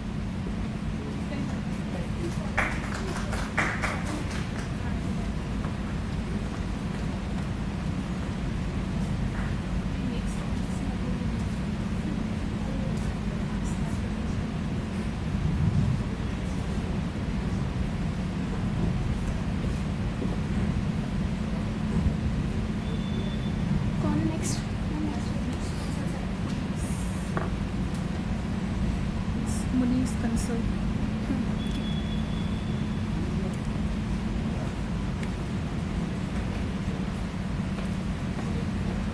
Okay, so next speaker is Muni's consult.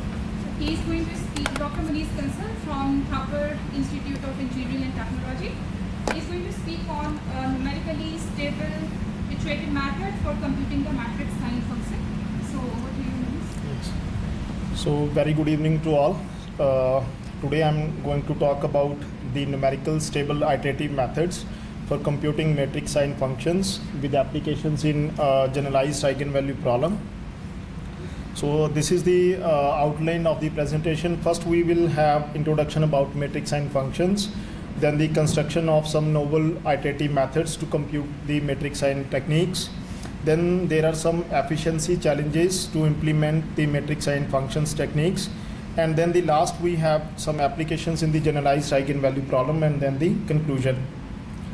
So the study of metric functions is one of the most important and interesting concept in the field of numerical linear algebra. In the past recent years, several researchers have shown significant interest in the development and analysis of new algorithms to compute the metric functions numerically. But in the literature, there are several studies available on different matrix functions such as principal square roots, generalized inverses, matrix sign functions, etc. But particularly our research work is focused on matrix sign functions because it has a lot of applications in the field of differential equations, control theory, generalized eigenvalue problems, etc. So let us recall the basic definition which we already know about the scalar sign functions defined for the complex numbers which are not lying on the imaginary axis, which is given by 1. If the real part of the complex number is positive, we say that the sign of z is 1, and if it is negative, then we call it -1. So now we are going to generalize this definition to the matrix sign function definition. So the definition says if A is written as P inverse, which is the Jordan canonical form of the matrix, and the definition is given by the formula number 2. So sign of A is written like this. So here what is A? A is any n cross n complex matrix having no eigenvalues on the imaginary axis, and here J minus and J plus, these are the Jordan blocks of order P and of order n minus P, corresponding to the eigenvalues lying in the left half plane and right half plane respectively. Now, while the implementation of matrix sign functions, we come across few difficulties, few limitations. So the first one is it is very difficult, or you can say complicated and time-consuming task to calculate the matrix sign function using the Jordan canonical form, especially for the large sparse matrices. So therefore, the only alternative is to move towards the iterative methods, which are based on the iterative procedures to compute the matrix sign functions numerically. So one straightforward approach is to solve the nonlinear matrix equation, which is given by x square minus I is equal to 0.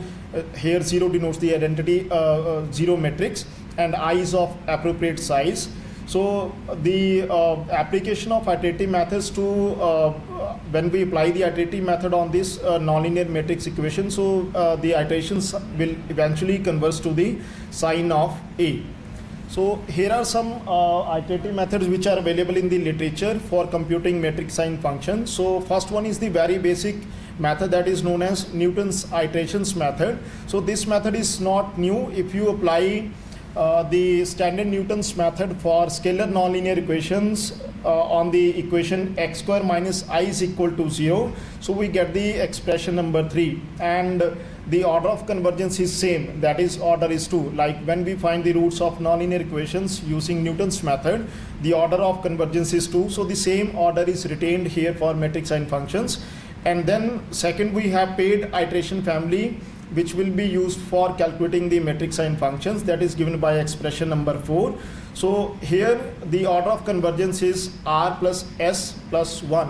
So basically the most of the methods, they are the special cases of these paired iterations. Either they are the member of this paired family or they are the members of their reciprocals. So the next two methods, which are known as Newton-Schulz and Hallis method, they are the particular cases of this paired family. First, Newton-Schulz method, that is the particular case for R is equal to 1 and S is equal to 0, and Hallis method, that is obtained when R is equal to 1 and S is equal to 1. And the Newton-Schulz method, this is of order of convergence 2, and Hallis method, the order is 3. So when it comes to the construction and importance of new iterative methods, we keep two things in mind. First one is the method should be novel. That means it should not be the member of pairs family or their reciprocals. And the second one is about the convergence, that the convergence should be global. We are not interested in the local convergence of the proposed scheme here. So now, in order to achieve these two objectives, we have listed here the method number 7, which is used to compute the matrix sign function. So here x0 we will provide as initial guess, and we will calculate the iterations like x1, x2 and so on, which will eventually converge to the matrix sign function.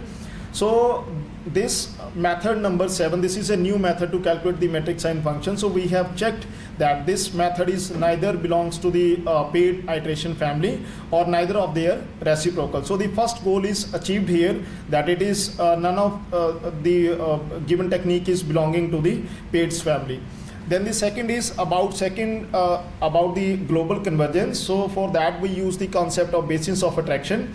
So for calculating the basins of attraction of any iterative method, what we do, we divide the complex plane into two halves. Like we are interested for the function z square minus 1. So we will divide the complex plane into two halves, like you can see here in the picture.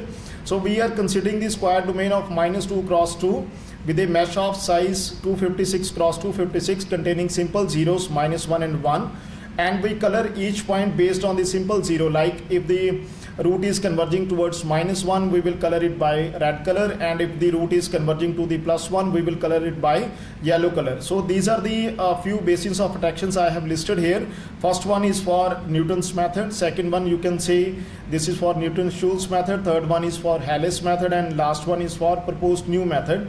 So these are the basins of attraction. So if informally speaking, we can say that if you pick up any root from, let us say, the red color or initial guess from the red color, it is going to converge to the root minus 1. And if we are going to pick up any root initial guess from the right hand side, that is yellow color, so it is going to converge to the root plus 1. So these are the basins of attractions for different methods for the polynomial z square minus 1. Now here we have some theoretical results. When we talk about the construction of some iterative methods, we keep three things in mind. First one is it should be convergent for any particular initial guess. Second is the order of convergence is also important. And the last one is the whatever method you try to develop, it should be stable in nature. So the first theorem or the first result that says that if you choose initial matrix, let us say x0, which is a complex matrix of order n cross n, which has no eigenvalue in the imaginary axis, then the sequence of iterations, matrix iterations, which is derived from the given formula, given scheme, that will converge to the sign of A. And the short notation is I have given here S. So this is about the convergence result. I have skipped the proofs because of the time limitation, so I am just stating the results. Second one is considering the assumptions of the above theorem, we can see that the proposed method, this has convergence order 4, and which is converging to the matrix sign function S. And we can also see that the previous method that uses only 4 matrix multiplications and 1 inverse, right? So the order convergence is 4 using 4 matrix multiplications and 1 inverse is there. And the last one is about the asymptotically stability property, then the sequence of iterations obtained from the given family that is asymptotically stable. So all the three phenomena are satisfied here. So now the key question arises here that whenever we try to increase the order of convergence of any family or any iterative method, so what happens, the computation cost always get increased. So we need to keep a balance between the order of convergence and the matrix multiplication at each step. So for calculating that, RAAM has provided one expression that is known as efficiency index, which is p to the power 1 by c. Here p denotes the order of convergence and c denotes the computation cost per iteration. So we need to calculate p raised to the power 1 by c for each proposed method and check what is the efficiency of the given proposed schemes. So the following figure that illustrates the efficiency indices of various proposed schemes and the existing methods. So next we have some application in generalized eigenvalue problem. So suppose you have two matrices A and B of the order n cross n, then the eigenvalue problem Ax is equal to lambda times Bx. So here lambda we call it generalized eigenvalue corresponding to the matrix pencil A minus lambda B.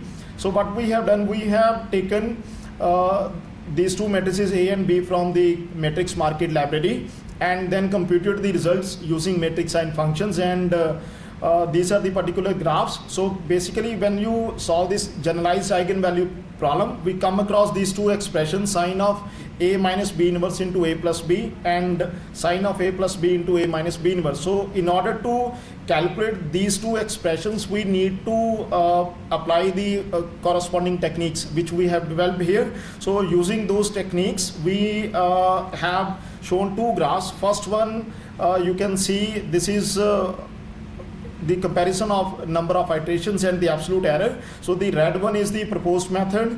You can see here it is just taking iterations, approximately 6 to 7 iterations to achieve the accuracy of less than 10 to the power minus 5. So it is performing, you can say, a little bit better than the existing techniques. So now this is the conclusion, that in our work we have proposed a new 4th order iterative method for the computation of matrix sign functions numerically. And the advantage of this method is that it is consuming only 4 matrix multiplications and 1 inverse per stage. And then the second advantage is that the method is having global convergence behavior, and that is illustrated by the concept of basins of attraction that we generally use for the scalar nonlinear equations. And the last one is proposed scheme can be applicable for various other problems also, but I have considered here generalized eigenvalue problem. So the numerical results that shows that proposed method performs better than the existing robust techniques. So these are some references. Thank you very much. Okay, so if there are any questions, maybe we can take later. So we'll continue with the next talk now.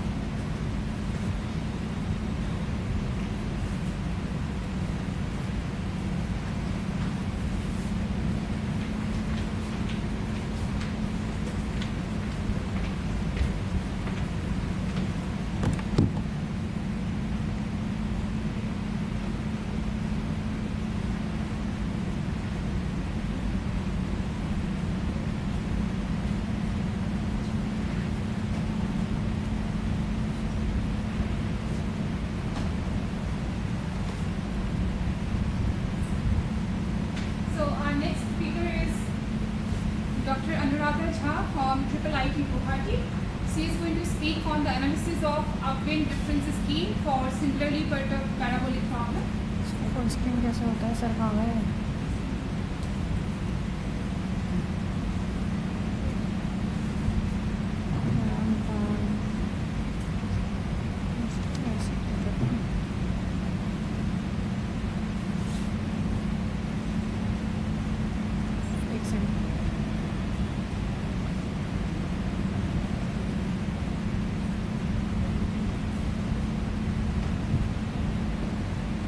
Control L. Control L. Yeah. Thank you, ma'am.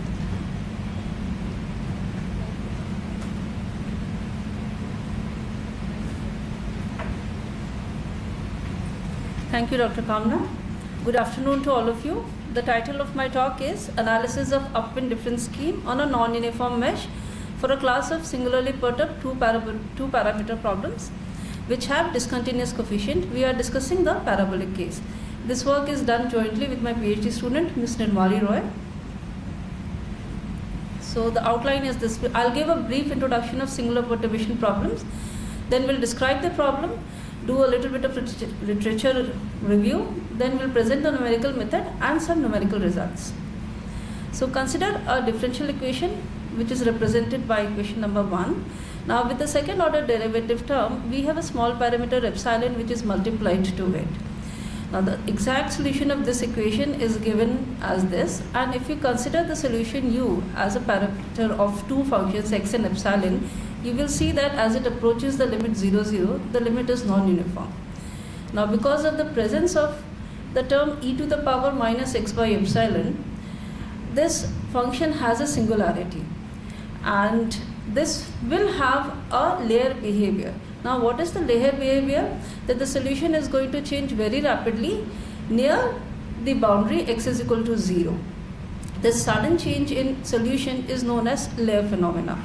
Singularly perturbed problems are characterized by layer behavior, and the highest derivative terms are usually multiplied with the small parameter epsilon, and as the epsilon tends to 0, we see the layer behavior. Now we discuss the problem which is given by equation number 2. In this, the convection and the diffusion coefficients are multiplied with the parameter epsilon and mu. Now in case if the data is continuous, this equation will have two layers which depends on the ratio of parameters epsilon and mu. If epsilon goes to 0 faster than mu, then this will behave like a convection diffusion equation, and if mu goes to zero faster than epsilon, then this will behave like a reaction diffusion equation. So in a way, this can be seen as a generalized case of reaction diffusion and convection diffusion equations. The problem that we are considering has coefficients A and the force term F as discontinuous at a point D in the domain.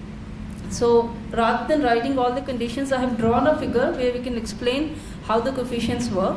The coefficient A, which is multiplied with the convection term, is negative when x is less than D and positive when x is greater than D. The function f is also discontinuous, and omega minus is 0d times 0t, and similarly omega plus is defined. The initial and the boundary data is given on the sides. Now the coefficients B and C are smooth, and we also assume that the jump in the discontinuous coefficients is bounded.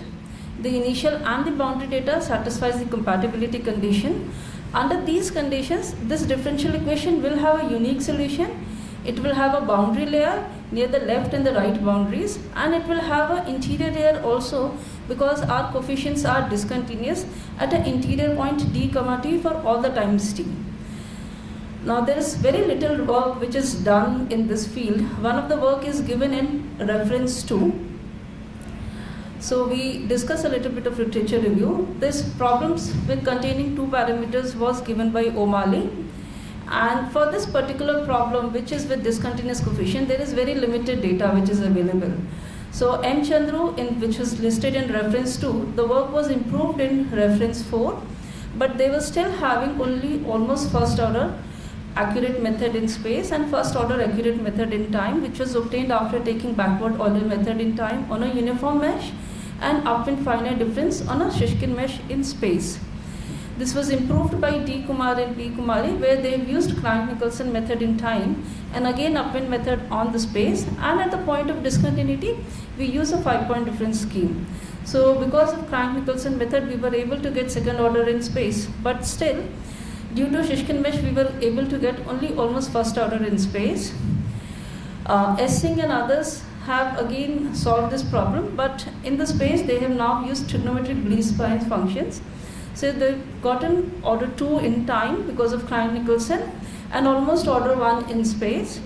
And they have given some computational results where they've shown that Richardson extrapolation does improve the accuracy for some numerical problems, but still the theoretical problems are not, theoretical analysis is not given for this. Now we come to the method that we are proposing. So we are solving this equation for the case when square root of alpha mu is less than equal to rho epsilon. In this case, we'll have a boundary layers of equal width near the boundary, and we'll have interior layers also at a point d, t on all the times.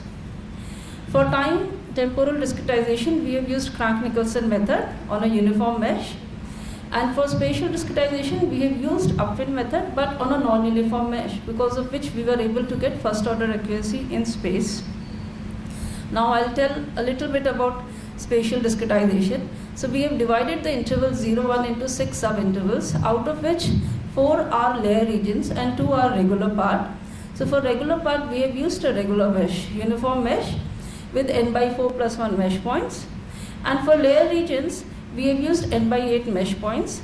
And in each of the layer regions, we have inverted the function e power minus theta I x, where theta I denotes the layer behavior. The transition points are chosen as tau 1. You can see here that in tau 1, usually when you have Shishkin mesh, you have only log n term.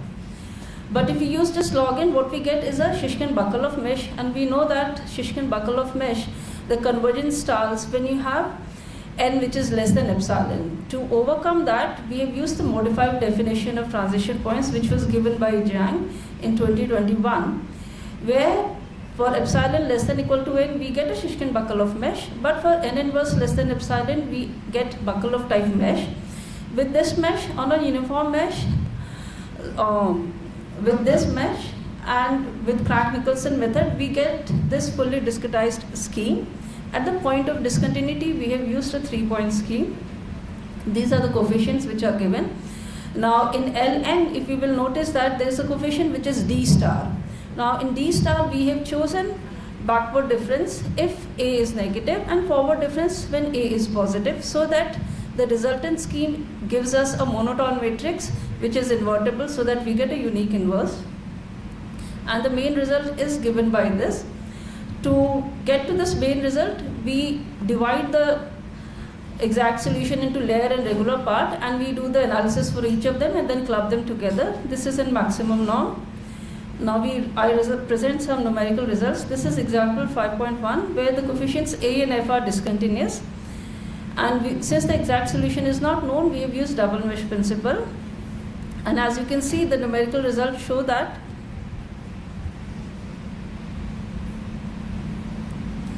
the method is first order convergent.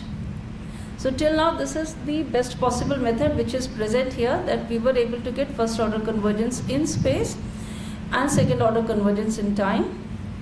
This is, and if you will notice that we were able to get results for moderate values of epsilon also, and for very small values of epsilon also. And this is how the solution looks for different values.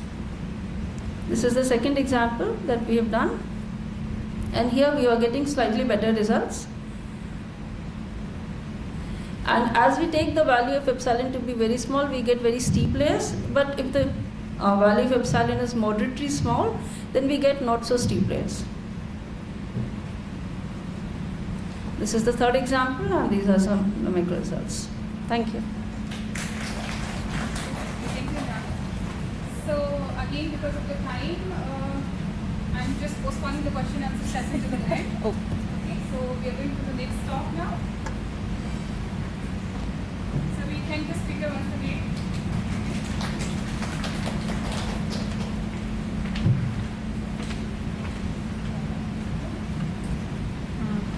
Ma'am. Sure.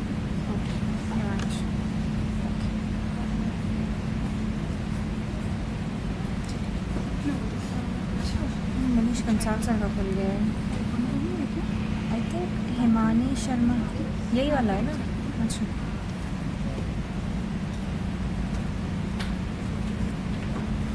So our next speaker is Himani Sharma from Thakur Institute of Engineering and Technology, and she is going to speak on stability analysis of an iterative family in the complex plane for non-linear equations. Good afternoon, everyone. Today I am going to present here the work titled Stability Analysis of an Iterative Family in the Complex Plane for Nonlinear Equations. This is the outline of my presentation. Now the problem of solving the nonlinear equation of the form f of x equal to 0 is a very important task in the field of applied mathematics.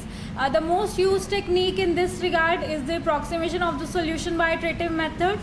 Newton's method is one of the primary methods in this which converges linearly for multiple roots and quadratically for simple roots, the expression of which is given in equation number 2. Now along with it, there are several other methods with order higher than it, such as Halle's method, Chebyshev's method, super Halle's method, etc. But they have their practical limitations due to the involvement of second order derivative.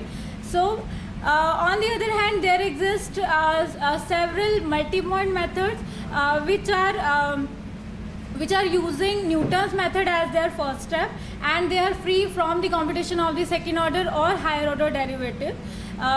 Also we have optimal methods. So In the literature, we can find many of these methods in the last few years. So motivated by the research in this direction, we have also proposed a family of optimal family of iterative methods given by equation number 3. This family is of 8th order of it has 8th order of convergence, which is depicted by its error equation given in equation number 4. Now next we will present the complex dynamics of this iterative family. So we are going to show the stability analysis of the iterative family considered. So it is the analysis which will tell us how the iterative family is dependent on the initial guesses used. So by this analysis we can also tell how our method is reliable and stable. So for that we will be constructing, first of all we will be constructing a rational operator associated with the scheme, and we will apply that scheme on a quadratic polynomial. Then we will compute its fixed points, critical points, and after that we will be generating its parameter planes, dynamical planes. So by parameter planes we will be finding the regions of the parameter parameters where the method behaves stable, and by dynamical planes we can also check the we can check the stability of the particular method of that family. So first of all we will take a quadratic polynomial px equal to x minus a into x minus b, where a and b are the roots of this polynomial. We will apply the scheme, the iterative scheme discussed before, on this polynomial, and we will get a rational operator h alpha, which will depend on a, b and the parameter alpha. If we use this Mobius conjugacy map, then that operator h alpha can be conjugated to the operator g alpha, which is dependent on only the arbitrary parameter alpha now. So next we will be finding the fixed points of this operator. For that we will be solving the equation g alpha x minus x equal to 0. So since it contains the parameter alpha, so for different values of alpha we will be getting different number of fixed points as it has been described here. Then we will be checking the stability of each fixed point. For that we will be calculating the derivative of the rational operator, and then we will be checking the stability. How we will check it? If the modulus value of this this derivative is greater than 1, then that fixed point will be called as attractor. If it is less than 1, then if it is less than 1, then it is called an attractor. If it is greater than 1, then repulsor. Equal to 1 for parabolic, and equal to 0 for super attractor. So as we can take different number of fixed points, so we will check the stability of different fixed points through this. Next we will be finding the critical point. For that we will be solving the equation g alpha dash x equal to 0. So in this case also, as there are different values of for different values of alpha there will be different number of critical points as we have described here. After that we will be generating the parameter planes. The parameter plane is a mesh in the complex plane where each point of this mesh corresponds to a different value of alpha. It depicts the convergence analysis of a method of the family we have considered. If a method converges to any of the roots starting with a free critical point as an initial estimate, then that point will be colored red, otherwise it will be colored black. So we are interested to find the regions where it is painted red, because they are the stable regions. Then the behavior of the fixed point can also be illustrated through the dynamical planes. That this is a mesh in the complex plane where each point of this mesh corresponds to a different value of the initial point x naught. So this will also depict the convergence of the method starting from the initial point x naught. So in this figure parameter planes has been drawn.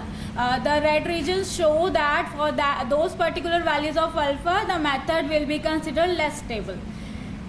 And these are the dynamical planes for particular value of alpha, that is the particular method of the family. Next, we will be examining some numerical results of our proposed family, and we will be comparing those results with some of the existing schemes. The following two methods have been taken for our computations, and we are taking particular cases for our iterative family by taking alpha equal to 1/2, 1/5 and 1/9 respectively. The following are the existing methods taken for the comparisons. Now this is the table for the first function. We can see our proposed methods PM1, PM2 and PM3 gives the as less errors in comparison to the existing techniques. The same kind of criteria can be seen for the second function as well. So to conclude, we have proposed an optimal iterative family of methods of 8th order. Then we have explored the complex dynamics of that iterative family. For that, we have constructed rational operator, we have found its fixed points, critical points, and then we have generated the parameter plane, dynamical plane. By these, we can have stable as well as unstable members of the family. Numerical results have also been displayed, which shows that our method perform a little bit better than the existing methods. These are the references. Thank you. Thank you, Mani. Since we have a minute, so we can take if we have any questions from the audience. No questions? Okay, thank you once again. Varun Shrivastava. Varun, yeah. Varun.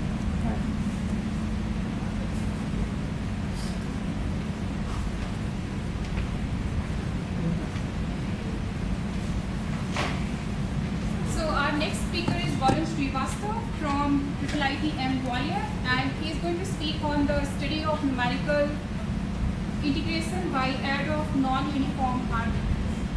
Over to you. Good evening, ma'am. Good evening, everyone. I am Varun Srivastava from the Department of Engineering Science, ABV IIIT Gwalior. Today I am going to present on the topic numerical integration utilizing non-uniform Haar-Weblett method. So this presentation consists of several key sections, from the motivation behind using non-uniform Haar-Weblett, then the concept of non-uniform Haar-Weblett, and the idea of harmonized mesh, and then we will discuss the integration of a function which shows abruptive change in its domain.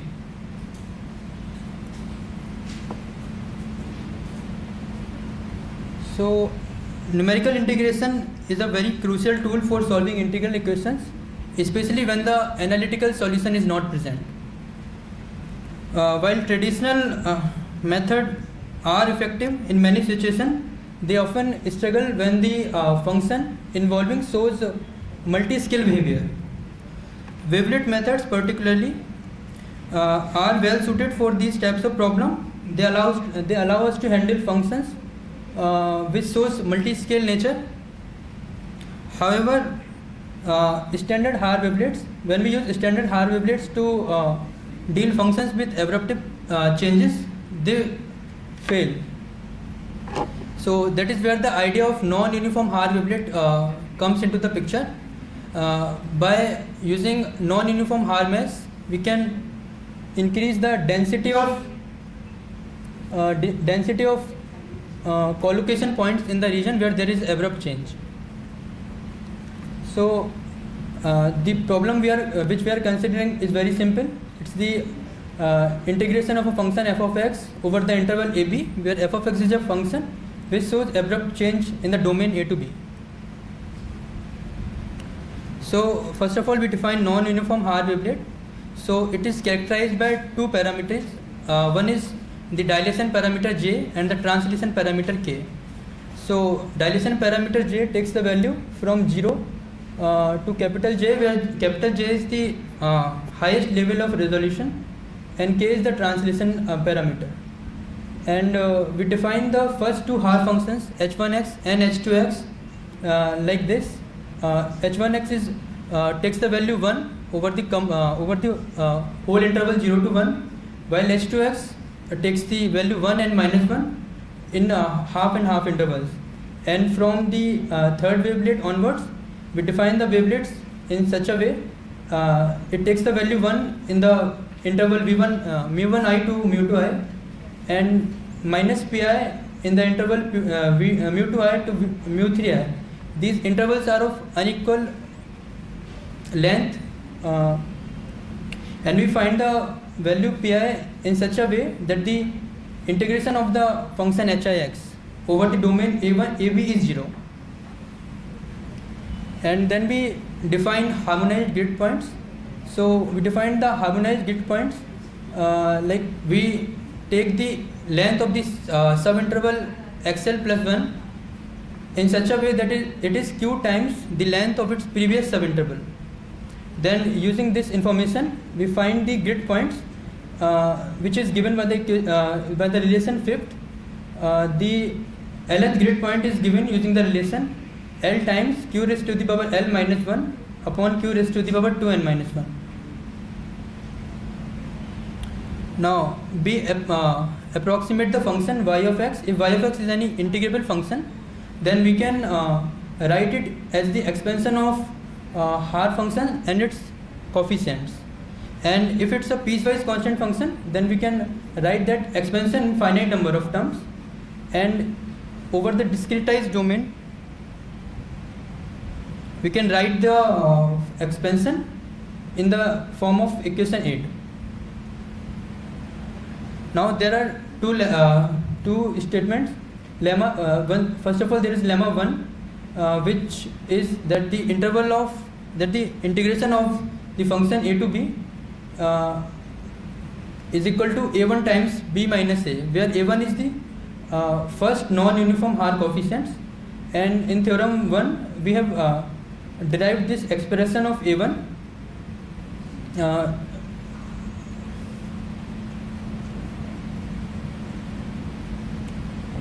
we have derived this expression of a1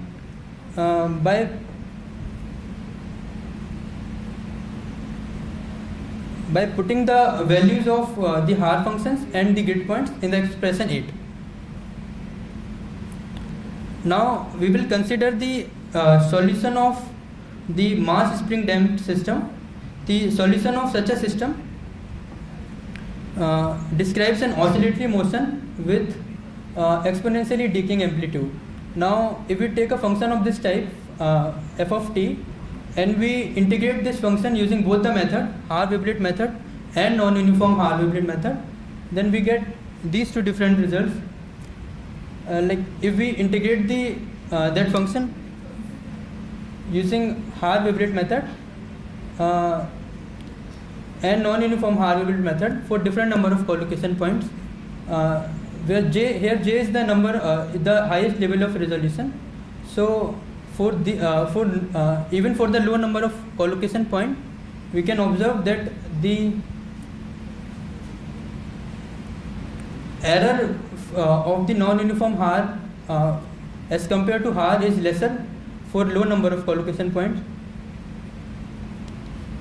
We can also observe from the diagram where blue line is the actual solution line, red line is the non-uniform Haar wavelet, and yellow line is the Haar wavelet. In future,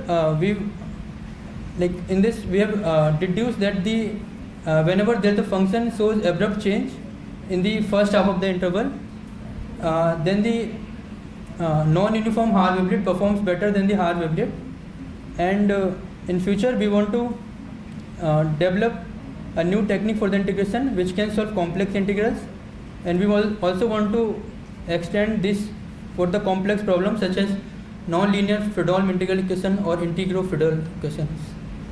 Thank you. These are the references.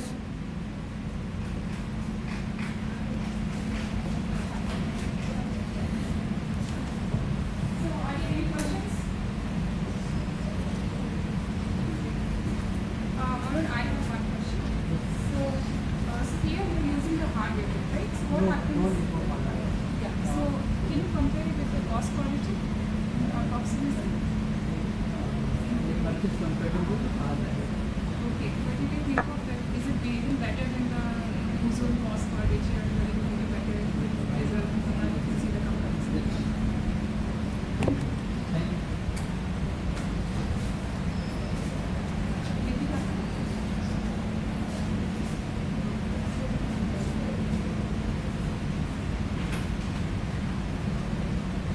So our next speaker is Deepika Rani from Harvard Institute of Engineering and Technology, and she is going to talk on the generalized convergence conditions for the semi-local analysis of higher order iterative matrices. Good evening to all. Today I am going to present a research work entitled Generalized Convergence Conditions for the semi-local analysis of higher order iterative method in Banach spaces. I have done this work under the guidance of Dr. Manish Kansal from Thapar Institute of Engineering and Technology, Patiala. This is the outline of my today presentation. So in many scientific and engineering problems, we can discretize a problem in form of nonlinear equation represented in equation 1, where this f function is a nonlinear Fretches operator in an open domain D, and here x and y are Banach spaces. So in order to find the solution to this equation, we generally use iterative method. An exact analytic expression for x star is often elusive, so leading researchers to devise iterative method that generate sequences approximating x star.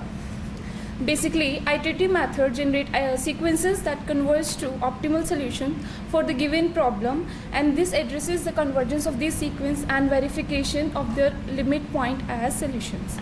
So Kandrovich was the first who established the convergence of Newton's method in the Banach spaces through the analysis of majorizing sequences. And there are several iterative methods that have been developed in order to improve the order of convergence efficiency. So we come across a iterative scheme that is established by Singh and Sharma, which has fifth order of convergence, and this is given in expression 2. Here this scheme requires the inversion of one inverse operator and some function evaluations and one Jacobian matrix.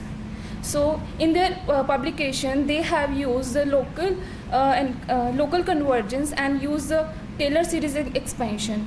Basically, relying on Taylor series expansion, this imposes limitation on the applicability of these methods. So one of the motivational limitation is given here. We have considered one example, that is f of x is given in expression 3, and the first three derivatives are given here. So you can see that the third derivative of f of x function is unbounded in the domain, and expanding f of x as Taylor series may not be suitable approach for analyzing the convergence of an iterative technique. So in addition to convergence order, the choice of the initial guess in the vicinity of the solution has a substantial impact on the convergence behavior of an iterative method. So in order to overcome this situation, we have two analyses. One is local and one is semi-local analysis.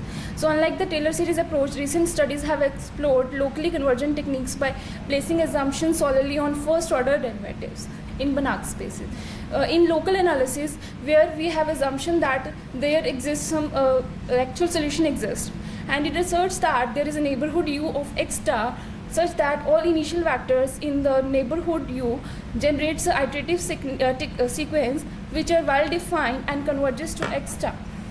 However, in semi-local analysis, this is carried out without any knowledge of the actual solution, and this uses the information from the initial point, typically by driving the sufficient conditions that guarantee convergence to the method. So therefore, semi-local analysis usually include computable as estimates for the error, or possibly not afforded by the local convergence analysis. So the motivation was the existence of second and higher order derivatives are not present in the method, and the results are not limited to the Euclidean space, and the semi-local convergence more interesting than local convergence, which is not given in their publication. So this is the novelty, that the analysis of convergence uses only first order derivatives that are not present in their work, and we are not using any Taylor series expansion approach. The analysis of the convergence is carried out in more general setting, that in Banach spaces, and the semi-local convergence is developed and requires the uses of recursive relations. So we have used these three Kantorovich conditions, that is M1, M2 and M3, which is also used by Kantorovich for the Newton's method, and these 4 to 7 expressions are developed using the iterative scheme, this one. So by using the preliminary results, we have obtained the theorem 1. These are the main results. I am skipping the proofs. And these are some conditions on the functions hx, fx and gx in order to prove the semi-local convergence analysis. So this is a semi-local convergence theorem that x and y with the Banach spaces and f is a non-linear Fréchet's operator in an open set domain D. Assume that the inverse of the Fréchet's derivative exists in the open domain and meet certain conditions that are the Kantorovich conditions, and let a naught is equals to k beta eta, and assume that a naught is less than 0.051. Then the sequence obtained from the iterative scheme and starting with the initial point x naught converges to the required solution x star with the existence domain BE, and where R is given by this, and in this the iterates xn and yn are contained in the existence domain BE, and x star, that is the required solution, belongs to the existence domain. In addition, x star is the only solution of f of x equals to 0 in the uniqueness domain. So in order to prove our theoretical results, we have taken this example. So in order to check the performance of the proposed iterative method, we have conducted a test on non-linear integral equation on the following mixed Hammerstein integral equation, where the expression is given here in equation 8, and here x is and the kernel of G is given here. So basically we have discretized this problem into a nonlinear system using the Gauss-Legendre formula given in expression 9, where the nodes Ti and the weights Wi are known. If we denote the approximation of xti by xi, the equation 8 can be equivalent to the following nonlinear system of equations that is given here in equation 10. So this system 10 is now written by this expression 11, where x is the required vector, 1 denotes the 1 vector, and Vx denotes the squares of xi's, and A is the Aij matrix that is obtained from equation 10 here. So for initial guess x naught is equals to 2.6 for each xi, and m is equals to 8. Using max norm, we have obtained our parameters beta, eta, k, a naught and r eta. So for this example, we have seen that for the existence domain, we have if we take any point from this domain, our sequence converges to the required solution, and under these Kantorovich conditions, the behavior of the considered scheme is analyzed and distributed conditions are further applied to the first derivative, and the theoretical results are verified on numerical problems, which I have not shown some of the examples here due to time limitation. These are some references. Thank you.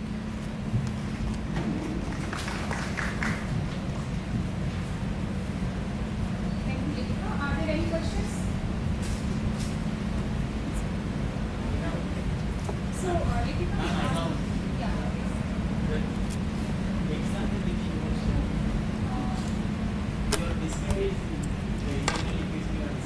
Yes. But how do we know that the system of equation is satisfying your ask? There are 3 input aspects. So after discretizing your ask, how do we know the discretized system will satisfy your ask? Then only that we can. Yeah. For that, I have basically applied different initial points and checked that the values are satisfying in that domain. Yeah. So are these only for numerical observations or you have a theoretical? So first of all, I have developed some theoretical results. So you by have that. proved the theoretically that this Yeah, is a yeah, it's using numericals.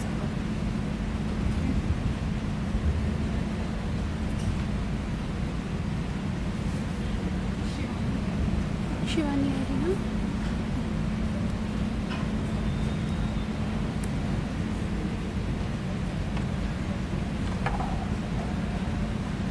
So our next speaker is Shivani Eri from Central University University of Himachal Pradesh, and she is going to talk on the wavelength-based schemes for the numerical solutions of singular problems. A very good afternoon to one and all present. Myself Shivani Ari, and the title of the talk is Vita-Lucas wavelet-based schemes for the numerical solution of the singular differential equations. So the outline of the talk is, firstly we give brief introduction and then we move to the numerical scheme. After that we see how we can implement the scheme, and at last we think about the examples and then concluding remarks.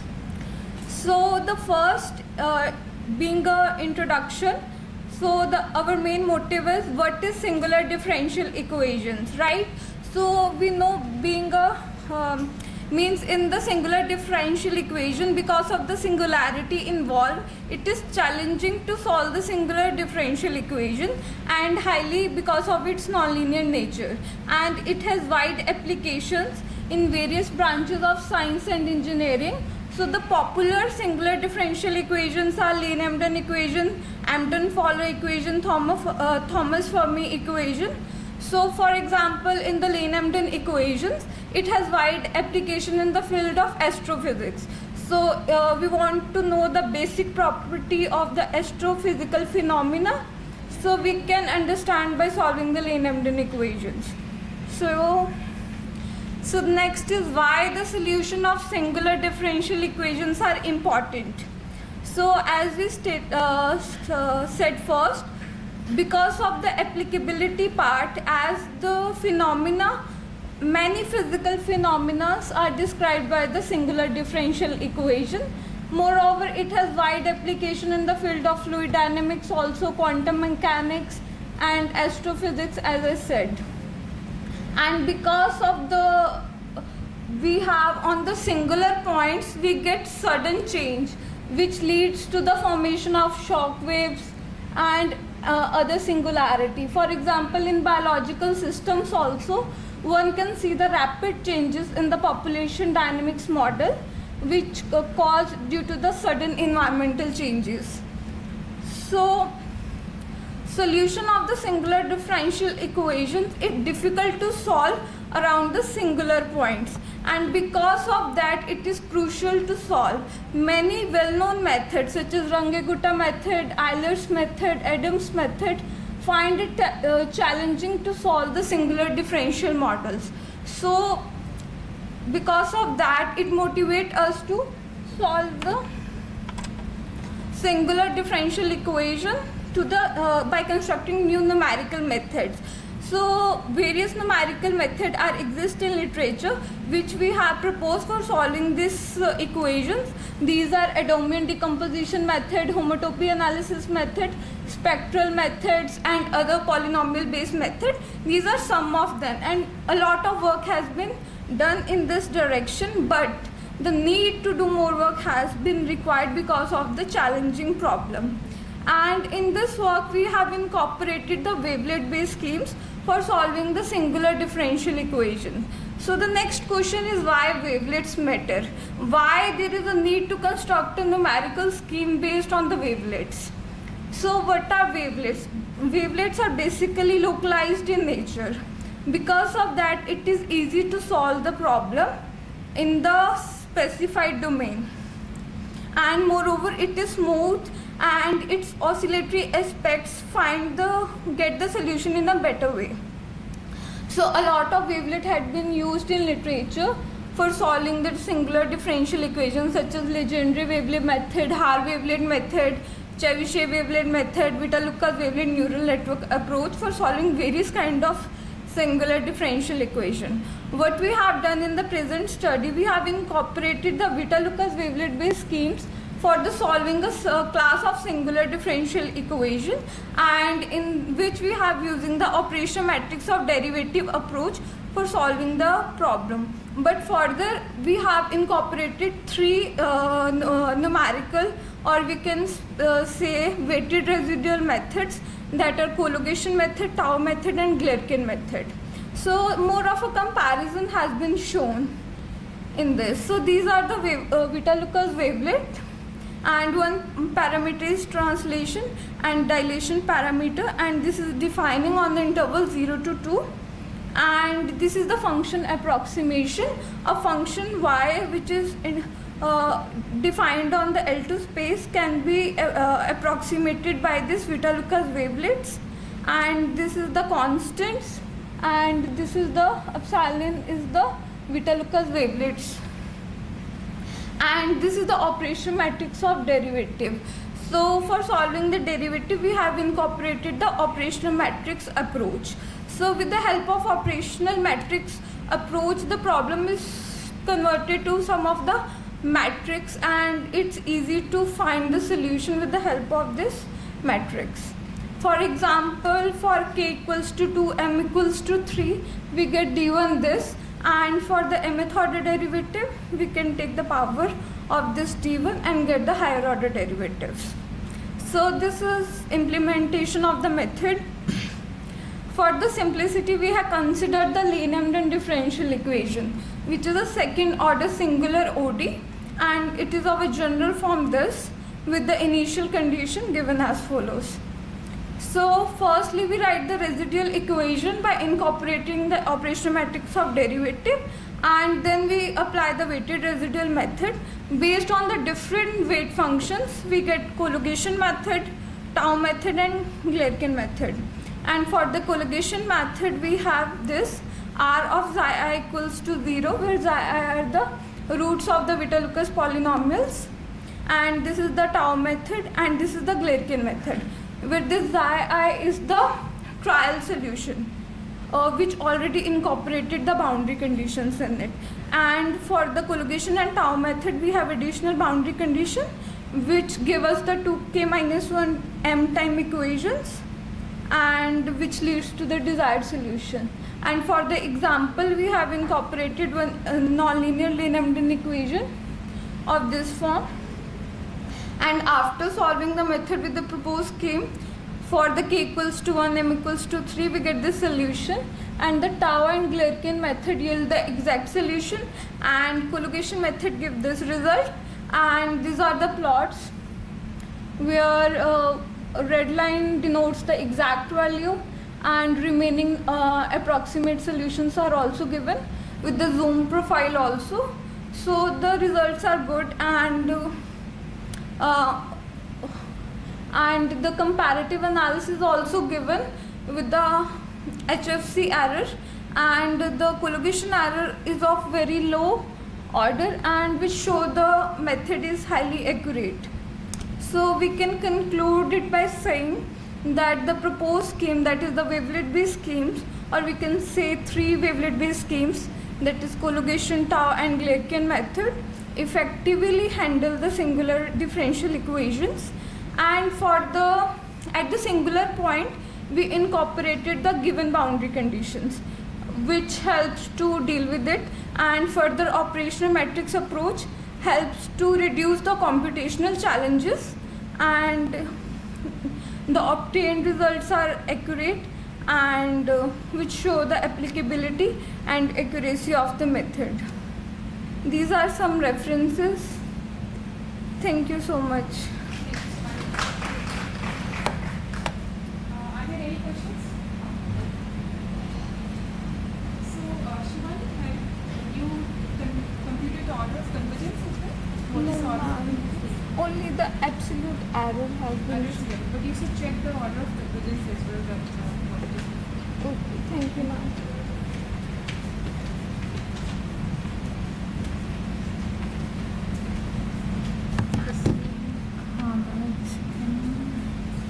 इनकी presentation है, I doubt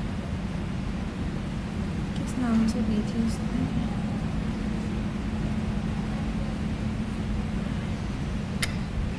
इसमें नहीं है.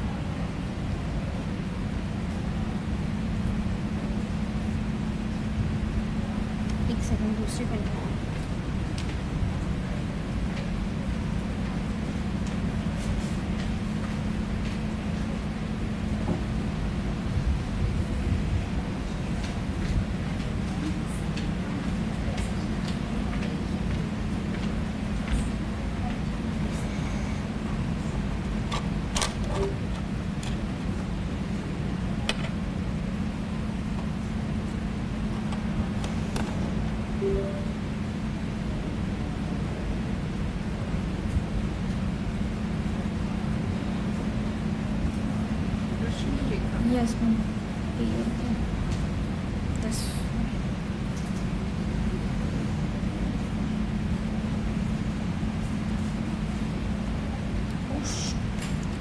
Sir.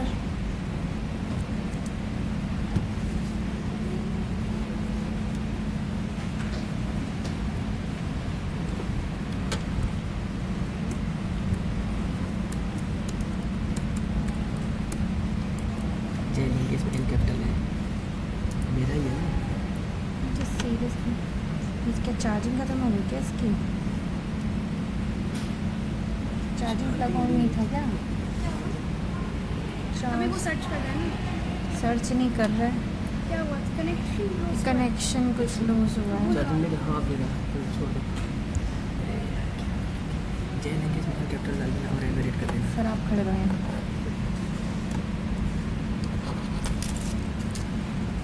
इनकी presentation नहीं थी इसमें। नहीं थी। ये दूसरे है बोलो उसका ये दिखा दो। ये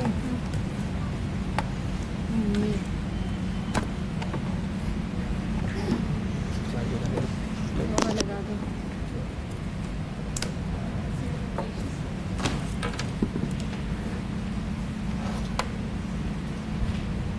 तेरा चार्ज है अभी? पेन ड्राइव तो वो वाली भी।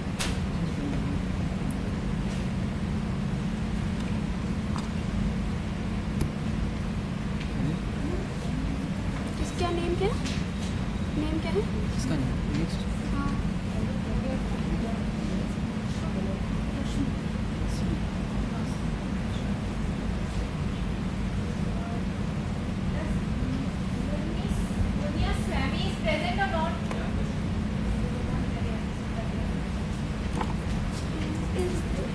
That was in pen drive or that PPT was in pen drive or what? You have mailed me. It's already there. She opened it. Can you check it? I don't know whether it was in a different computer or. Yeah, it's not.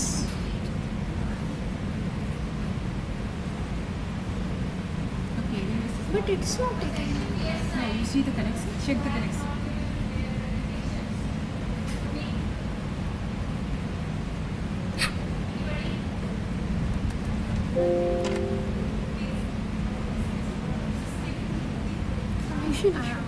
नीचे से किसी को बुलाओ technician को।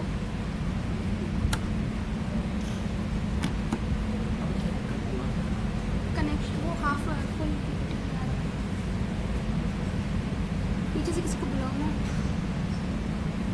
नीचे से बुलाओ। नहीं वो पीपीटी का बोल रहा है स्क्रीन पे आ रही है मेरी।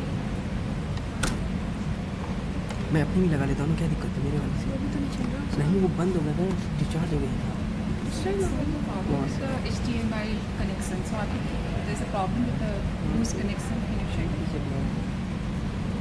इसका दूसरा पोर्ट कहाँ से कनेक्ट है उससे भी चेक करिए आप। ये कनेक्ट कहाँ से है? नीचे से फोन कर लेते हैं यार।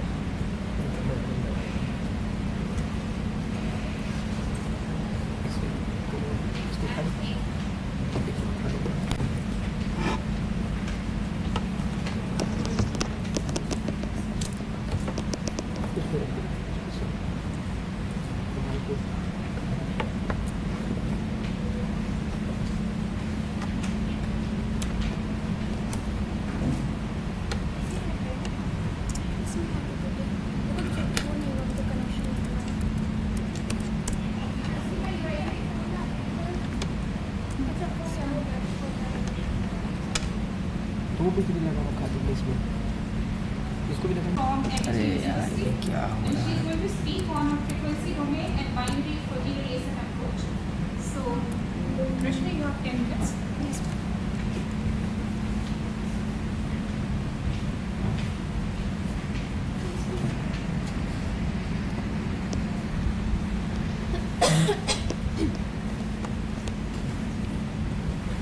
Very good afternoon to everyone. I am Rashmi Rekha Devi, PhD Research Scholar from the Department of Mathematics, Amity University, Kolkata. The title of my today's presentation is A Frequency Domain and Binary Fuzzy Relation Approach to Investigate the Relationship between Surface Temperature and Total Ozone over New Delhi, India. And this work has been done under the guidance of my supervisor, Dr. Shurojit Chattopadhyay. So these are the plan of my today's presentation. So the objectives, the first objectives of our work is to explore the interconnectivity between surface temperature and total ozone concentration over north central India. And second is to implement a binary fuzzy relation technique to understand the interconnectivity in a fuzzy framework. And third is to test the presence of any possible common cycle between total ozone time series and surface temperature through the frequency domain approach, that is spectral analysis. These are some very significant literature we have shown here about where the total ozone, the study of total ozone has been studied. So now the question is that why we have chosen the climatological parameter, that is total ozone and surface temperature here, and why we want to study the interconnectivity between these two time series. Because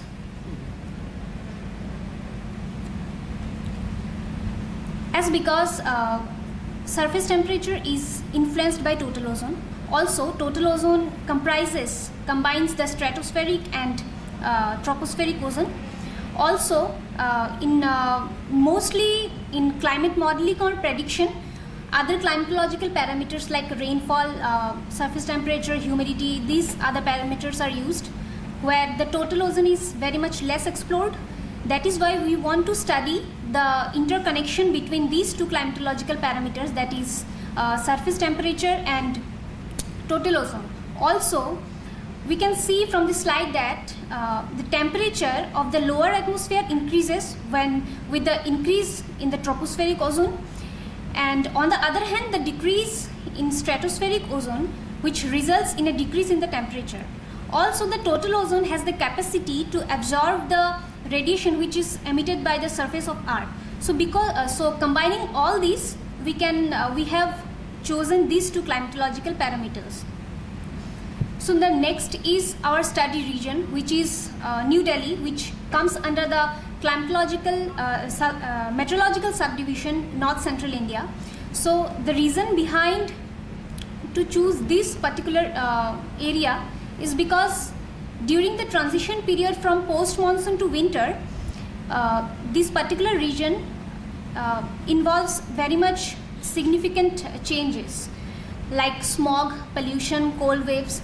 So to understand these significant changes, we have chosen this particular area. So now let's come on to the methodologies, which is our first methodology, which is spectral analysis. So basically, spectral analysis is a frequency domain approach which involves sine function and cosine function. So from this we'll get the waveform, and here from this approach we are trying to find any common cycle between these two time series, that is surface temperature and total ozone. So these are the equations we have used for our work, and these are some basic equations. So these are the results. So firstly, we have considered the two time series, that is one is total ozone and another is surface temperature during the period of 1995 to 2005 in a monthly scale. Then we have considered the autocorrelation function for both the time series, and these are some schematic representation of the autocorrelation function for both total ozone and surface temperature. And from both we can observe that the autocorrelation function shows the cyclic behavior and it does not decay to zero with the increase in lengths. Also, there is a similarity in their patterns which leads us to explore the possibility of presence of any connectivity between these two time series. Also, in the lag 1, the autocorrelation coefficient is above 0.5 for both the cases. However, in lag 1, the autocorrelation function is of total ozone is much greater than surface temperature, which indicates a better persistence. So next methodology is a fuzzy set theoretic approach, which is binary fuzzy relation approach. Here we have considered two random variables. One is total ozone, another is surface temperature. So here x11, x12, etc. are the 5 subintervals for total ozone, and rest are the 5 subintervals for surface temperature. Now here we have considered these subintervals, suppose x1, x11 in a linguistic approach, that is x11 as very low, as x12 as low, moderate, high, very high respectively. So the same has been referred for the subinterval for surface temperature also. So in this study, the conditional probability of this ordered pair, which is a relation which produced by the Cartesian product of this realization of these two random variables, which is regarded as a membership grades. And here in this table, this is regarded as a membership matrix. So from this table, we can say that like 0.44, 0.5, these are the membership grades. So from this table, we can say that the most of the non-zero membership grades are greater than 0.5, and here the highest membership grade is 1, which occurs in this cell mentioned in the slide. So which this implies that for both the values, low values of total ozone and surface temperature, the membership grade is 1, and for the high values of surface temperature and moderate values of total ozone, the membership grade is also 1. Also, the membership grades are more than 0.5 occurs in the cell 1, 2, 3, 3, 5.4. In the case, for the case very low and low, moderate and very high and high. Also, for the both of the very high values, the total ozone and surface temperature, the membership grades is minimum, which is 0.18, which occurs in the cell 5, 5. So from this, we can say that it establishes the interrelationship between the two time series, which is surface temperature and total ozone. And from this, we can say that the surface temperature and total ozone reaches its highest point, that is the minimum degree of association between total ozone and surface temperature. Also, when the temperature and total ozone reaches its lowest point, also when it reaches high and moderate point, there is a maximum degree of association. In addition, we can also say that there is some degree of association at the lowest or somewhat moderate values of surface temperature and total ozone concentration. So these are the results from the spectral analysis. Here in the figure 3, we can say that the major peaks of total ozone is attained, like frequencies are these attained in the periods of 9 and 10, and in figure 4, the highest frequencies attained in the month of 4 and 10. So from this, we can say that there is a common cycle between the common cycle found in the length of 10, which corresponds to both total ozone and surface temperature. So as a physical interpretation, we can say that between the time points 0 and 10, the time series completes a cycle which is in its frequency domain. Also, we can understand that over the region of New Delhi, that is North Central India, it has a strong association between total ozone and surface temperature.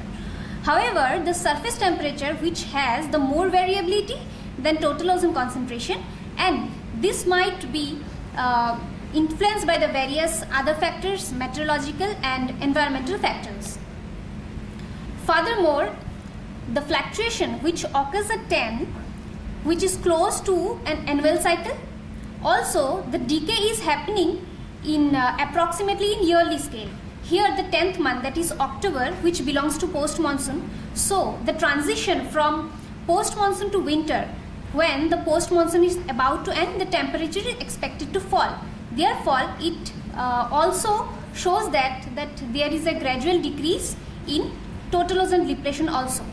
So in the two subsequent cycles, the system is very close to winter for both total ozone and surface temperature.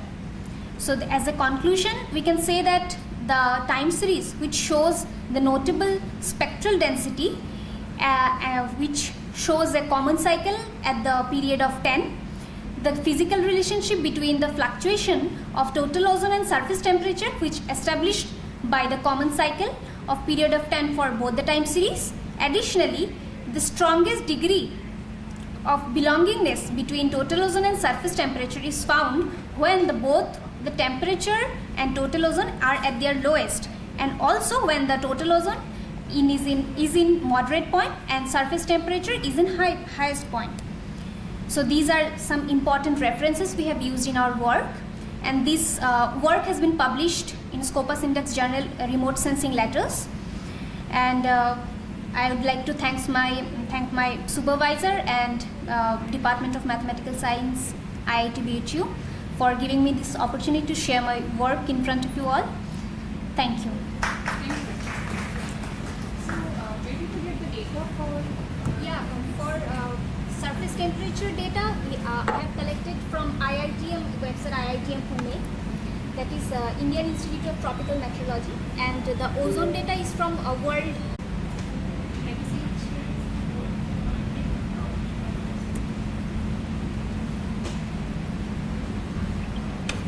So the last speaker of this session is M from NIT Karnataka, and he is going to speak on unified semi-local convergence analysis of class of fluctuating patterns. You have 10 minutes. Yeah. So let's start. I will discuss about this unified semi-local convergence analysis of certain iterative methods. So what is our aim is that we want to solve phi of x equal to 0, where phi is a nonlinear operator between non-empty open convex set and the codomain is Banach space Y. So there are some iterative method which solves this equation phi of x equal to 0. So what we are interested is that we want to collect all those possible iterative method and we want to give a single convergence analysis. So for the moment we done 3 type of classification and we have done. So among them this is one of them. We put it in this form. The second one is third order method, in the sense that order of convergence for the second method will be 3 and the third equation 3 will be 6 and 5 depending on the parameter. So these two are the methods. So one can easily observe that the first step, when you put A naught equal to 1, this is nothing but the Newton method which has order of convergence 2. Okay. So in this what happened, when you put this particular value, so this will become the method, existing method, where the semi-local convergence analysis is given. So semi-local convergence is nothing but, in convergence analysis there are 3 things: local, global, semi-local. So local means the assumption will be on the exact solution. In semi-local, on the initial point, so assumptions will be there. Depending on that, it will work. And global, so all you know how it will work. So next thing is that in order to prove semi-local convergence analysis, we need to construct a sequence which is called as a majorizing sequence. Which, through that we will prove that the considered iterative method will converge for the given initial point x naught if the initial point satisfy certain conditions. So these are our sequences. So what we will prove that this sequence alpha n and beta n, under this condition it will converge. So that is the first thing we will prove in the lemma. Then the next thing, under these 4 assumptions, so in these 4 assumptions maybe the 3 implies 2, just for a different purpose I put it like this.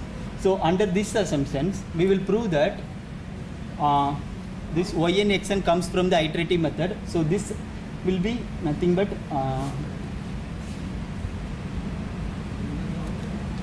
beta n minus alpha n, and like that we will prove. So using these 2 inequalities we are able to prove that this x star will converge to the solution and it will be in that open ball where x naught is the initial point which we taken.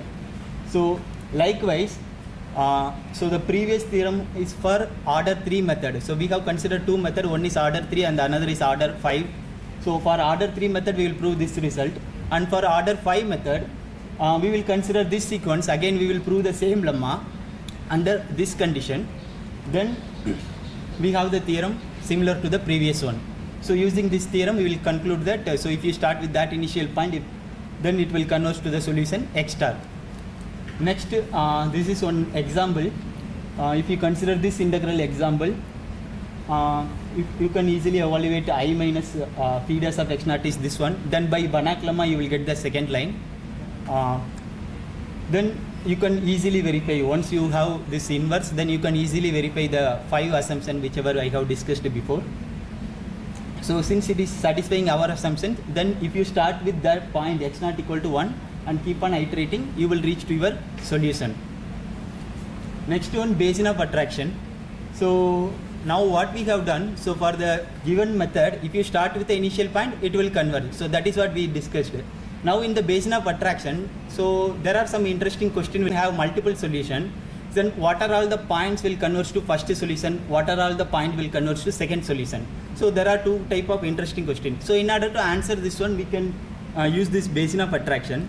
So through example, it can be explained easily. So suppose this is my equation, P of Z equal to this one. Now it has the roots. We can easily calculate the roots are this one. Now you apply the iterative method, third order iterative method and fifth order iterative method, which I mentioned before. Using that iterative method, if you solve that equation and you give the different initial point. So how you are choosing the initial point? You are taking the domain from -2 to 2, -2 to 2. In between, you are dividing into grid points. 6 0 I divided into 601 into 601. At each grid point, you apply your iterative method. Then the method will converge to either any one of the solution.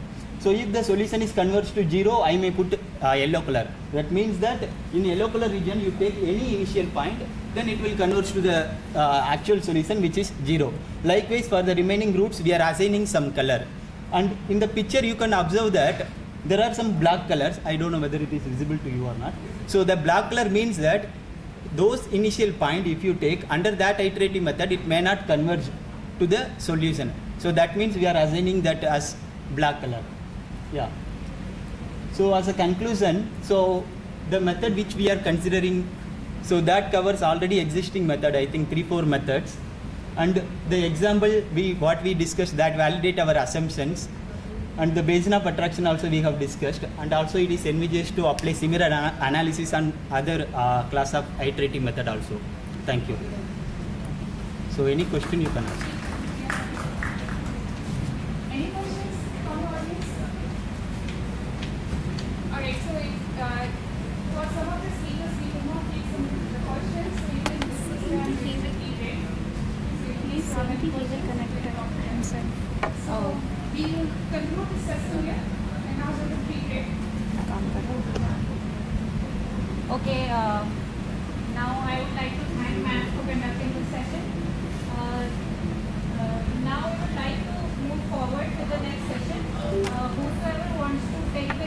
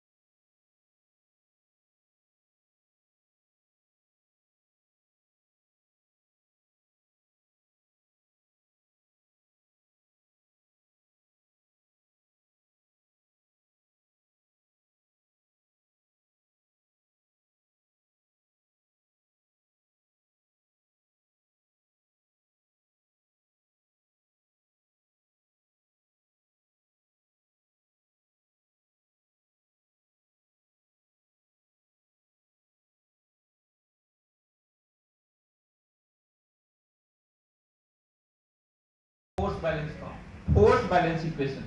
So while solving it, this simple equation from 3 to 5, when we doing discretization and doing, this is a totally non-linear problem. Not only in terms of the boundary, because you have seen the inequality, you can see this is actually coming from the setting. This is various inequality problems. So pressure cannot be negative. That is the once what is called condition, we take it out, and when you putting this condition, the equation become a constraint problems. Okay. So there are 3 challenges while you solving computer. One is when you discretize this by simple, let us not go discuss with the finite or finite difference or finite element method.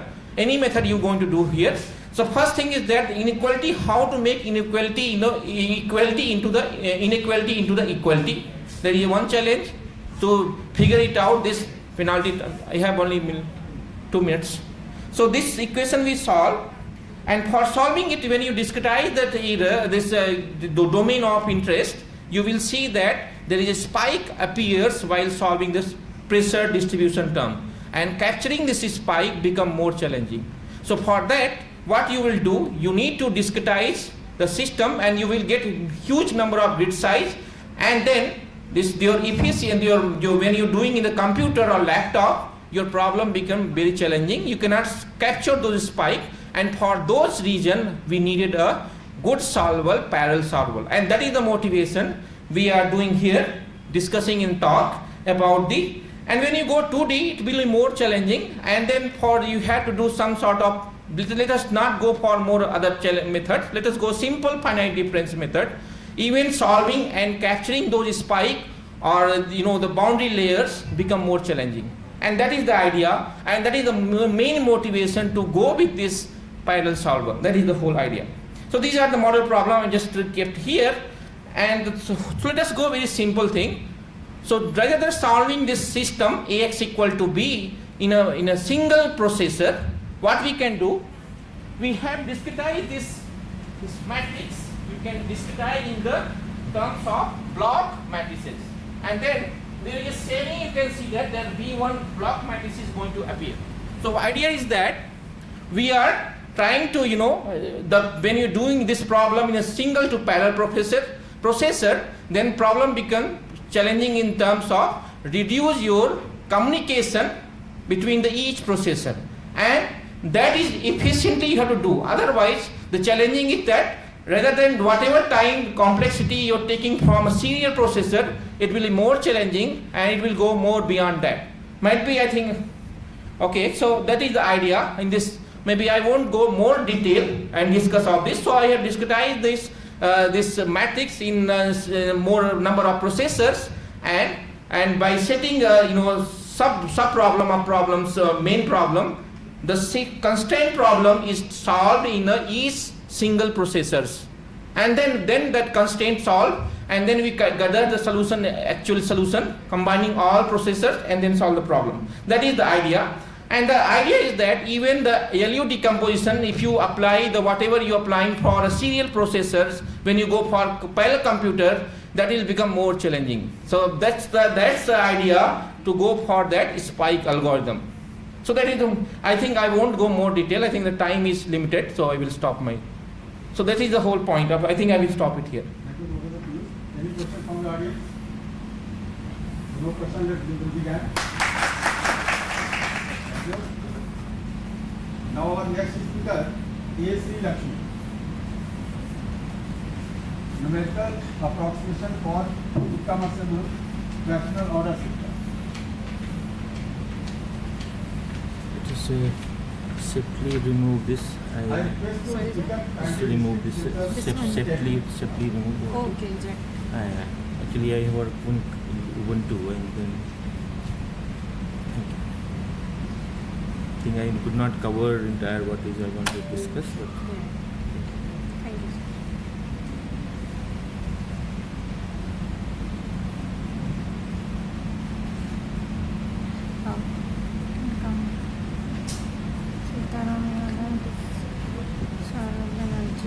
This one. This one. Everybody has the same name, no? Basically. Your pen drive is with us, huh? Straight. Good evening everyone. Today I'll be presenting my completed work on numerical method for solving an incommensurate fractional order system. So first let's go with the basics of fractional calculus. Then we will look into the development or the derivation of the method. Then about the basics of the fractional system, and at last we will look into the numerical simulation using the proposed method. So first, what is fractional calculus? So it was in 30th September 1695 that a letter from Leibniz to L'Hopital, it was actually a reply letter for L'Hopital's question that what if the derivative is half?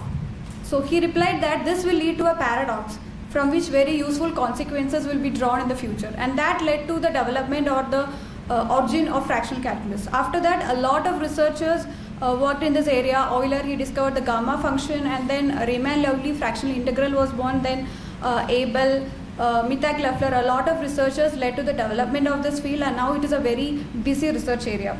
Now what actually is fractional calculus is, it is just the extension of classical calculus, means the basic integration and differentiation to non-integer orders. And the main property of a fractional derivative is that it has got the non-local property, means it has the memory effect. It's like it will save all the values from the past, just like the DNA in our body. So here I am considering the Capito fractional derivative throughout the whole work. Now going on to the proposed method. Actually, because of the non-standard derivative in a derivatives used, it is difficult to solve a fractional differential equation analytically. So that is what led to the development of this numerical method. It's called modified two-stage fractional Runge-Kutta method. So I'm considering the fractional initial value problem where the value of alpha is in between 0 and 1, and I'm taking the domain from t0, the base point, to t. So first of all, to find the solution in this domain, I'm going to discretize the whole domain with step size h. Now, for the construction of the method, I need a Capito-Taylor series formula. Here I am considering the Capito derivative of the function to be a continuous function in the domain AB, and using this formula, I will find the Taylor series expansion of the fractional initial value problem. And this is the definition of the explicit two-stage fractional Runge-Kutta method. And using the same generalized Taylor series formula, I will be expanding the slopes k1 and k2 and substituting the value to the yk plus 1, so that I will get a Taylor series formulas for this this equation, and then these two will be compared up to, since this is a two-stage method, it will be compared up to the h raised to 2 alpha terms, and from that I will get the value for the coefficients A21, C2, W, and the weights W1 and W2, which is represented in the Butcher table here. Now I am going to utilize this method to solve a fractional order non-linear system. So this is the general form of a fractional system. Here if the value of the alphas, z's are the state variables, and if the value of the alpha are equal, it is a commensurate fractional system, and if they are not equal, it is an incommensurate fractional system. So first of all, I am considering a small perturbation zeta I from a fixed point, and after some steps it will be approximately equal to the values given, and that will lead to us to have a linear system where J is a Jacobian matrix, and I can suppose that P is the least common multiple of the denominators of alpha, the fractional orders alpha, when it is written in as a rational number. Now I also define a delta of lambda, which is which we do a determinant of delta of lambda to be equal to 0, from which we will get a characteristic equation, and solving that we find the roots lambda, and when the modulus of argument of lambda is greater than pi by 2 pi, the system is said to have asymptotic stability. So this is in the literature, and the same thing, the next equation also means the same thing, and when the situation is not satisfied, the system will exhibit chaos. So this is just a necessary condition for chaos and not a sufficient condition. So let us now try to apply this method to solve the fractional Newton-Lipnicki system. So here I am having the equation of the system, and for the parameter C is equal to 0.4 and D is equal to 0.175. These are the 5 equilibrium points and the corresponding eigenvalues. So here you can see that for each eigenvalue, you have a complex term, and the real part of this complex term is having the opposite sign of that of the real eigenvalue. So that means these are all focus saddle points, and also most of the real part of this complex points are positive, so they are unstable. So this will produce a saddle point of index 2, so you will have a double scroll attractor according to the theory. Also, we are considering incommensurate system in this work, so I am considering different values for the fractional orders, and when I am solving the linearized system, I am getting the characteristic equation. I am considering only two equilibrium points, Q2 and Q5, and I am solving that to get us unstable two roots, and they are not satisfying the condition which we have discussed earlier, so they are unstable. So the system will induce chaos. So after applying the numerical method, the proposed method, this is the 3D phase diagram that I have got. Here I am considering the simulation time of 200 seconds with a step size of 0.005. This is done using MATLAB, and this is the 2D phase diagrams. And these are the important selected references. Thank you. Any questions? I have one question. Where the capital fraction derivative will apply?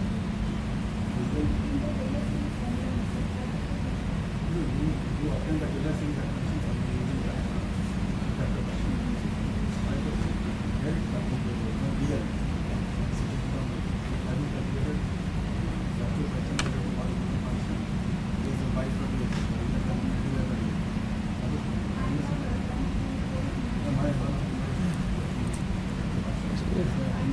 नहीं है नहीं नहीं हाँ Sitaram Yadav title of the talk is ये बड़ा जो value ultra distribution अच्छा, आपको भी आता है? वेरिएस कंपाउंड इसको लॉक क्यों करा क्या करा है तुमने लॉक नहीं करें, मैं बोल लॉक विंडोज से होता है. Good afternoon everyone. My name is Sitaram Yadav, and my topic of presentation is the Banach space value ultra distribution involving the Weinstein transform. This is the joint work with Professor S.K. Upadhyay sir. These are some outline of my presentations. Here this is some introduction. Weinstein transform has rich calculus and nice mathematical backgrounds, which played important role in once again. Okay. In the signal processing, fluid mechanics, and other areas of mathematical sciences, using the aforesaid transform theory, many research works have been done by many authors, which can be seen easily in the reference 7, 10, 20, 30. And in this connection, Mejawli et al., Salih, Nayyar, Salem, Mehraj, other many authors doing some major works regarding the Weinstein transform theory. Now, the theory of the Banach space value ultra distribution was first found by the Jamanian, and this theory is more general theory of the scalar distribution, and motivated by the above result of the Jamanian, Tiwari defined the Banach space value ultra distributions, including some other properties like Mellon convolution theory, and some theorems are missing here. Okay. From the result of the Jamanian, Ko and Lee proved that subspace mu d1a is the dense in the space h omega a, and further showed that there is a bijection from the h mu a onto h mu of ab. In this sequence, Upadhyay investigated the h mu omega space, which is defined by the equation given 1, and in the present manuscript, we investigate the Banach space value ultra distribution associated with the Weinstein transform. Now first we define what is the Weinstein transform. If phi is the element of L1 Rn plus 1, then the Weinstein transform is defined by equation number 1, where j beta is the normalized Bessel function of index beta, which is given by equation number 2. Which is given by equation number 3. And d mu beta is the measure over Rn plus 1, which is given by equation number 4. Now we define the h mu beta space. If next definition, if omega is a real value continuous function over Rn plus 1, satisfy the equation given by equation number 1, 2, 3, and the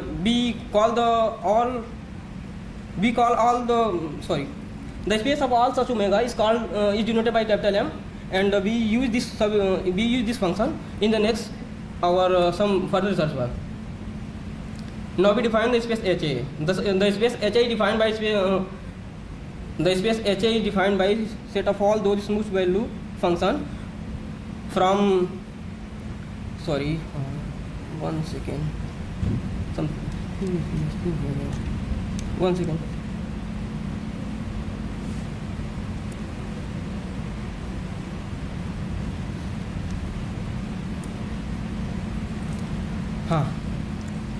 The space HA is defined by the set of all those smooth value complex value function from Rn plus 1 into a Banach space, which is satisfying the following norm, which is given by equation number 5. This is the next result, which is based on the above definition. The Weinstein transform is an automorphism on the space HA. Now we define the another space, which is denoted by H omega of A.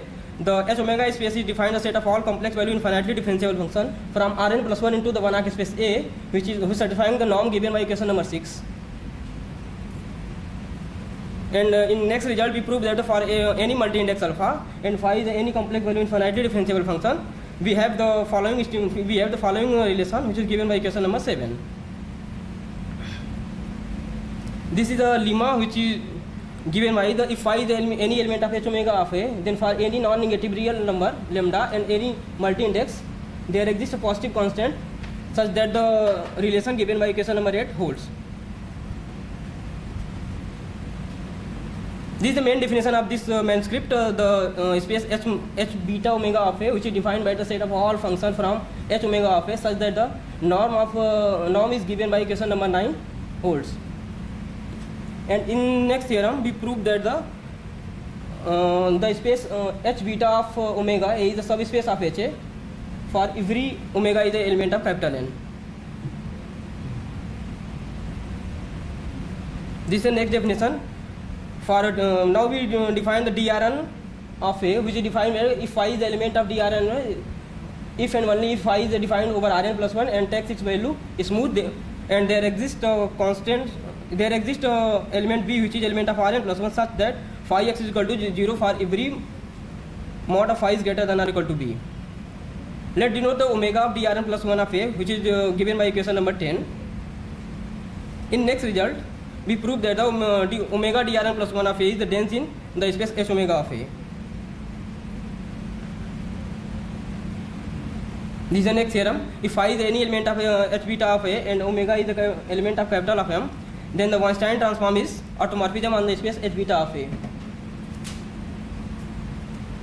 This is another definition, which is denoted by the omega Drn plus 1 of A star O, which defined by it is the linear space of all phi, which is the element of omega Drn of A, and having the representation of the form which is given by phi is equal to summation of AK HK, where AK is the element of omega Drn plus 1 of A and HK is the element of A, and the summation give over finite number of terms. Next result is the space omega Drn plus 1 of A circle plus of A is the dense in the space H omega of A. This is the main result of this manuscript. If omega is the element of capital M, then H beta of omega is the topological algebra under the point-wise multiplication and as well as topological algebra under the convolution. This is the conclusion. The Weinstein transform has useful tools and strong calculus which is applicable for the various problems like image processing, signal processing, wavelet, quantum calculus and other areas of mathematical sciences. And for application point of view, Berling type ultra distribution associated with the Weinstein transform provides the proper framework for solving the various problems of the pseudo differential operator, Banach space value ultra distribution and Sobolev spaces, which are useful for the solving the equation in the partial PDE and pseudo differential operator, other differential equations. And these are some references. Thank you. Any question from the audience? No questions, so let's move ahead. Our next speaker is Saurabh Banerjee.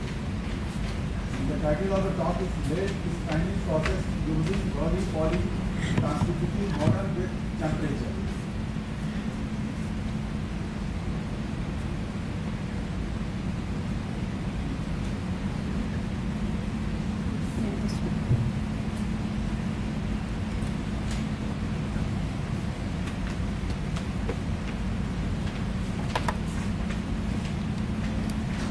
Hello, good evening to all. I am Shoda Banerjee. I am going to present one of my research topic, belt spinning process using roly-poly constitutive equation with temperature. These are the following topics about what I am going to discuss today. And nowadays we know we cannot imagine without fibers.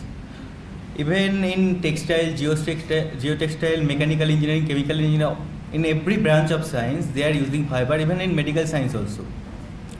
So most of the fibers, almost 70% of the fibers are from textile industries. They are focusing on long and thin polymer. In that case, long and thin polymer, we use usually fiber spinning process. There are 3 types of fiber spinning process: male spinning, wet spinning, and dry spinning. In my research topic, I am going to focus on male spinning process. Let me explain the industrial procedure of the male spinning process. As you can see here, some spinnerets are there. In the spinneret, some molten polymer are extruded pressurizedly, and there, with the pressure, they are throwing the molten polymer and at the below, and at the end there are some take-up point, and with the take-up velocity they are taking all the threads. This is the continuous process. Here it's a long thin polymer, so there we can reduce the length by divide by L. Now our main focus is to do a mathematical model to develop the production of the fiber and how the parameters are affecting in the production. Now see, my medium is viscous fluid, so there are some basic equations that are called Navier-Stokes equations. My first equation is equation of continuity. As you can see, it's a long and thin way, so here we are using one dimension, that is called slender geometry approximation. So here all the other dimension I have neglected. So this is the equation of continuity, this is the equation of momentum, and this is the equation of energy in one dimension. This is called slender geometry approximation, and with the boundary conditions. All the details I have given in the right hand side. Now the roly-poly constitutive model is given by here, and all the notation I have given. Here sigma I have defined. Now in my research topic, I am going to discuss with non-stage roly-poly equations, which was proposed by Lichtman in 2003. So to make it in fixed boundary, I have introduced some non-dimensional parameter that you can see, and I have written the equation without bar. This is my model with the boundary conditions, and some notations I have written in the right hand side, which is proposed by Renu Dhadwal. So here are 4 system of differential equations, ordinary differential equation, and 1 linear equation with 4 boundary conditions. So it needs to be solved. So 4 first equations is giving the first analytic expression with respect to the velocity W. Here you can see one unknown constant is there, that is K. K is called tensile force at the boundary, and it needs to be solved. So using the boundary conditions, Z equal to 1, W equal to alpha, we are getting this analytic expression of K, and I have solved this by MATLAB F solver, and this is the temperature discretized equations, as you can see. Now there are 4 or 5 parameters, and if you are this first analytic expression, it has not maybe solution or not maybe solution. So there are some restriction of the parameter that I have given here. So if you are following this parameter restriction, we will have some solution like K belongs to this interval, W will be in this interval, and always I can say dW dz greater than 0, it means velocity always increase as Z increase. So here I have given some example of the parameters. As here I have given the result. See, as Z is increasing, velocities are increasing. Also, alpha is called draw ratio. This is the ratio of the take-up velocity and initial velocity. As alpha will increase, you can see that velocity also will increase, and along with that temperature also will increase. And other parameter I have given here. And also beta. Beta means the number of entangled in the polymer. If the number of entangled polymer increase, then we can see easily the velocity will decrease. And obviously temperature also will decrease. So, and with respect to Z, if Z is increasing, velocity also will increase and temperature will decrease. That's it. Other parameter I have already given here. I want to thank many people of all the organizers and obviously my supervisors and my institute NIT Calicut.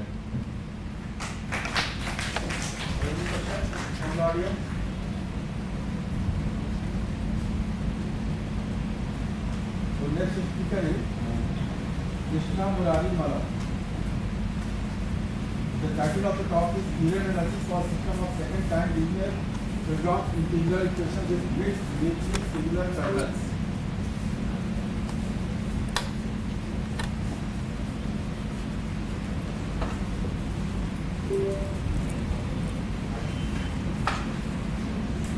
कौन सा वाला? Which one? This.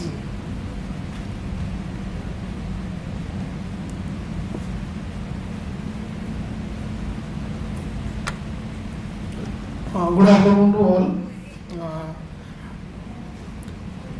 Today I am presenting my presentation on error analysis for system of linear freedom integral equation with mixed weakly singular integral equations under the supervision Professor Joydeep Dar and Dr. Kapil Kant, ABP IIIM Gwalior.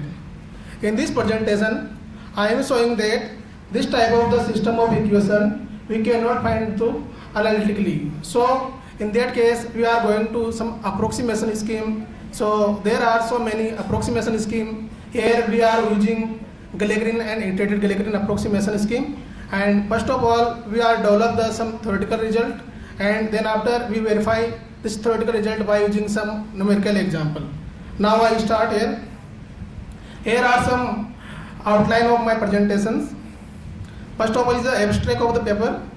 In this paper, I developed two methods, Gallagher and iterated Gallagher methods, for solving the system of linear freedom integral equation of second kind with mixed weakly singular integral equation. Here we saw that the iterated Gallagher method is improved over the Gallagher methods. Also, we saw that the iterated multi-Gallagher methods is order of convergence is order h to power r, and iterated Gallagher method is converged with the order of h to the power r plus 1 minus alpha, where h represents the normal of the partition and small r represents the order of the piecewise polynomial in the approximation scheme.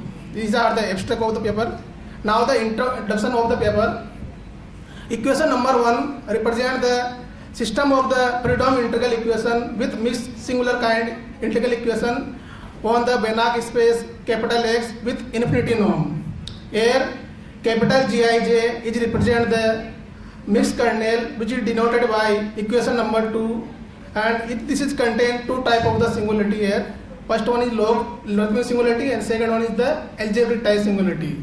Here small Kij is the smooth and sufficiently known function, and Jij is the unknown function to be found in the Banach space S. And this type of the system of equation application arise in various fields in science and engineering. For example, the chemical reaction, electrochemistry, heat conduction, heat transfer, population dynamics. This type of the application are using this type of the system.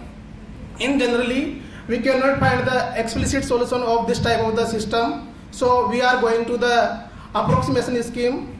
So there are the most of the approximation scheme here: Gallagher collocations, product integrations, multi-Gallagher Nystrom. This type of the approximation scheme.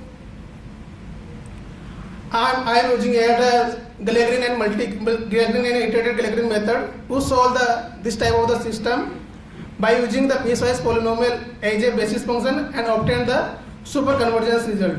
Here I am showing that the iterated Gallagher method converges with the order of h to the power r, and iterated Gallagher method is converges with the order of h to the power r plus 1 minus alpha, where capital alpha is the maximum of the alpha ij, where ij vary from 1 to m. Now the mathematical formulation of the Gallagher and iterated Gallagher method for solving the system of freedom integral equation with mixed kernel. Equation number 3 is represent the system of the freedom integral equation, where capital Kij represent the integral operator. This equation number 3 can be represented by equation number 4, where capital Im is the identity matrix of m cross m, or capital K is the also m cross m matrix, and capital Z and G are the m cross m one matrix. Now we develop the Gallagher methods by finding the Z1n, Z2n and Zmn in Xn. Xn is the finite dimension subspace of the Banach space. Now we obtain the Gallagher method is Zin minus summation of Pn Kij Zjn equals to Pn Gi. This is the equation of the Gallagher method. This equation can also represent in matrix form also, which is represented by equation number 6. Another method is the iterated Gallagher methods. This method is obtained by Zi by equation number 3 replaced by Zi bar n, and this is represented by equation number 7, and this equation number 7 can also written by equation number 8 also, where Zi use the Pn Zi n bar, and this equation also we can write in matrix form also by equation 9, where capital Im and Kn bar is m cross m matrix and Zn bar is the m cross 1 matrix. These are the two methods which I develop here. Now we are finding the existence in unique solution. For this purpose, here are some definitions and theorems. The first definition is a norm convergence. Suppose two operators k and kn in BLX. BLX is the bounded linear operator. Then kn is said to be norm convergence to k. It is represented by norm of kn minus k goes to 0 when n tends to the infinity. This is the definition of the norm convergence. By using this definition in next theorem, two operators in BLX k and kn, and one is the eigenvalue of k. Then inverse of I minus k is exist and uniform boundedness on x. Then there is sufficiently large n. The inverse of I minus kn is exist and uniformly bounded on x. This is the statement of this theorem. By using this theorem in next, the existence and unique solution for the exact solution of the system of equation. Suppose we are assuming that one is not eigenvalue of operator k, then inverse of Im minus k is exist and uniformly bounded. Then the definition of the uniformly bounded, there exists a constant L is greater than 0, such that the norm of inverse of Im minus k is less than equals to L is less than infinity. Then we can say the equation number 3, which is the exact equation, has unique solution. We can say capital Z equals to Z1, Z2 up to Zm. Next, we are finding the convergence result. Another theorem is the application of the Weierstrass approximation theorem. In this theorem, we can approximate the kernel function Gij, G phi xi by approximate some polynomial Vx, where Vx in the polynomial of Pm, and this is represented by order of h to the power minus alpha ij, where alpha ij will vary from 0 to 1, and this theorem represented by the application of the Weierstrass theorem. By using this theorem, we are finding the convergence result of this system of equations. The next theorem provides the existence and uniqueness solution for Gallagher and iterated Gallagher methods. In this theorem, two operators k and kn bar are exist, and if Im and Im is not eigenvalue of kn and kn bar, then we can say the inverse of Im minus kn and Im minus kn bar exist and uniformly bounded in infinity norm. The definition of the bounded operator, we can say there are two values L1 and L2 such that the norm of Im minus kn inverse is less than L1 and norm of Im minus kn bar is less than L2. This is the boundedness of the two operators. Now we go to the order of the convergence in Gallagher methods.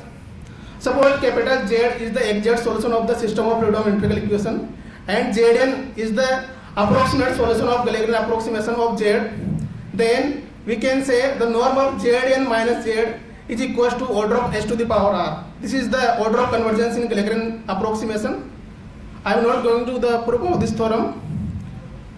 The second theorem is the order of the convergence in iterative Lagrange methods. In this theorem also we are taking capital Z is the exact solution and Zn bar is the iterative Lagrange approximation of Z.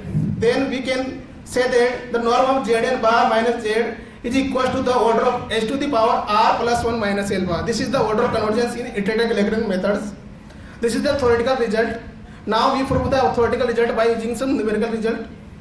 So I am taking one example here, and this example contains the mixed type of the singularity, and the exact solution of this example is the Z1 phi equals to 1 and Z2 phi equals to phi. Here we are taking the m equals to 2, which are the index of the value, and the simulation results are showing in table 1. Here we are showing that the small value of small a value is approximate is 1 and value of b is approximate 1.5. These are the verify our theoretical results, and when we increase the number of n, the number of the partition, the accuracy is increases. So this is denoted by the next diagram. Here blue diagram is represent the Lagrange method and red diagram is iterative Lagrange methods. So conclusion our result is there. The first method is Lagrange method provided the order of convergence to h to the power r, and second method provided the order of h to the power r plus 1 minus L bar. This is showing that the iterative Lagrange method provides the best result than the Lagrange methods, which is represented by figure number 1. And we can also obtain this result by using the collocation method also. This is the important difference, and thank you. Any question from audience? So let us move by Urvashi Joshi.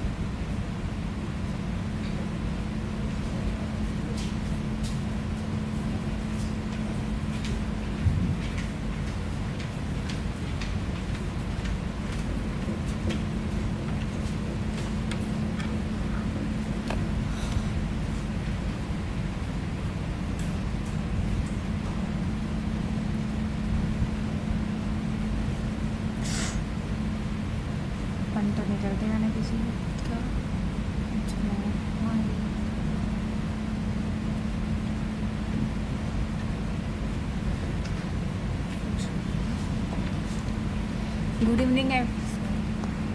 Good evening everyone. I am Urvashi Joshi, and today I am presenting invariance analysis and symmetry reduction of the biological population model in porous media, and I am doing this work with the Professor Rajan Arora. So this is a table of content. First I will introduce the governing equation, then I will move to the Lie point symmetries, and then I will move to the optimal system of subalgebra and so on. So here we take the two-dimensional non-linear degenerated parabolic partial differential equation, and in this phi represents the population density and f of phi represents the population supply. So if we take f of phi is equal to k phi, then this is called as a Malthusian law, and if f of phi is equal to k1 phi minus k2 phi square, then this is called as a Verhulst law. And for case C, f of phi is equal to minus k phi to the power theta, then this is called porous media. For case A and B we already have solutions, so we will move to the case C for porous media. We apply the Lie point symmetry to the equation second. So equation 3 represent the one parameter Lie group transformation for equation number 2, and here Xi1, Xi2, Xi3 and Xi4 are the infinitesimal. So and we will find the vector field for this, that is represented by the equation number 4. We will apply the second order prolongation to the equation number 2, so that we after that we will get equation number 6, that is the invariant condition. So we will solve this equation using mappers, so that we will get the infinitesimal generators Xi1 to Xi4 that is shown in the table. With the help of this generator, we will find the vector field x1, x2, x3, x4 and x5. Now we will find a commutation table where the entries are represented like xi xj is equal to xi xj minus xj xi. This is called the Lie bracket. And after that we will all the xi's are the linear independent with each other. So we will take the linear combination of the xi's that is represent our optimal system. And the one important properties for this commutation table, that is this is the skew symmetry matrix. Now we will move the optimal system of subalgebra. Let S and M be the two symbolic elements of L5 with alpha in beta j belongs to R. Then the symmetry algebra admits a general invariant function phi is equal to phi star of alpha 1 alpha 3. Now we will find the adjoint transformation matrix M1 to M5 like this. And after that, with the help of the adjoint transformation matrix, we will find the adjoint representation table where the entries will be represented like adjoint of exponential epsilon xi xj. And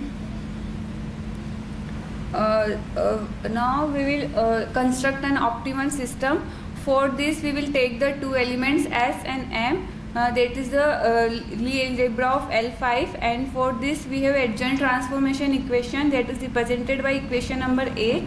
And after solving this, we will get equation number 9 where we have the 4 cases. For these 4 cases, we have results like for case 1, A1 is equal to 1 and A3 is equal to L1 not equal to 0. Then we have result X is equal to X1 plus L1 X3. And we will do with this for the next 3 cases also. Now we will construct the invariant function. This is the invariant function table. With this help of this table, we will derive some lemma L is equal to A1 is an invariant of for L5. You can see in this second column where you can see that L is equal to A1 is an invariant for L5. Similarly, we will derive the next lemma and also this two lemma also. And with the help of the vector field, we will generate the symmetry group G1 to G5. That is the solution of the model equation. And after that we will derive the Killing form. So after solving this 4 cases, we have this solution for case 1, 2, 3, and for case 4 we don't have any solution. This is the final group invariant solution. And this is the graph. Figure 1 represents the case 1 graph, figure 2 for case 2, and this is case 3. And for figure for case 4 we don't have any solution, so we will plot the OD graph. Here are some references. Thank you.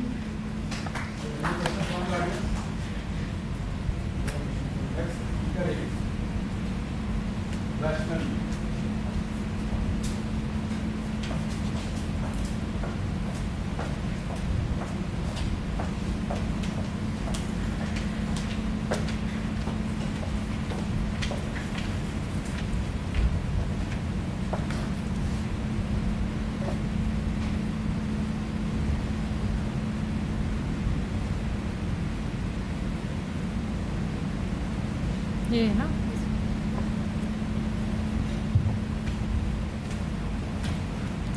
Good evening everyone. I am Vaishnavi, currently pursuing BSc Mathematics Honours with research at the IIT University Dehradun under the supervision of Dr. Naresh Mohan Chadda sir and collaboration with Ms. Shruti Tomar. It's my honor to address you all today here in the historic city of Varanasi and esteemed institution IIT BHU.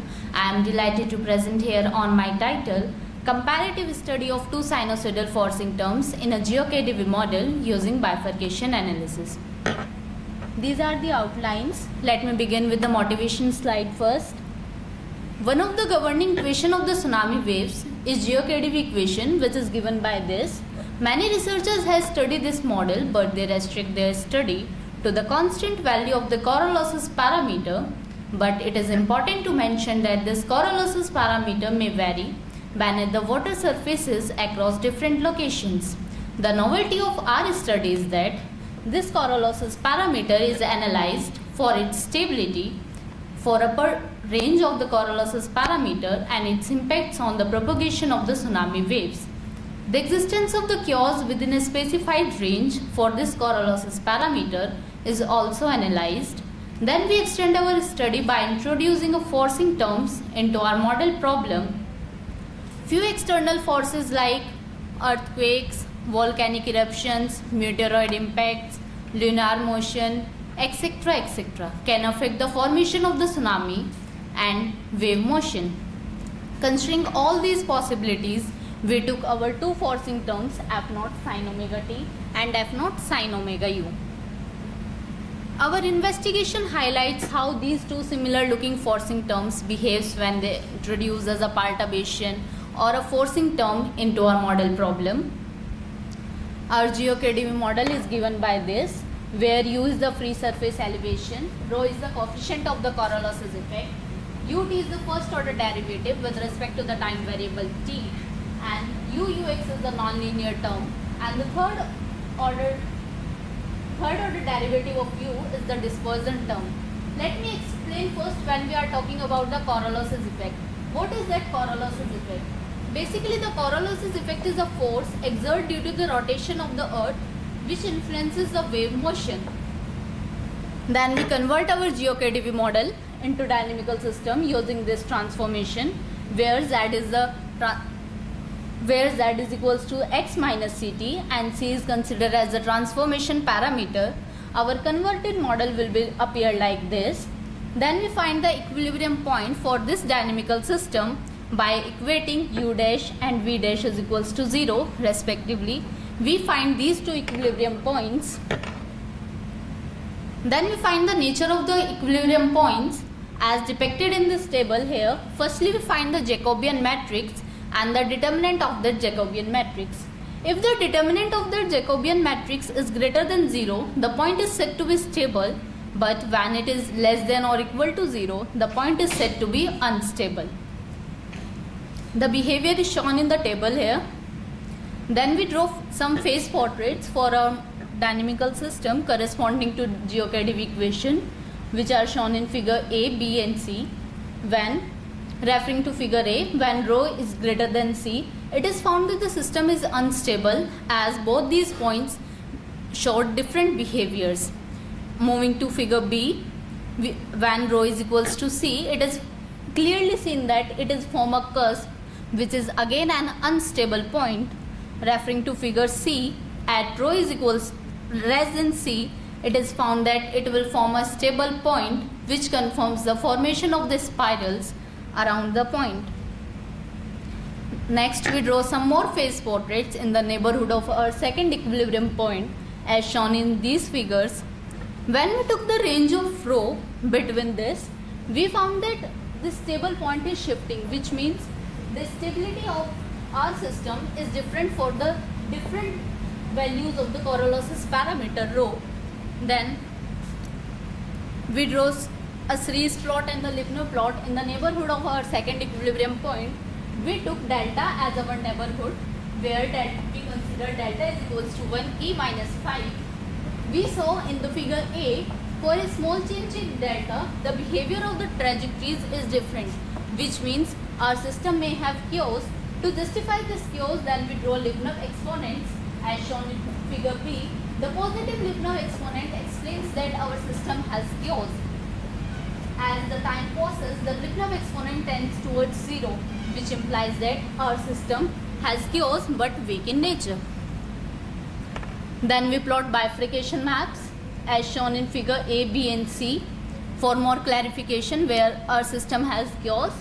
Figure B and C are the zoomed view of the figure A for the negative range and the positive range of our coral losses parameter respectively. We see at rho is equals to 0.2 minus 0.558, it is found that the 4 period converted into double period and then into 1 period. For a constant range of rho, it is found that the system attains stability until the equator, but after crossing the equator, it is found that 1 period is converted into double period and then into 4th period, which confirms the formation of the chaos in our system. It is interesting to note that for a particular range of this coriolis parameter in our system finds to be unstable, but for a particular range of that same parameter in the system attains stability. Then we introduce 2 sinusoidal forcing terms into our model as we discussed in the motivation slide. For the first forcing term, F0 sin omega t, we consider it for the periodic forces, dependent time variable forces basically. For example, the lunar motion. It is a time dependent factor. For this, we consider first forcing term F0 sin omega t, and then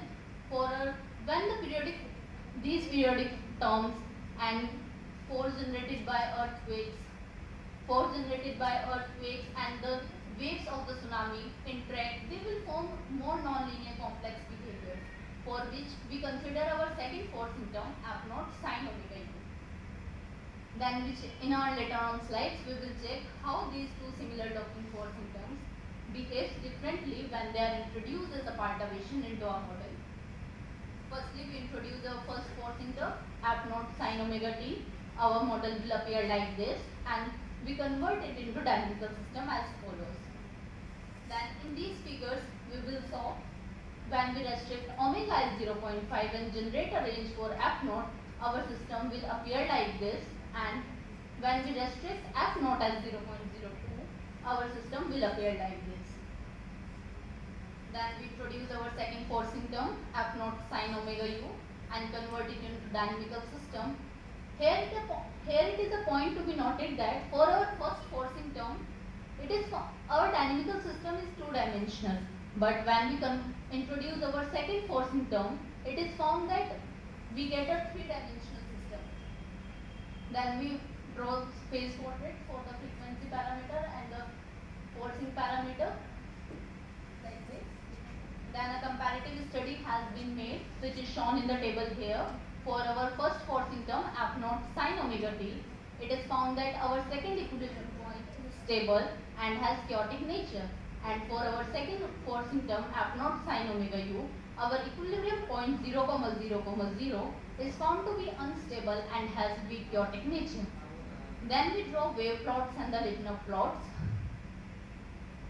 In the figure A, B and C are for a model problem.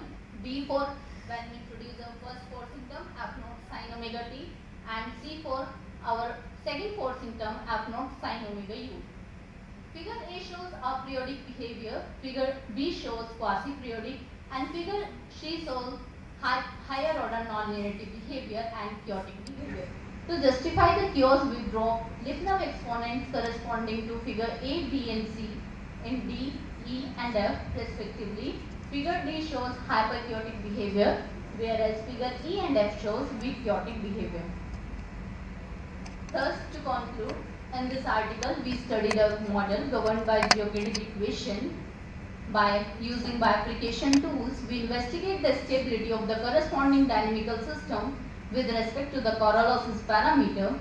With the help of phase portraits, Lipnov exponents, bifurcation maps, it is found that for a particular value of the coriolis parameter, the system exhibits chaos. Next, we introduce two forcing terms, F0 sin omega t and F0 sin omega u, as a perturbation.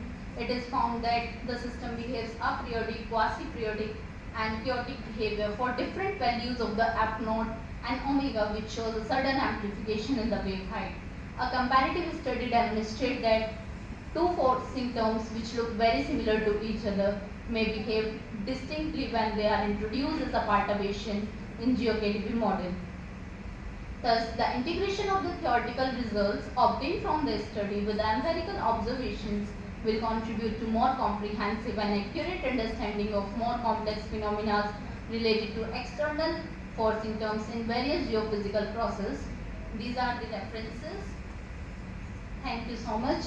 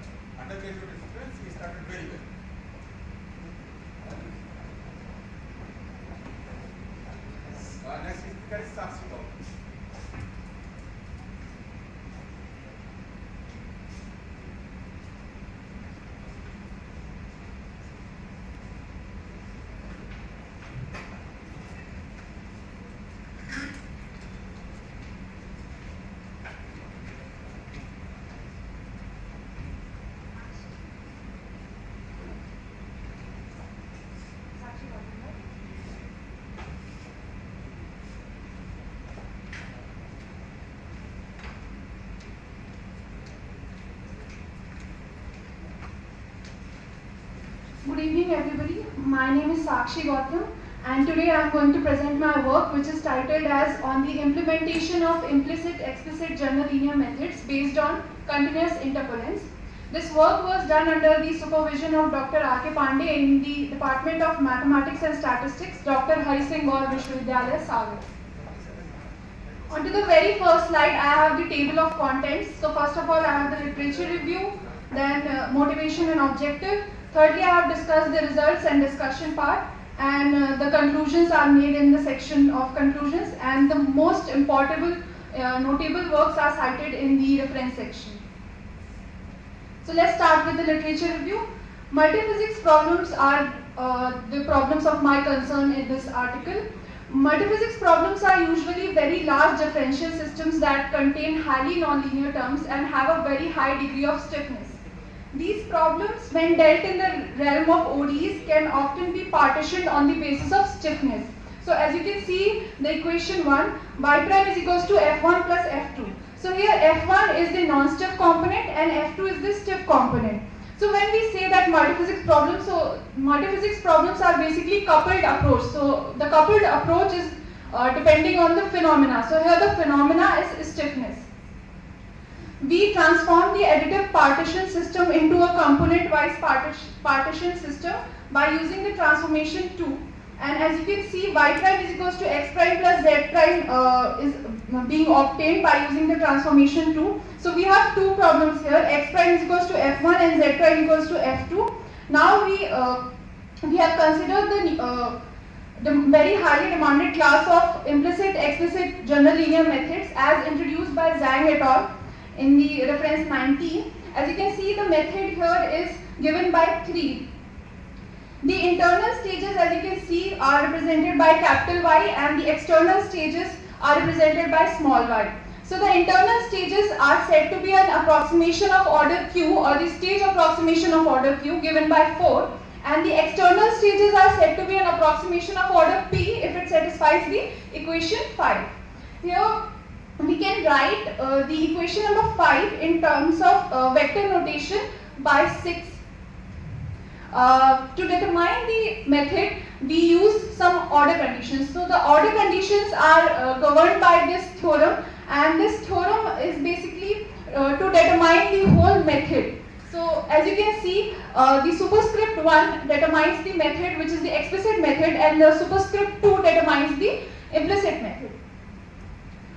Moving on to the motivation and objective of my article, as I said that IMX methods are very highly demanded class of numerical methods, but IMX Runge-Kutta methods and IMX linear multi-step methods have been a point of discussion for a very long time. But due to the complexity of order conditions for Runge-Kutta methods and stability barriers of linear multi-step method, it is very difficult to apply those methods to a very wide range of problems. In that case, general linear methods comes to our help, and it is a very wide class consisting of Runge-Kutta methods and linear multi-step methods as particular cases, and they have the flexibility of constructing many other unconventional methods as well. So we have taken IMX general linear method in this article, and we have constructed the continuous interpolant based methods. So the essence of doing continuous extension of numerical schemes is to compute the output vector in between mesh points. So for the continuous extension of GLMs for unpartitioned problems, that is y prime is equals to f, Jakiewicz and Butcher introduced and discussed it for the class of dim sims, which is a subclass of general linear methods. And the IMX GLM now obtained, which is given by 3 previously, transforms the original partition problem into a unified model.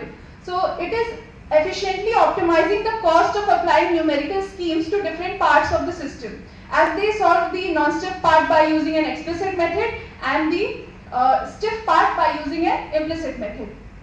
I have represented the method by Butcher W in 7, and for the motivation of our paper is Brass and Jakiewicz paper. They introduced the continuous extension of GLM with not-seek vector based on the approach of Butcher and Jakiewicz. So we thought that if they can do for unpartitioned problem, why can't we extend it to the theory of partition problems? So the continuous extension of IMX general linear methods is an extension of the concept of general linear methods based on continuous interpolants to partition problem, as I said earlier. So we started with considering the first component of the external stage computation with its continuous extension for the explicit base. So as if you remember the partition that I have made visible earlier. So the first component of the explicit external stage vector x1n is given in the equation 8, and we have taken the continuous form of it. So as you can see, Tn minus 1 plus theta h, as we see theta from 0 to 1, we will get the continuous solution. So we have denoted b1 theta 1 as the first row of the coefficient matrix b1 and b1 theta as the first row of the coefficient matrix b. The continuous extension of IMX GLM requires some order conditions to derive the coefficient based on continuous interpolants. So in order to define the order condition, we have taken some notational liberties here. We have defined E theta and Z matrices. The theorem for determining the coefficients have been given in the slide, and the order condition is given by 9. So by using this condition, we can derive the continuous coefficients for the IMX general linear methods. So in this paper, we have taken two methods, that is IMX C2 and IMX C3. So IMX C2 is a method of order 2 with continuous coefficients, and IMX C3 is a method of order 3 with continuous coefficients. So IMX C2 has been obtained by using Mathematica, using the order conditions that I have given earlier. And the one of the most important points of continuous extension is that the method should restore itself when theta is equals to 1. And here I have given the method IMX C3. I have given the method IMX C3. As you can see, B1 is the explicit base method coefficient matrix B, and the coefficients in the first row of this matrix are theta based.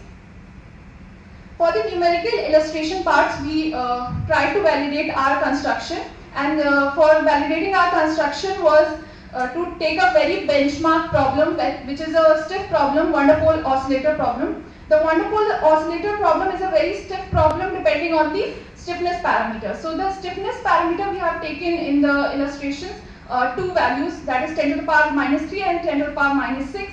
It also allows a kind of a natural partitioning, which makes it efficient to opt for numerical solvers. So as you can see, u prime is equals to v is a non-stiff part. So you can use any explicit solver and it will efficiently solve this part. And for v prime is equals to 1 minus u square v minus u by epsilon, we should use some implicit algorithm, because we need the stability of implicit algorithms to converge it to a solution. So these are the results that I have computed with the help of both MATLAB and Mathematica. The reference solution has been taken from MATLAB and ODE 15S basically. So as you can see, for IMX C2, I have computed the projected order by P for both epsilon equals to 10 to the power minus 3 and 10 to the power minus 6. The projected orders are good enough in agreement, and for the IMX C3, I have also calculated the projected orders, and you can see that the projected orders are in good agreement.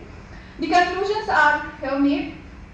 By combining the stability properties of implicit methods and with the efficiency of explicit methods, IMX schemes provide a robust framework for tackling a diverse array of ordinary differential equations across various scientific and engineering disciplines. In this work, we have constructed implicit-explicit general linear method based on taking the continuous extension of the explicit base. We have derived the governing order conditions for the continuous interpolate. Our proposed extension follows a similar methodology of doing continuous extension for R partition problem, but the major difference is that they do it for the matrix V, we do it for the matrix B. The numerical illustration validates the novelty of our algorithms, and we have computed the errors in L1 now. The estimated order, as I said, are in good agreement with the projected order of the method, and CPU times have been estimated in seconds. So I think I'm done here. Thank you. Any questions? Any question from the audience? Thank you. Next speaker is Nikita Saha.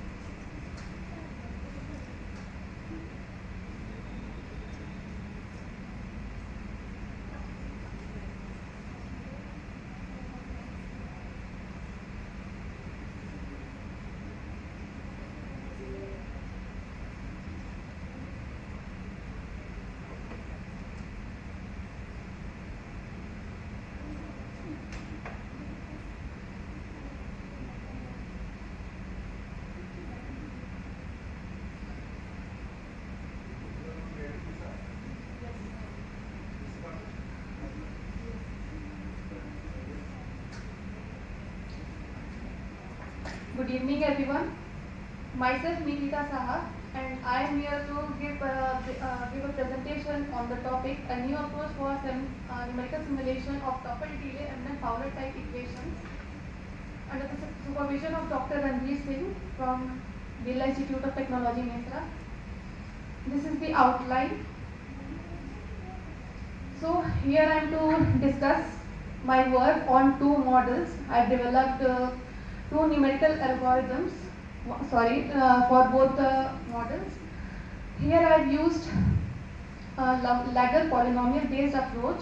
A major advantage of the proposed algorithm is that it involves the use of operational matrices, which helps in accelerating computation. It reduces the computational cost to a great extent.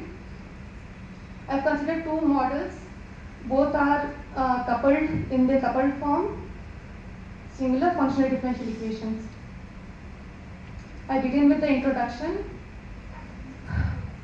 Fowler equations is a very important type of singular differential equation, and it arises in various scientific phenomena of importance. So recently, many researchers have devoted their time to improve the model further by combining it with functional differential equations. It is basically required to monitor the physical processes more accurately. The standard Fowler type equations are given in equation 2.1, and upon combining with the functional differential equation, it takes the form equation 2.2. Now I give some of the applications of Fowler equations. They basically arise in many of them, but some of them are in thermal explosions and equilibrium of charged gas in a spherical shaped conductor, and many more are there. And for the functional differential equations, they also have applications in many fields such as dynamical population models, electrodynamics, and viral disease models. Now I begin with the literature survey. For the first time, the singular functional differential equations were considered by the authors Gurbuz and Caesar in the year 2014. Then after many years, the model was modified and it was recently considered in the year 2020. An initial value problem was introduced by them, and it was solved using the method Bernoulli collocation method. Later it was also extended to the third order. Also, there are many works available on the coupled Emden-Fowler type equations, but none of them have considered its functional form. Only there exists a single work by Abdelkavi et al. In the year 2020.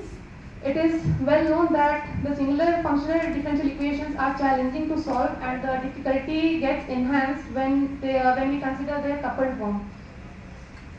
So our objectives are to develop an efficient numerical method for solving the two models given in equation 5.1 and 5.2. We have considered nonlinear problems based on these two models. So now I begin with the methodology. We have considered the Laguerre collocation method here because it is very fast and flexible. We have already applied it to the single equation, Emden-Fowler pantograph differential equation. So now we have adapted this method for the coupled problem. Now the Laguerre polynomials that we are using can be used to express any square integrable function in the form of an infinite series 6.1. The Laguerre polynomials are defined as given below. Now, but for numerical purpose, this series is truncated and it takes the form 6.2, which is in its matrix form, which helps in computation. Now, similarly, we are going to find out the expressions for its derivatives. So here we have found the derivatives using equation 6.3, and the final expressions for the derivatives are given in equation 6.5. Next, we find for our first model, we find the pantograph based derivatives, which are given in equation 6.6 and 6.7. Now again, for the simplification of the term x tau x, we have used the relation 6.8, and then finally we arrive at the final expressions for our delay derivatives. Now similarly for model 5.2, we have found the functional derivatives of the unknown function in equation 6.10 and 6.11. Now the algorithm that we have developed is based upon collocation, and for that purpose we have used the collocation points which are uniform in nature as given in equation 6.12. Now all the matrix forms that we have found will be substituted in the model 5.1 to give us the equations 6.13. Now we will substitute the collocation points given in 6.12 into this to get the nonlinear system of equations which are 2n minus 2 in number, but as the number of unknowns is 2n plus 2, the remaining 4 equations are going to be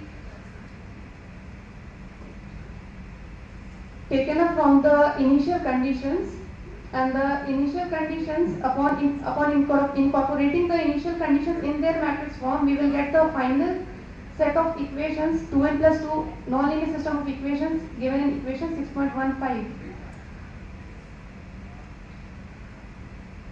So finally we have to solve the nonlinear system of equation 6.18, and we will be using the Newton-Raphson iterative method to solve this set of equation, and the unknowns will be substituted into the truncated Laguerre series to obtain the numerical solution of the problem. Similarly, all the previous steps will be repeated for this model also, and we will be getting the final set of equations given in 6.23, and which will also be solved using the Newton-Raphson method to get the numerical solution. For comparison of the results with existing methods, we have defined the maximum absolute error. Here we have denoted ui as the exact solution and uin as the approximate solution obtained using the numerical techniques. So let us consider the first problem, which is based on the first model. Here we have taken the initial value problem whose exact solution is provided, and we have obtained the maximum absolute errors for different matrix sizes ranging from 4 to 9. and we can see that we have obtained significantly very less error for this problem, for this strongly nonlinear problem. Next, the problem second is based on the second model. Here we have compared our numerical results with the method Jacobi collocation method. So here we can see that for matrix size 6 by 6, our results are better than the results obtained in the work by Abdelkavi et al. Also for matrix size 10, we have obtained better results than that method. So we have drawn the conclusion that the present method has addressed the singularity without removing it. It has directly solved the problem without any conversion into integral equation or any other any other problems that other methods face. Those things are avoided in our method. The design method is also enables to convert the models into algebraic matrix equations, which makes the problem, such a complicated problem, to be solved very easily. Also, the uniform collocation points have been chosen quite appropriately to solve the problem. These are the references. Thank you.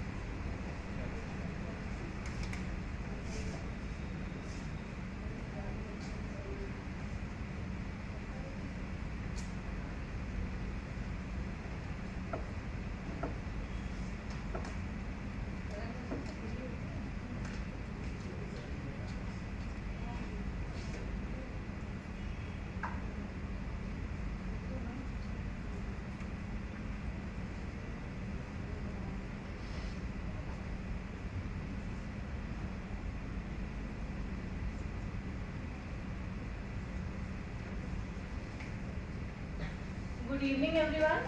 I am Ritu Kumari, a research scholar at the Department of Mathematics, IIT Delhi, under the supervision of Professor Mani Mehra, and the title of my presentation is Munce-Gendre wavelet collocation method for fractional loaded optimal control problem.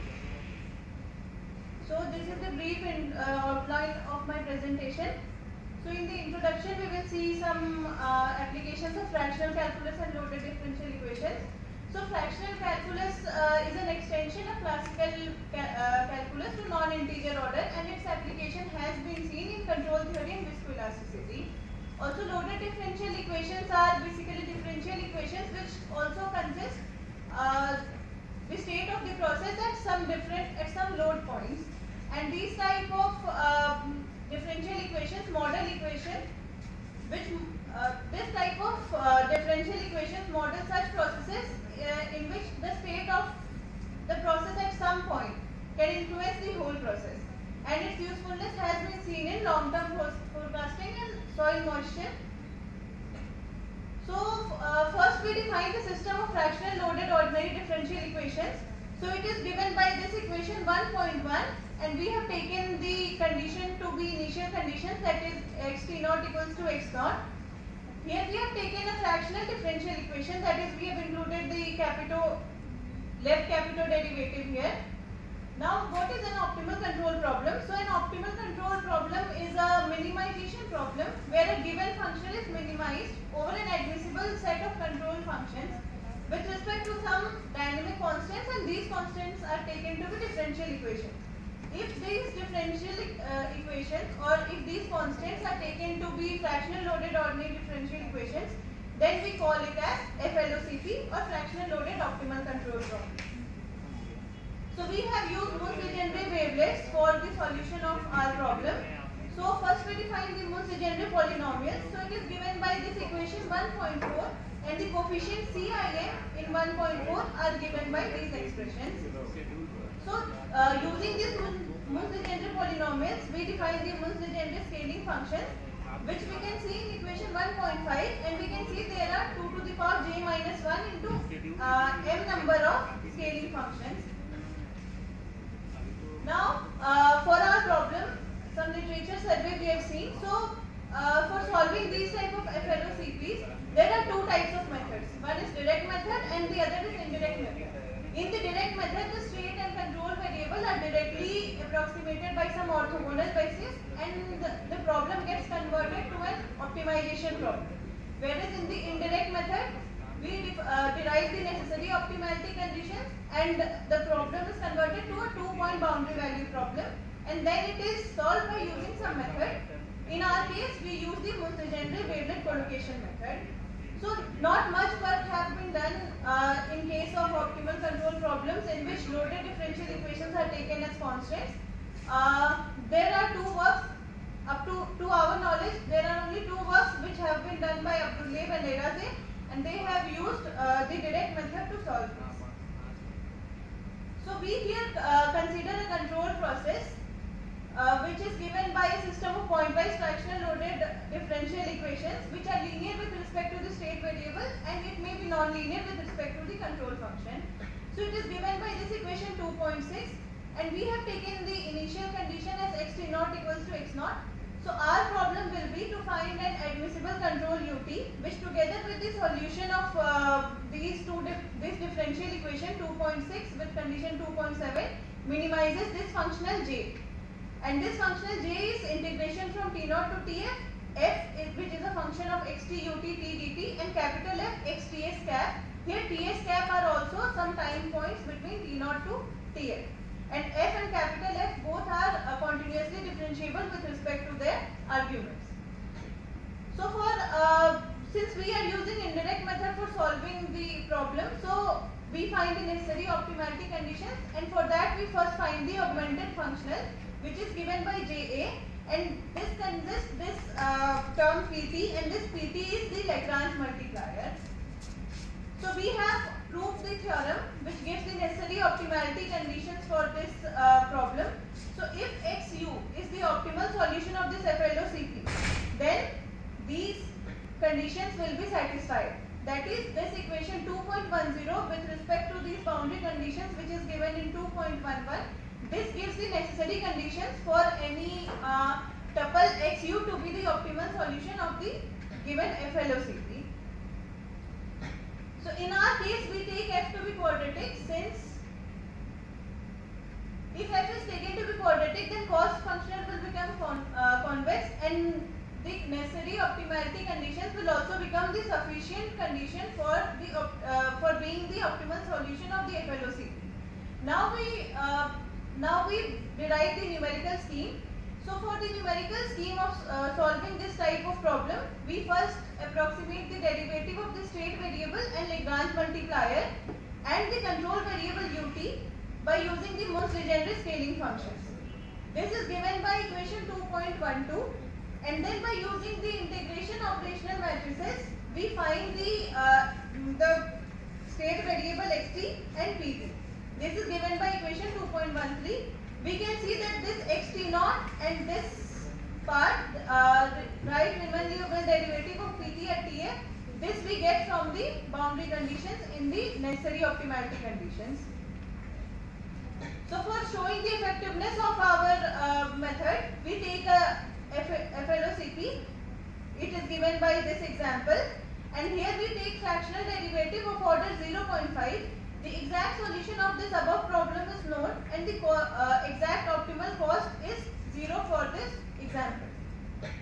As we see in this numerical in this table, that the order of error for the cost function is up to 10 to the power minus 13, which shows the effectiveness of our method.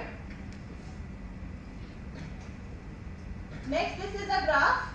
This upper graph shows that how the exact solution coincides with the approximate solution, and this lower graph shows that how with increasing the collocation points, the error decreases significantly. So these are some of the references that we have used, and thank you.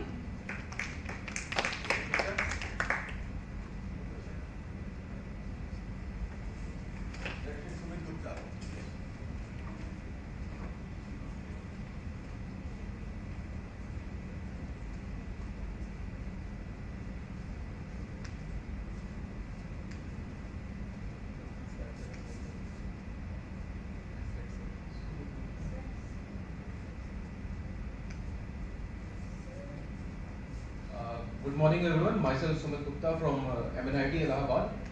The title of my talk is Finite Convergence and Weak Sharpness for General Split Variation Inequality and its application to traffic equilibrium. This is done under the supervision of my supervisors, Dr. Prashant Maji and Dr. Saidev Padi. And this being the outline of my presentation. So the main problem that is being considered here is the variation inequality problem, that is in a Hilbert space H, and it's we have a feasible set, that is the non-empty closed and convex set. The variation inequality problem is to find the vector x star in the set C such that the inequality f of x star x minus x star is true for all x in the set C. Now variation inequality have been extended in many directions, one of them being the split variation inequality, which consists of two different Hilbert spaces. One, we have to solve a variation inequality in one Hilbert space whose image under a bounded linear operator solves another variation inequality in a different Hilbert space. So we intend to solve finitely many split variation inequalities using certain iterative methods. So we have two Hilbert spaces, and we have finitely many Hilbert spaces for the Hilbert space H1, and finitely many non-empty closed and convex subsets for the similarly for the Hilbert space H2. So we have n number of operators in the Hilbert space H1 and n number of operators in the Hilbert space H2. Similarly, we have n number of bounded linear operator AI. So the general split variation inequality is to find an element P in the Ci such that this variation inequality is solved and its image under the bounded linear operator AI solves this variation inequality. So taking all these n number of split variation inequality comprises the general split variation inequality which is under consideration. So first of all, we'll define the solution set as the common solution of all these split variation inequality. Si is the solution set of the ith split variation inequality. Xi star and yi star are the respective variation inequality solution sets in the Hilbert space Hi. It is assumed that the solution set of these problems is non-empty. So it is a very important property for variation inequality which has been extensively explored for different kind of variation inequality in different settings. We intend to introduce weak sharp solutions for general split variation inequality. The benefit of this property being the finite convergence of the iterative algorithm for solving these inequalities. So this inclusion is true where B1, B2, Bn are the open unit balls in the Hilbert space H1, and likewise these are the open ball in Hilbert space H2. And this inclusion is true, and this is the tangent cone to this set at this point, and this is the normal cone to this set at this point, and this is the polar set. These are geometric ideas very popular in convex analysis. So coming to the next slide, we need to know when a solution set is weak sharp. So this inequality has to be satisfied if we want to determine whether the solution set is weak sharp. So this is the partial order relation that says that the corresponding entry of this tuple is greater than or equal to corresponding entry of this tuple. So what we can do, we can determine whether a solution set is weak sharp by this lemma. Another characterization using the weak sharpness is in terms of the metric projection. So this PROJ is the metric projection that is the closest point onto that set of the point, which is of the point X. So this term also has to exist, which is guaranteed by pseudo-monotonicity and continuity of these functions. This will guarantee that these sets are non-empty closed and convex. So these terms will exist, and by dividing by eta on both sides, we can get an upper bound of a distance of a point from these solution sets.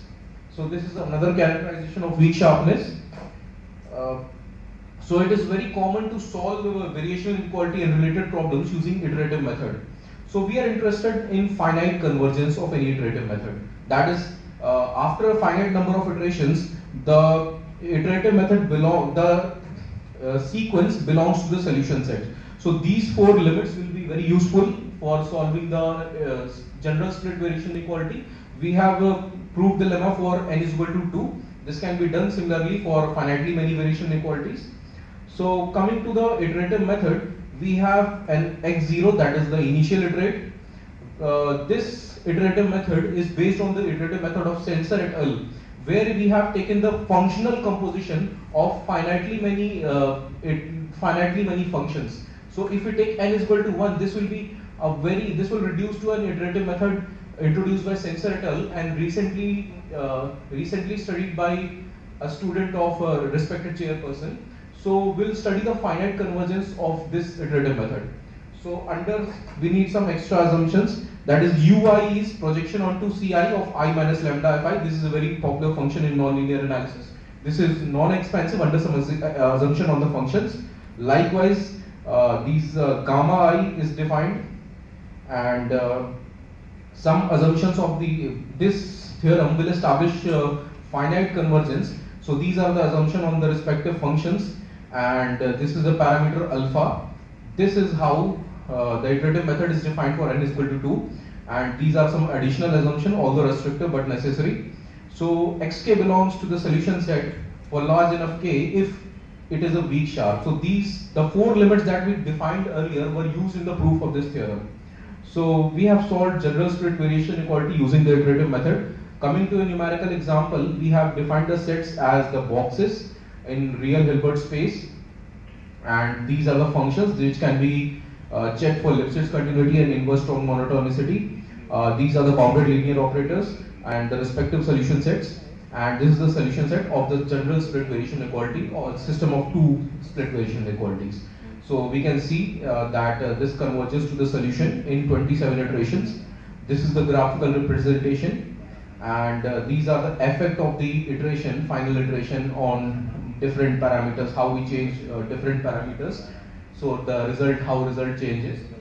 So these are the four limits that converge to 0 projected onto tangent cone. We can see, and it can be seen graphically that these limits converge to 0. Now coming to a very interesting application of this split variation inequality is the traffic equilibrium problem. So we want to determine if a traffic want to go, a number of vehicles, say 100 vehicles want to go from point 1 to point 4, there are 3 different paths. So how do we determine how do we distribute traffic so that the time taken on each route is equal? This state is traffic equilibrium that we'll solve. So this is the configuration of two cities. Just after 10 years, after a long period of 10 years, the configuration of the city is changed, you can see. So we'll calculate the traffic equilibrium. So these are nodes, these are directed links, or these are different origin destination pairs.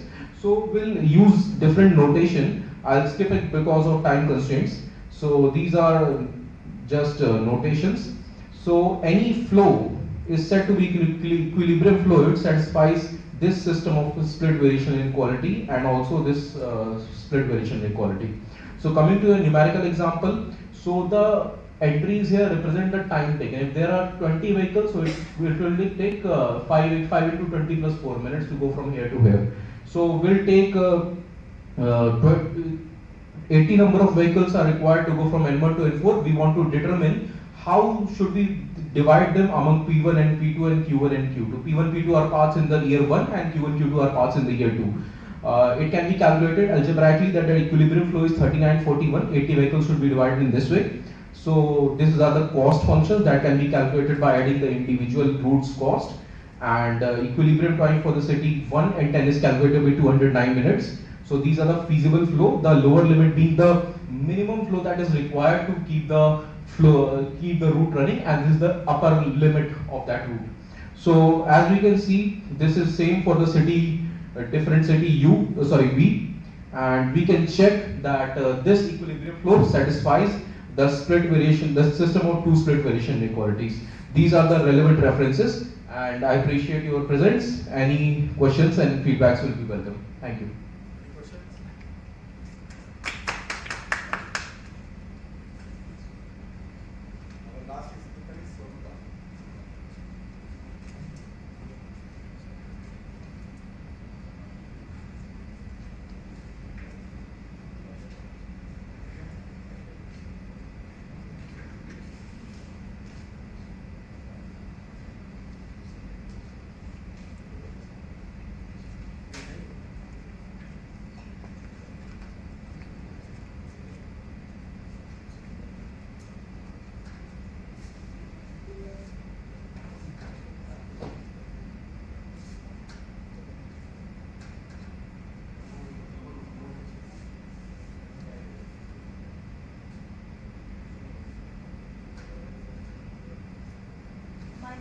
Roy from MNIT Allahabad, and the title of my presentation is Compass Iterative Method for Split Variational Inclusion Program and Fixed Point Program of Demi-Conductive Mapping, and this was jointly done by Dr. Prasad Maji, me and Dr. Saibir Pal. Now, these are the outline of my presentation. First, the introduction, and then literature survey, and then main results, and after that some numerical example, and then conclusion and differences. Now the introduction. First, the variational inequality was invented by the Stampartia. After that, the generalization of the variational inequality program is the variational inclusion program.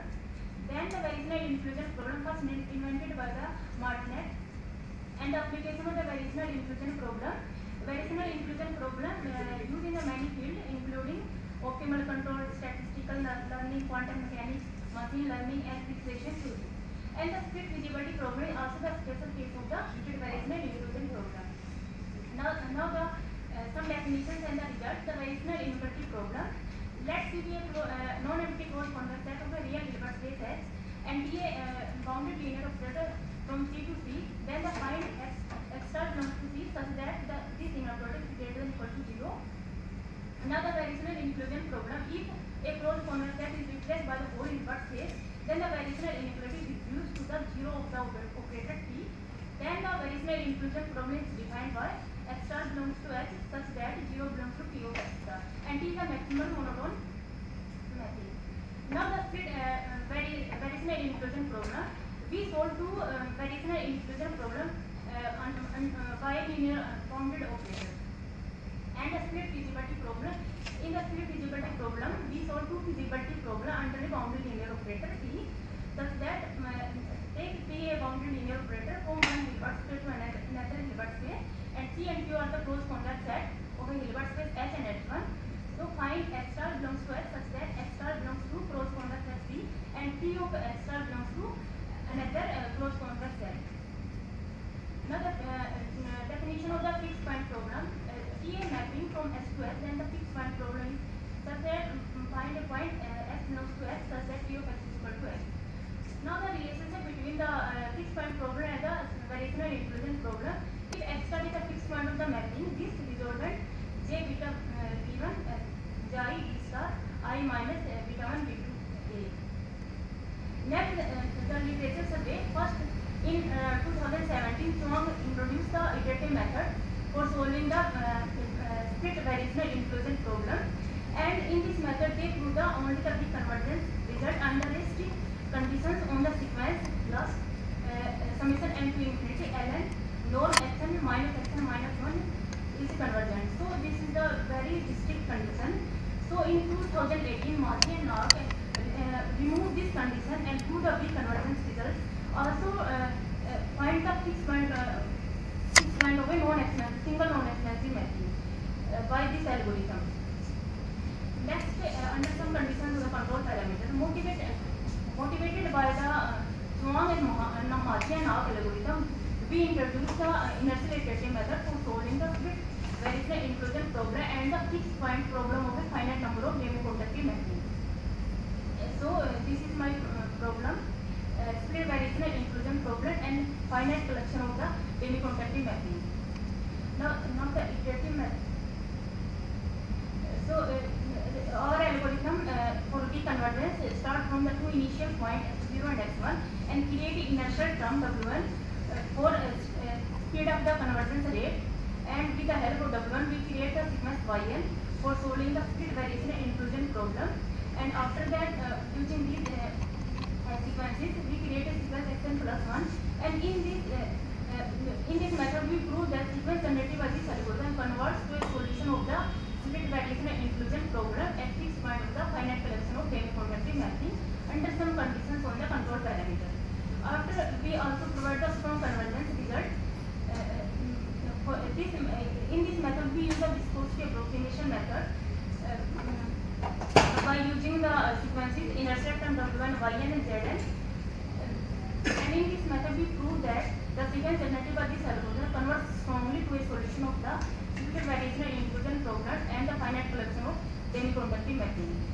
This is the numerical example. In first numerical example, we take V1 and V2 to maximum monotone operators, and D is a bounded linear operator. and take a single non-expensive mapping S1. So we compare the numerical comparison of our algorithm with the Mazi and Knox algorithm. So blue line represents the Mazi and Knox algorithm and red line represents our algorithm. So it is clearly seen that for different initial point, our method converts faster than the Mazi and Knox algorithm. So our method is more effective. Next is the application of the split variational inclusion problem to the split feasibility problem. So under some conditions, if we take a maximum monotone operator by normal form, so the split variational inclusion problem converts into the split feasibility problem. So my second example, we take two closed convex sets C and Q, and the parameters of the generated randomly in the MATLAB. So B1 and B2 are randomly generated in a certain interval -1 to 1, and C and C1 also randomly generated in the MATLAB and boundary linear operator. All parameters are the randomly generated, and take S1 and S2 to demi-contacting mapping. This is the numerical comparison of our weak convergence method and the strong convergence method. So blue line represents the weak convergence method, and red line represents strong convergence method. So strong convergence method is more desirable than the weak convergence. So this is the conclusion. In this method, we introduce two types of alternative method for weak convergence and for strong convergence by using mode type and viscosity type for split variational inclusion problem and the finite collection of demi-conductive mapping. Mazi and Knox only solve for the split variational inclusion problem and only a single non-expansive mapping, and we replace the single non-expansive by the finite collection of the demi-conductive mapping, because demi-conductive mapping is a larger class than the non-expansive mapping. They go on the weak convergence results. So in our result, we provide the strong convergence results also. And finally, we give some numerical example to